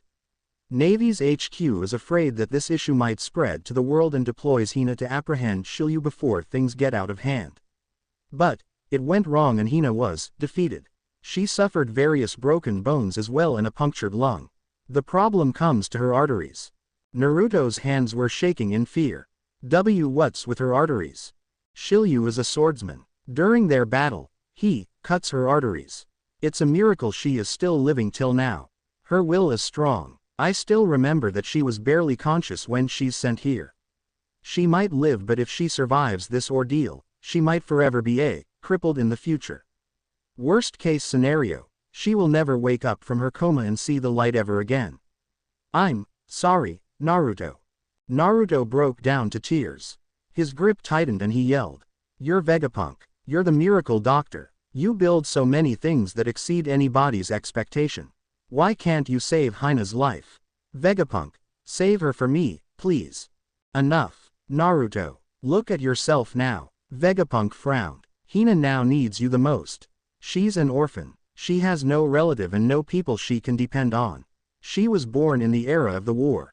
But ever since you came to her life, she has brightened a lot. She might not be able to hear you now, but she is still there. She is still living and breathing. Cherish it. I'm a human, not a god. I'm imperfect. I wish I can change this world. I wish I can save Hina, but I can't. The blonde ambled towards Hina's slumbering self in a clumsy gait and sat beside her. He reached to her hand and gave it a light squeeze. I'm sorry for venting my anger at you, Vegapunk. Thanks for your help. Vegapunk sighed. The next 24 hours will be the crucial point. Stay with her. She needs you the most now. The doctor walked away depressively and left the couple. Naruto closed his eyes. It's not about you, Hina-chan. It's just me. I'm still not ready for a relationship yet. But why? Hina doesn't understand. I'm just not ready yet. The blonde embraced the sobbing Hina affectionately and whispered, 3 years. In 3 years' time, I will give you my answer. I'm still young and I don't know if I can indulge myself in our commitment yet. Just 3 years and I will give you a satisfying answer. You promise? Naruto brought Hina's hand to his cheek and cried, Hina-chan, please, come back to me. I promise I'll go out with you. Remember the promise I made a year ago.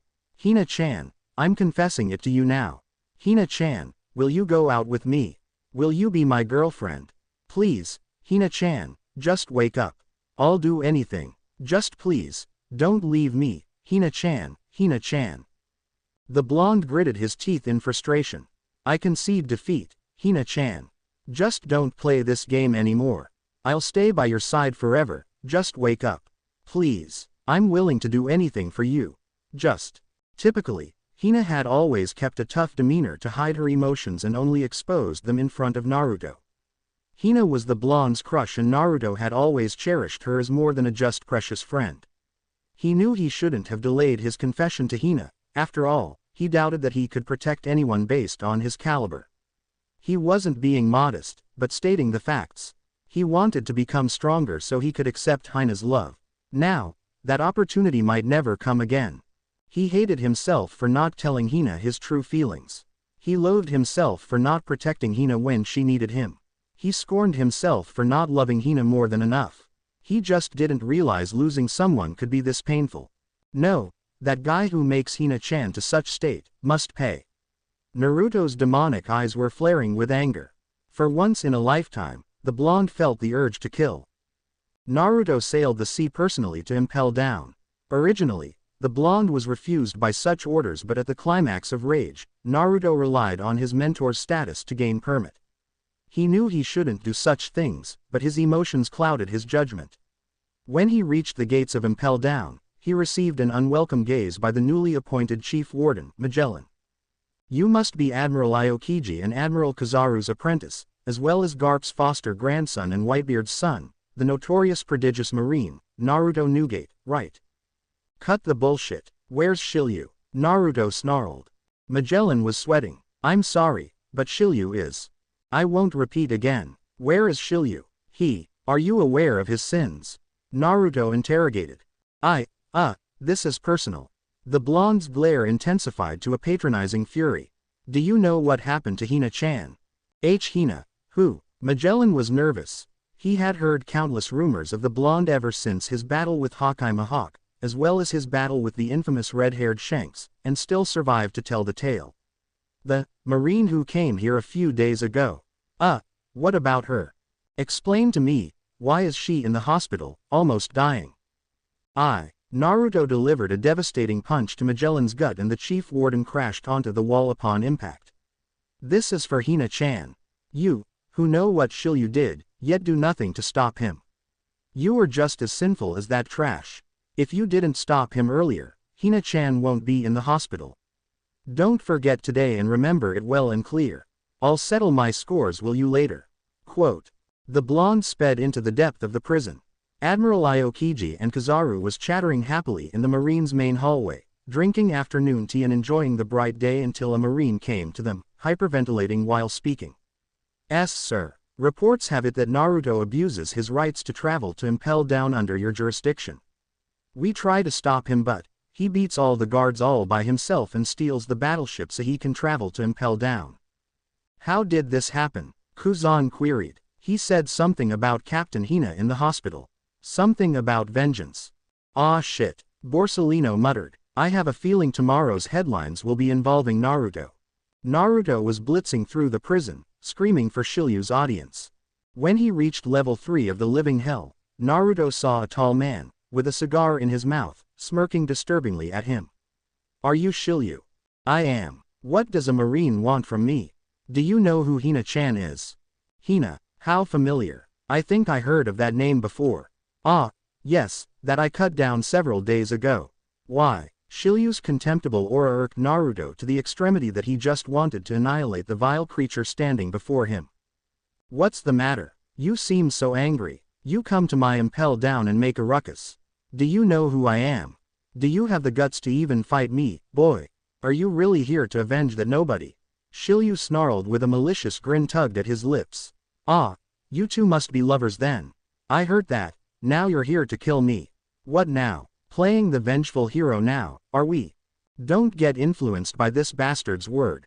I must cool down. Naruto clenched his fist to relinquish his untamed umbrage. If you're not under Marine's protection, I will kill you by now. I know you dare. I say you try. Shiryu wiped the blood from his forehead and grinned. I still remember vaguely what that said before I cut her to bits. Oh, yes. She was muttering pathetically of someone's name, I guess. She just keeps saying that sickening name over and over again. Naruto. She's so annoying, you know. So I shut her up. If I know that is your lover, I should have raped her then killed her instead. No, I should make her pregnant and then kill her and the baby. That was the last straw. Naruto snapped. Unleashing a horrendous wave of haki, the blonde darted towards the deplorable Shiryu with the murderous instincts for carnage. Shiryu reached to the hilt of his blade, but to his surprise, Naruto jammed his foot at the tip of the hander and utilized it as a pivot for him to flip backwards, asserting a kick at the chief jailer's chin. When Shiryu regained his bearings, a pair of feet smashed at his face, effectively launching him towards the opposite end of the somber hallway. The blonde vanished into a torrent of charging wind and reappeared behind Shiryu. Rankyaku. Ryusei engine. An eruption of azure flames mystified into a blazing claymore burst out from the chief jailer's abdomen after receiving a kick from the blonde. Shiryu widened his eyes in terrorization when he managed to regain his bearings. Naruto was standing before him with a wrathful foot in his stomach and subsequently, a spear composed of vibrant blue energy exploded through Shiryu's spine. Rankyaku. Shuntensatsu. The tremendous force colliding against both Shiryu's front and back astonished the chief jailer beyond comprehension. He was marveled at the sheer power crashed at his back, but he was stunned at Naruto's velocity. In an instant, the blonde was already standing before him. Naruto's speed was inhumane, virtually impossible. The result was a deafening explosion that sent Shiryu soaring towards the ceiling. Naruto didn't grant Shiryu the privilege to rest. He disappeared into a sonic resonance and manifested his frame above the chief jailer. Shigen. Ryuti no Kiba. Inserting an abundance of Haki into his finger, the blonde jammed his finger at Shilyu's skull mercilessly. Beneath the chief jailer's form was a diminutive crater plunging into the solid pavement. Before Shilyu landed onto the ground, Naruto was already standing below him ghostly. Rokushiki Ugi. Mesatsu Huti Go Shinken. 6 Powers Supreme. Murderous Phoenix Emperor Rising Fist. Imbuing a gargantuan amount of Haki into his arms, Naruto became the mirage of a burning phoenix as he flew upwards. 3 pairs of flaming wings erupted from Naruto's back as he blitzed towards the descending form of Shilyu and thrust a furious fist of sheer rage at the chief jailer's spine before releasing a disastrous wave of violent energy, which caused the entire prison to shake calamitously upon the dreadful impact. Magellan, standing on the sideline, was astounded by Naruto's unearthly strength. Initially, he thought the enigmatic blonde was an impulsive fool. He didn't know the explosive potent power stored within Naruto could be so terrifying that even the beasts residing in level 2 were quavering under the might of the blonde's monstrous Haki.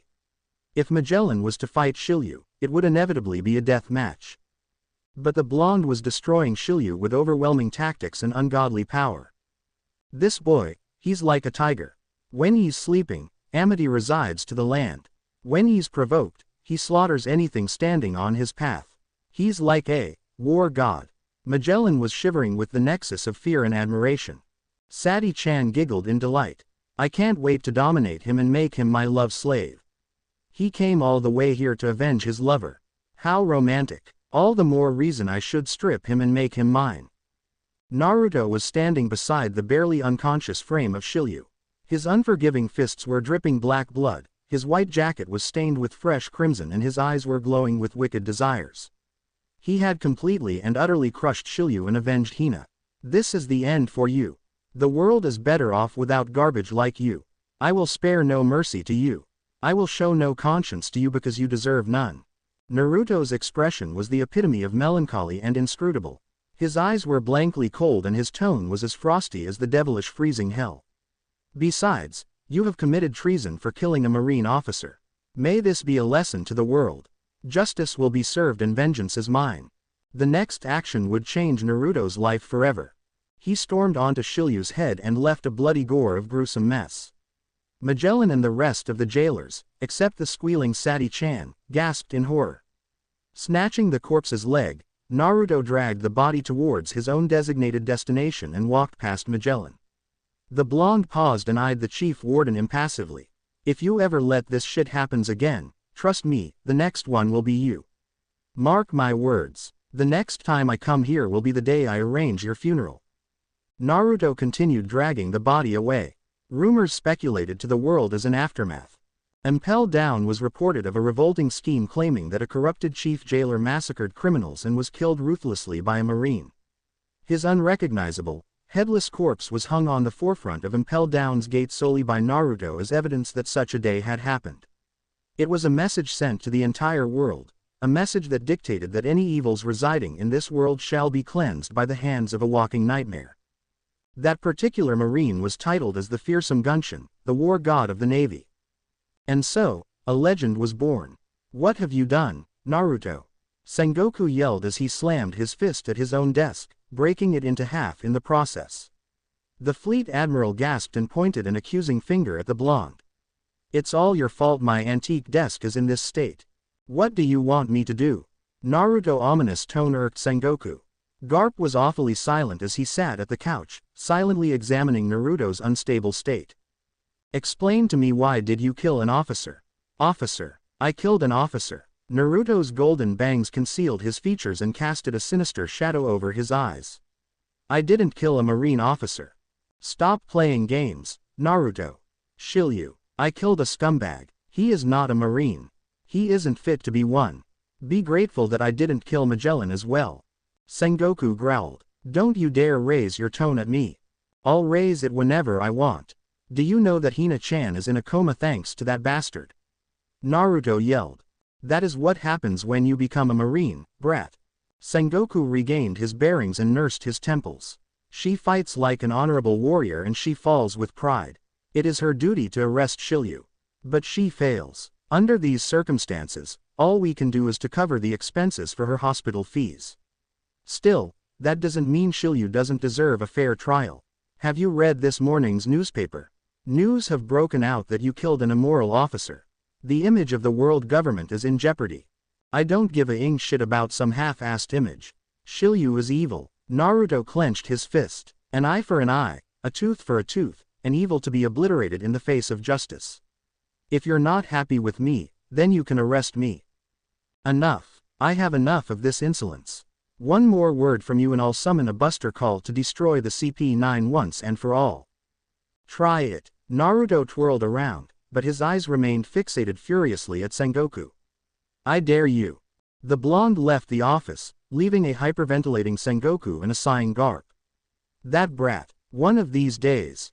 Just overlook this matter, Sengoku. What are you talking about, Garp? Think about it. It is true that the world government's reputation is in chaos, but because of Naruto, he brings hope to the people as well. Isn't this a statement to the public?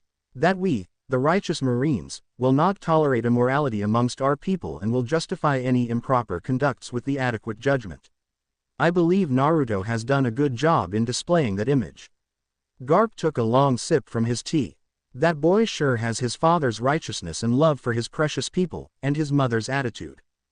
To think that you, of all people, are lecturing me. Sengoku sighed heavily. I am considering a retirement soon. O, X, O, X, O, X, O, X, O. 6 years later, Naruto's age, 22. The horrendous war between the pirates and Marines lasted for decades and its volatile deposition had turned the tides into brutal carnages. As the pirates continued to resist the Marines' grasp, more innocent lives were sacrificed. To end the terrific war, Sengoku, the fleet admiral, deployed Navy HQ's secret weapon to the battlefield. They sent the Gunshin to slaughter the tyrannical pirates. Soon, the Gunshin led glory for the Marines along with the CP9 and they became feared throughout islands in the scattered continents as the unstoppable battalion. The Gunshin's exploits and inestimable accomplishments during the war gave him another fearsome moniker, the Conqueror. The populace could no longer deny the existence of the CP9's formidable strength and they were publicized as the Marines' ultimate devastators. They composed of a handful of competent warriors, yet with their overwhelming might, they took down nefarious and ambitious pirates trying to rule the seas with immoral conducts. The Gunshin had fought numerous battles and some had engraved into history as legends.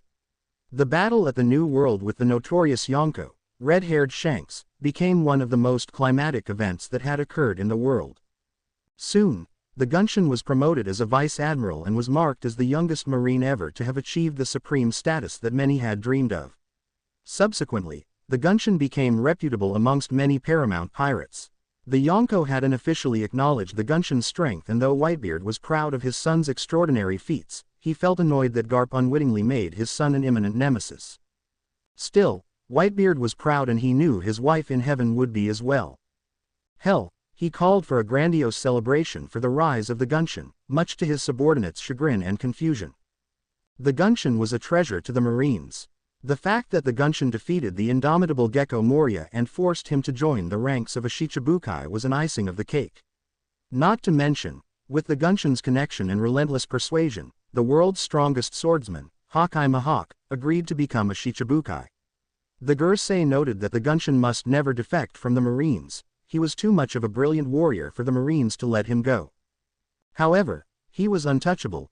The Gursei, though possessed a vast magnitude of authority, could not force the Gunshin into submission. He had a Tenryubito, 2 admirals, as well as the Marines' hero and the Marines' sole tactician unwavering support. Eventually, the Gursei knew that their attempts were futile and became lenient to his boisterous acts, albeit reluctantly. Admiral Akainu was seething, obviously. Naruto ambled the hallway of the hospital as he was dressed in a casual white blazer, a red shirt underneath and dark jeans. The blonde sniffed the banquet of roses he was carrying, making sure that the flowers were fresh. Reaching his allocated destination, Naruto unwound the knob and pushed open the door softly before smiling buoyantly at the halcyon sunrays. The blonde chuckled and situated the roses on an empty vase before settling himself on the chair beside the bed. "How are you feeling, Hina-chan?" Naruto rummaged his pocket, took out a scroll and unfurled it. "Look, Hina-chan, this is the latest record of my battles at Yukiryu Island." That brown bird is such a coward and he keeps running away from me. I'm starting to think that he is afraid of me. Hee hee. One of these days, I'm gonna bring him to justice. After all, justice will prevail, right, Hina-chan? The pink-haired woman lied in her bed in her comatose state. She was neither displaying a hint of emotion nor showing remotely a facial response, but Naruto didn't care. It was a routine as Naruto would take his day off on Sunday and visit Hina. He would spend hours chatting with her, laughing hysterically at his own jokes and exaggerating his own battles comically. Naruto watched impassively when the nurses had to inject food into her bloodstream. He had gotten used to it, though his heart still pang with guilt. Hey, I was thinking of requesting Reijiji to train Tashigi in the arts of swordsmanship. If possible, Reijiji might develop her haki to a greater extent. That girl soaks skills taught to her like a frigging sponge. There is practically nothing much Kaku and Lucci can teach her. She has the foundation, she knows the arts, she has the skills, but she lacks experiences. And she is incredibly naive. I'm getting more worried for her whenever she takes high-ranking missions. Naruto looked at Hina, expecting the woman to reply, and sighed. I know I should trust her, but she's like a baby sister to me. Naruto made a pause and scratched his chin contemplatively. You're right. I should go with my idea and ask Reijiji to train that girl. I know she'll reject it, but it's for the best. I think I'll owe that old drunk a huge favor after this. Suddenly, a memory struck the blonde and Naruto staggered. Hina-chan, I have to tell you something. Remember Hancock-chan I used to talk to you about?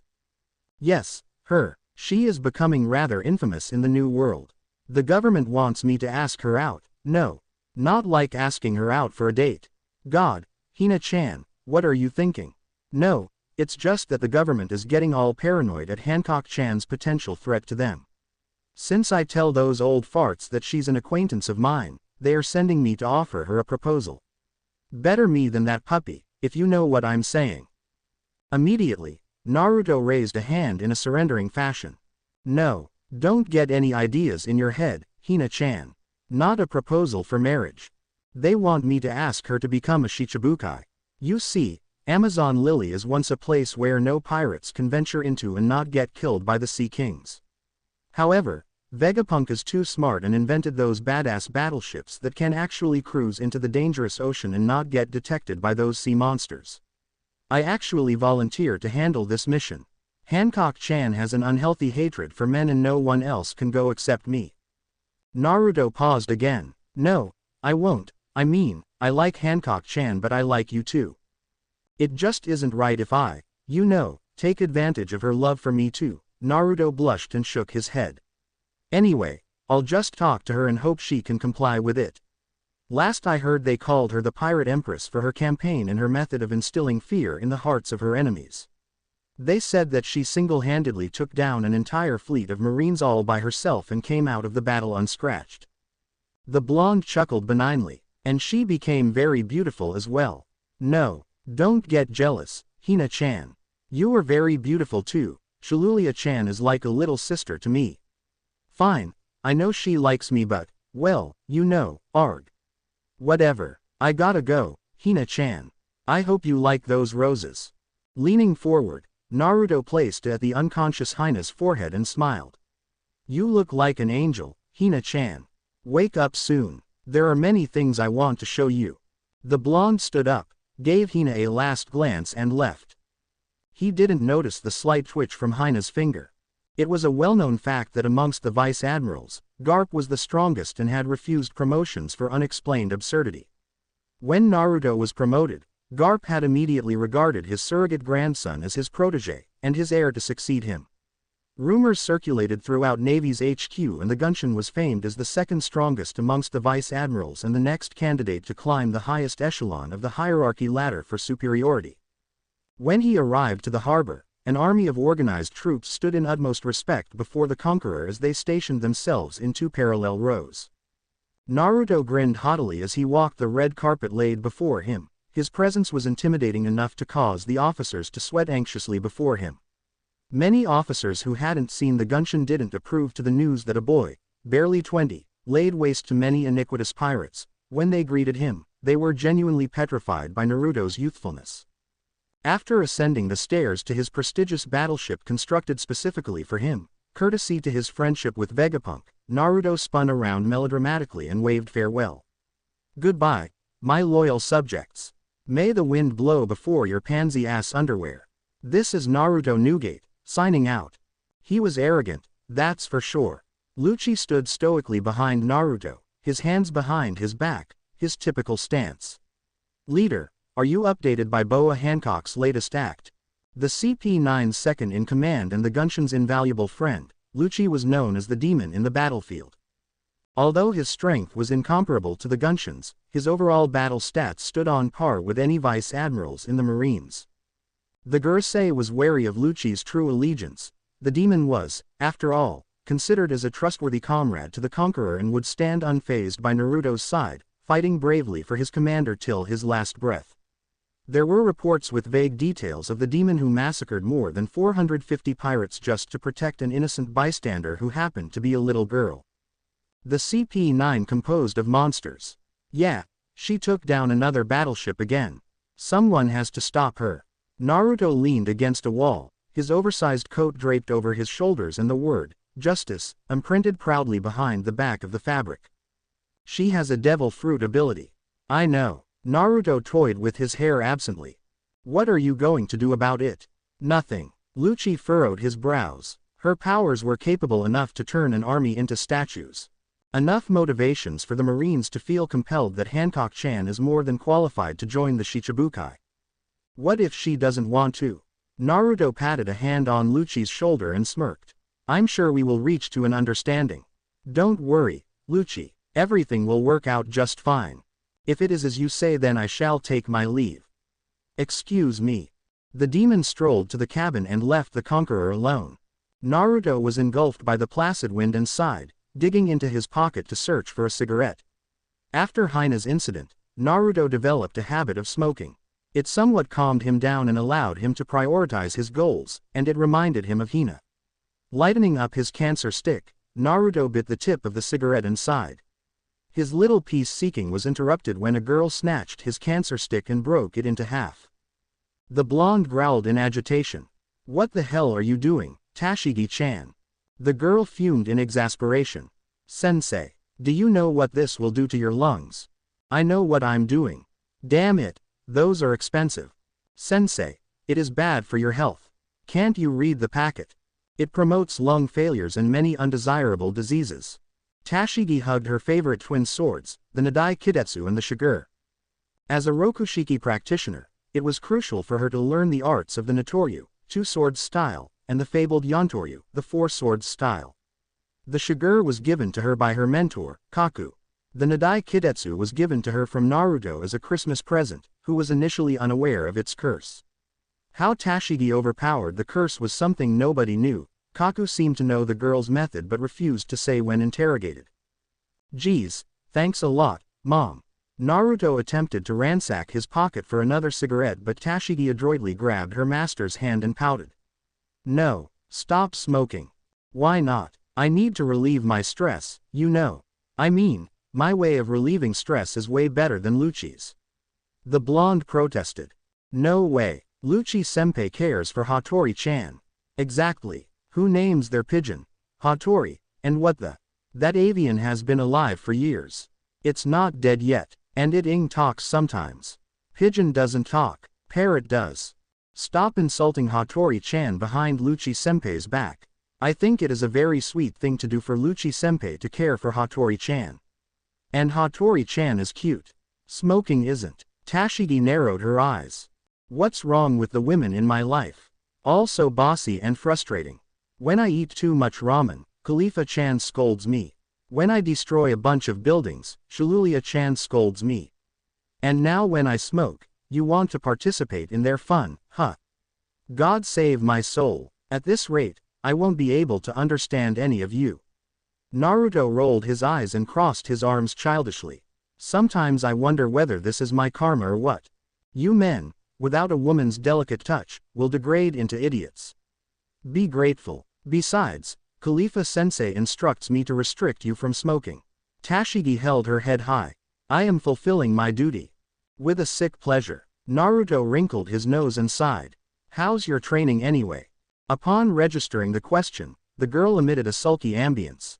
What's wrong? Kaku-sensei intensified his training regime. I was almost killed. I lost count how many times I would have died in his hands. Tashigi lowered her head in disappointment. Suck it up. If I train you, you will die more than you will learn. I am thinking of sending you to a friend of mine for more training. Naruto grinned wryly and the girl gulped fearfully. Chill, it's no biggie. He's most likely going to transport you to a small island and torture your ass. However, he can train you something Kaku can't. Tashigi gawked. What is it? Naruto tapped his chin mockingly before smirking with impish intents. That's a secret. Now, if you excuse me, I have to go smoke somewhere. Wait. Tashigi didn't get the chance to retort, since the blonde had vanished into non-existence. Darn it, Naruto-sensei is so childish. Arg, I need to find him again. Naruto sat atop of the crow's nest of the ship, staring quietly at the sapphire-misted outline of the sea. The fog was thick and the only guidance for the ship was the log pose. The shadow of a foreign ship became visible as it lurked eerily towards his ship. The blonde sighed and immediately vanished, leaving his vacated spot a miniature whirlwind. Manifesting his frame at the bow of the ship, Naruto dug his fists into his pocket, his coat swayed as the blowing breeze glided through him. Behind the blonde stood Lucci and Tashigi who were waiting patiently for their leader's order. The blonde raised his arm slowly before jerking it to his side. Instantaneously, the obscuring fog cleared abruptly and the intruding ship became palpable. It was the trademark ship of the Kuja pirate. The twin serpents were dead giveaway. Stop the ship. Nobody makes a move. Do not attack them under any circumstances unless I give the order myself, which will be highly unlikely. Naruto said coolly. Now, I'll be going.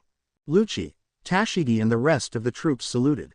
They, except the two CP9 agents, stared with awe at Naruto levitating to the sky and sped towards his objective, resulting in ripples of sonic aftershock booming in the atmosphere. Daisy dropped the binoculars and scratched her hair. Rindo, did you see what I see just now? Zahahaha. Rindo stashed her cannon behind her back and bit her cigarette. Yeah, the fog. Ran stroked her chin as she pondered of the phenomenon. Someone must have done something to the fog. It is not possible to clear the mist in such a fashion. Taking into account to the fact that we're not in the New World, this kind of suddenness is just not possible. Not in the geography of this sea anyway. The Kuja pirates instinctively seized their weapons and aimed at the center of their boat. They were dumbstruck when a blonde descended gracefully to the epicenter of an absolute hostility. As Naruto's feet touched the wooden floor, strong gust of wind scattered throughout his vicinity. The blonde's pair of sapphire eyes darted to his left and right as he registered the amount of pirates in the ship. Surprisingly, all of them were capable of utilizing Haki, and that meant their arrows were coated with lethal dose of Haki. Naruto sighed. I come in peace. Oh yeah, that's what the last Marines said before we blew them up to bits. Zahahaha. You man, you think you can just come to our ship and stain your filth on us? Blue Fan pointed an accusing finger at the man. A very attractive man, but he's still an enemy. I'm only here to talk to Hancock-chan. Naruto amplified his voice as he spoke. Hancock-chan, I know you're in there. Can you please come out and shine your everlasting beauty to me? I even bought your favorite strawberry sprinkles donuts too. Truth to be told, the blonde reached to his back and miraculously, a box of donuts appeared in his hand. The female pirates however took that action as a threat and yelled. Drop that box, now. How dare you refer to Hebihime-sama with such familiar? Apologize to our great queen. The blonde scratched his temple absently. Apologize. What for? Ah, damn, Hancock-chan, come out now. I want to see you so badly. Hancock-chan, if you're not coming out to see me, I'm going to get angry. Naruto pouted when Hancock still refused to see him and he huffed childishly before waving his free hand fanatically. If you don't come out now, I'm not gonna give you these donuts that I have baked specially for you with all my tender care and love. I even make some for Sandersonia-chan and Marigold-chan. Come out now or the two of them get no donuts too. As if on cue, the door slam opened, alerting the entirety of the Kuja pirates. Standing on the doorway was Boa Hancock in all her glory, accompanied by her Colossus sisters. Hancock scrutinized Naruto keenly. The blonde's smile was still filled with warmth and compassion, just like that in her dreams. Hancock regained her bearings and remained stoic as she walked towards Naruto. The crowd of female pirates were silenced by the rare yet saccharine smile adorning on their queen's features. When Hancock stood before Naruto, her eyes shifted downwards and observed the box, as if asking the blonde to open it. The blonde grinned and obliged. He opened the box and revealed rainbow-colored toppings glazed on buns and strawberry sprinkles donuts. Before Hancock could reach to grab her donuts, Naruto suddenly shut the box and smirked mischievously. "You just now ignore me, so you must apologize to me or give me a on the cheek." Such audacity! The Kuja pirates roared. Naruto yelped and hid behind Hancock's back. Hancock-chan. They are all so mean to me. How dare you touch Hebihime-sama? Silence! Hancock bellowed. A dreadful silence intruded. Naruto giggled like a little girl and winked provokingly at the fuming pirates who were glaring daggers at him. "Hancock-chan, wanna go into your room to talk? I can feed you donuts and you can feed me too." Hancock blushed and gestured the blonde to follow her. They were interrupted when numerous gigantic sea monkeys arose from the surface of the sea. The Yuta serpents hissed vehemently at the towering sea monkeys, but to no avail would the creatures flinched. Naruto's smile faded as he slowly turned his sights at the cackling sea monkeys. The blonde glared with murderous bloodlust directed at the sea monkeys, and everybody in the ship could feel the emanation of his horrifying power. Spontaneously, the creatures twitched in agitation and collapsed into the water. "I hate noisy monkeys." Hancock cleared her throat and muttered. "Let's not waste time. I have prepared champagne I am ready to listen to your proposal. And you still owe me that on the cheek." Naruto giggled childishly and trailed after Hancock. He was aware of the pirate empress's fluster. Hancock never changed after all. "I will not sign it." Naruto whined. "But why? I even negotiate the terms for you. I told them that if you sign it, you will end your campaign, and in the process, they will reward you with 300 million berry, and they will guarantee not to harass the Kuja pirates or attack them. I even begged them to grant you the privilege of them not infiltrating Amazon Lily, as long as you sign the contract. So, why?" "No reason." Hancock crossed her hands as she was emotionless at the blonde's endeavor. It was then Hancock saw tears in the blonde's eyes, and his enlarged pair of sapphire orbs had magnified his cuteness dramatically. Hancock's heart melted and she immediately coughed. Fine. If you can answer me a question, depending on the answer, I might consider signing it." Naruto perked his head up with excitement and his eyes sparkled with hope. "Oh, what is it? Are you asking me to sign this contract, because it is your duty as a Marine Vice Admiral, or is it for me?" Hancock eyed impassively at the blonde. "You should know the answer more than anybody else," the blonde said solemnly. "Then prove it. Prove to me that you care about me," Hancock said firmly, despite the blush evidently on her cheeks. Naruto tapped his cheeks in wonderment. "How do you want me to prove it then?" The pirate empress grinned subtly. "Follow me. It has been half an hour since Naruto-sensei went there, Lucci-senpai. What should we do?" Tashigi stared at the emotionless man beside her. Lucci-senpai? Have faith in him." Naruto was uneasily following Hancock to wherever they were going. She opened the door of the exit and strolled out casually. The blonde sighed. "I just don't understand what a woman is thinking." Hancock crossed the bow of the boat with Naruto tailing behind her. Strangely, she kept walking to the edge of the boat. Unexpectedly, Hancock jumped off the ship, much to everybody's terror. Naruto was petrified at the pirate empress's reckless action and tried to grab her hand, but failed.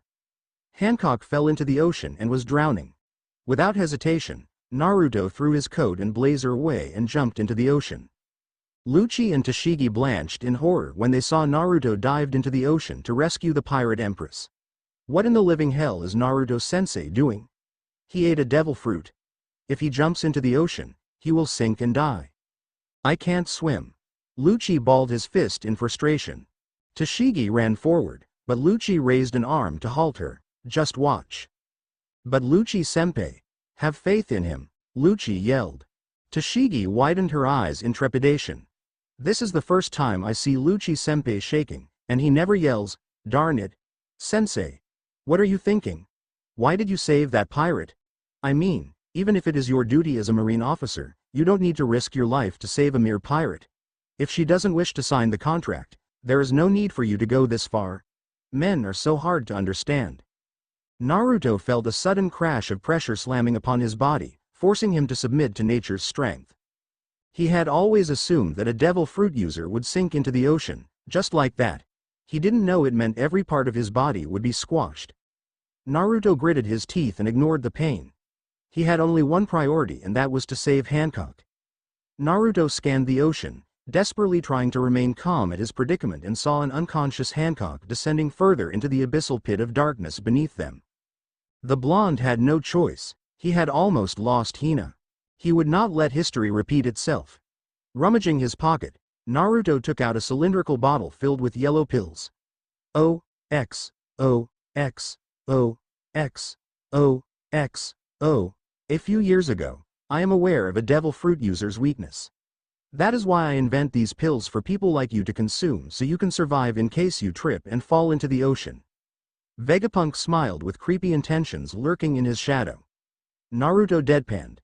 What's the side effect? The end. Now we will see you in the next video.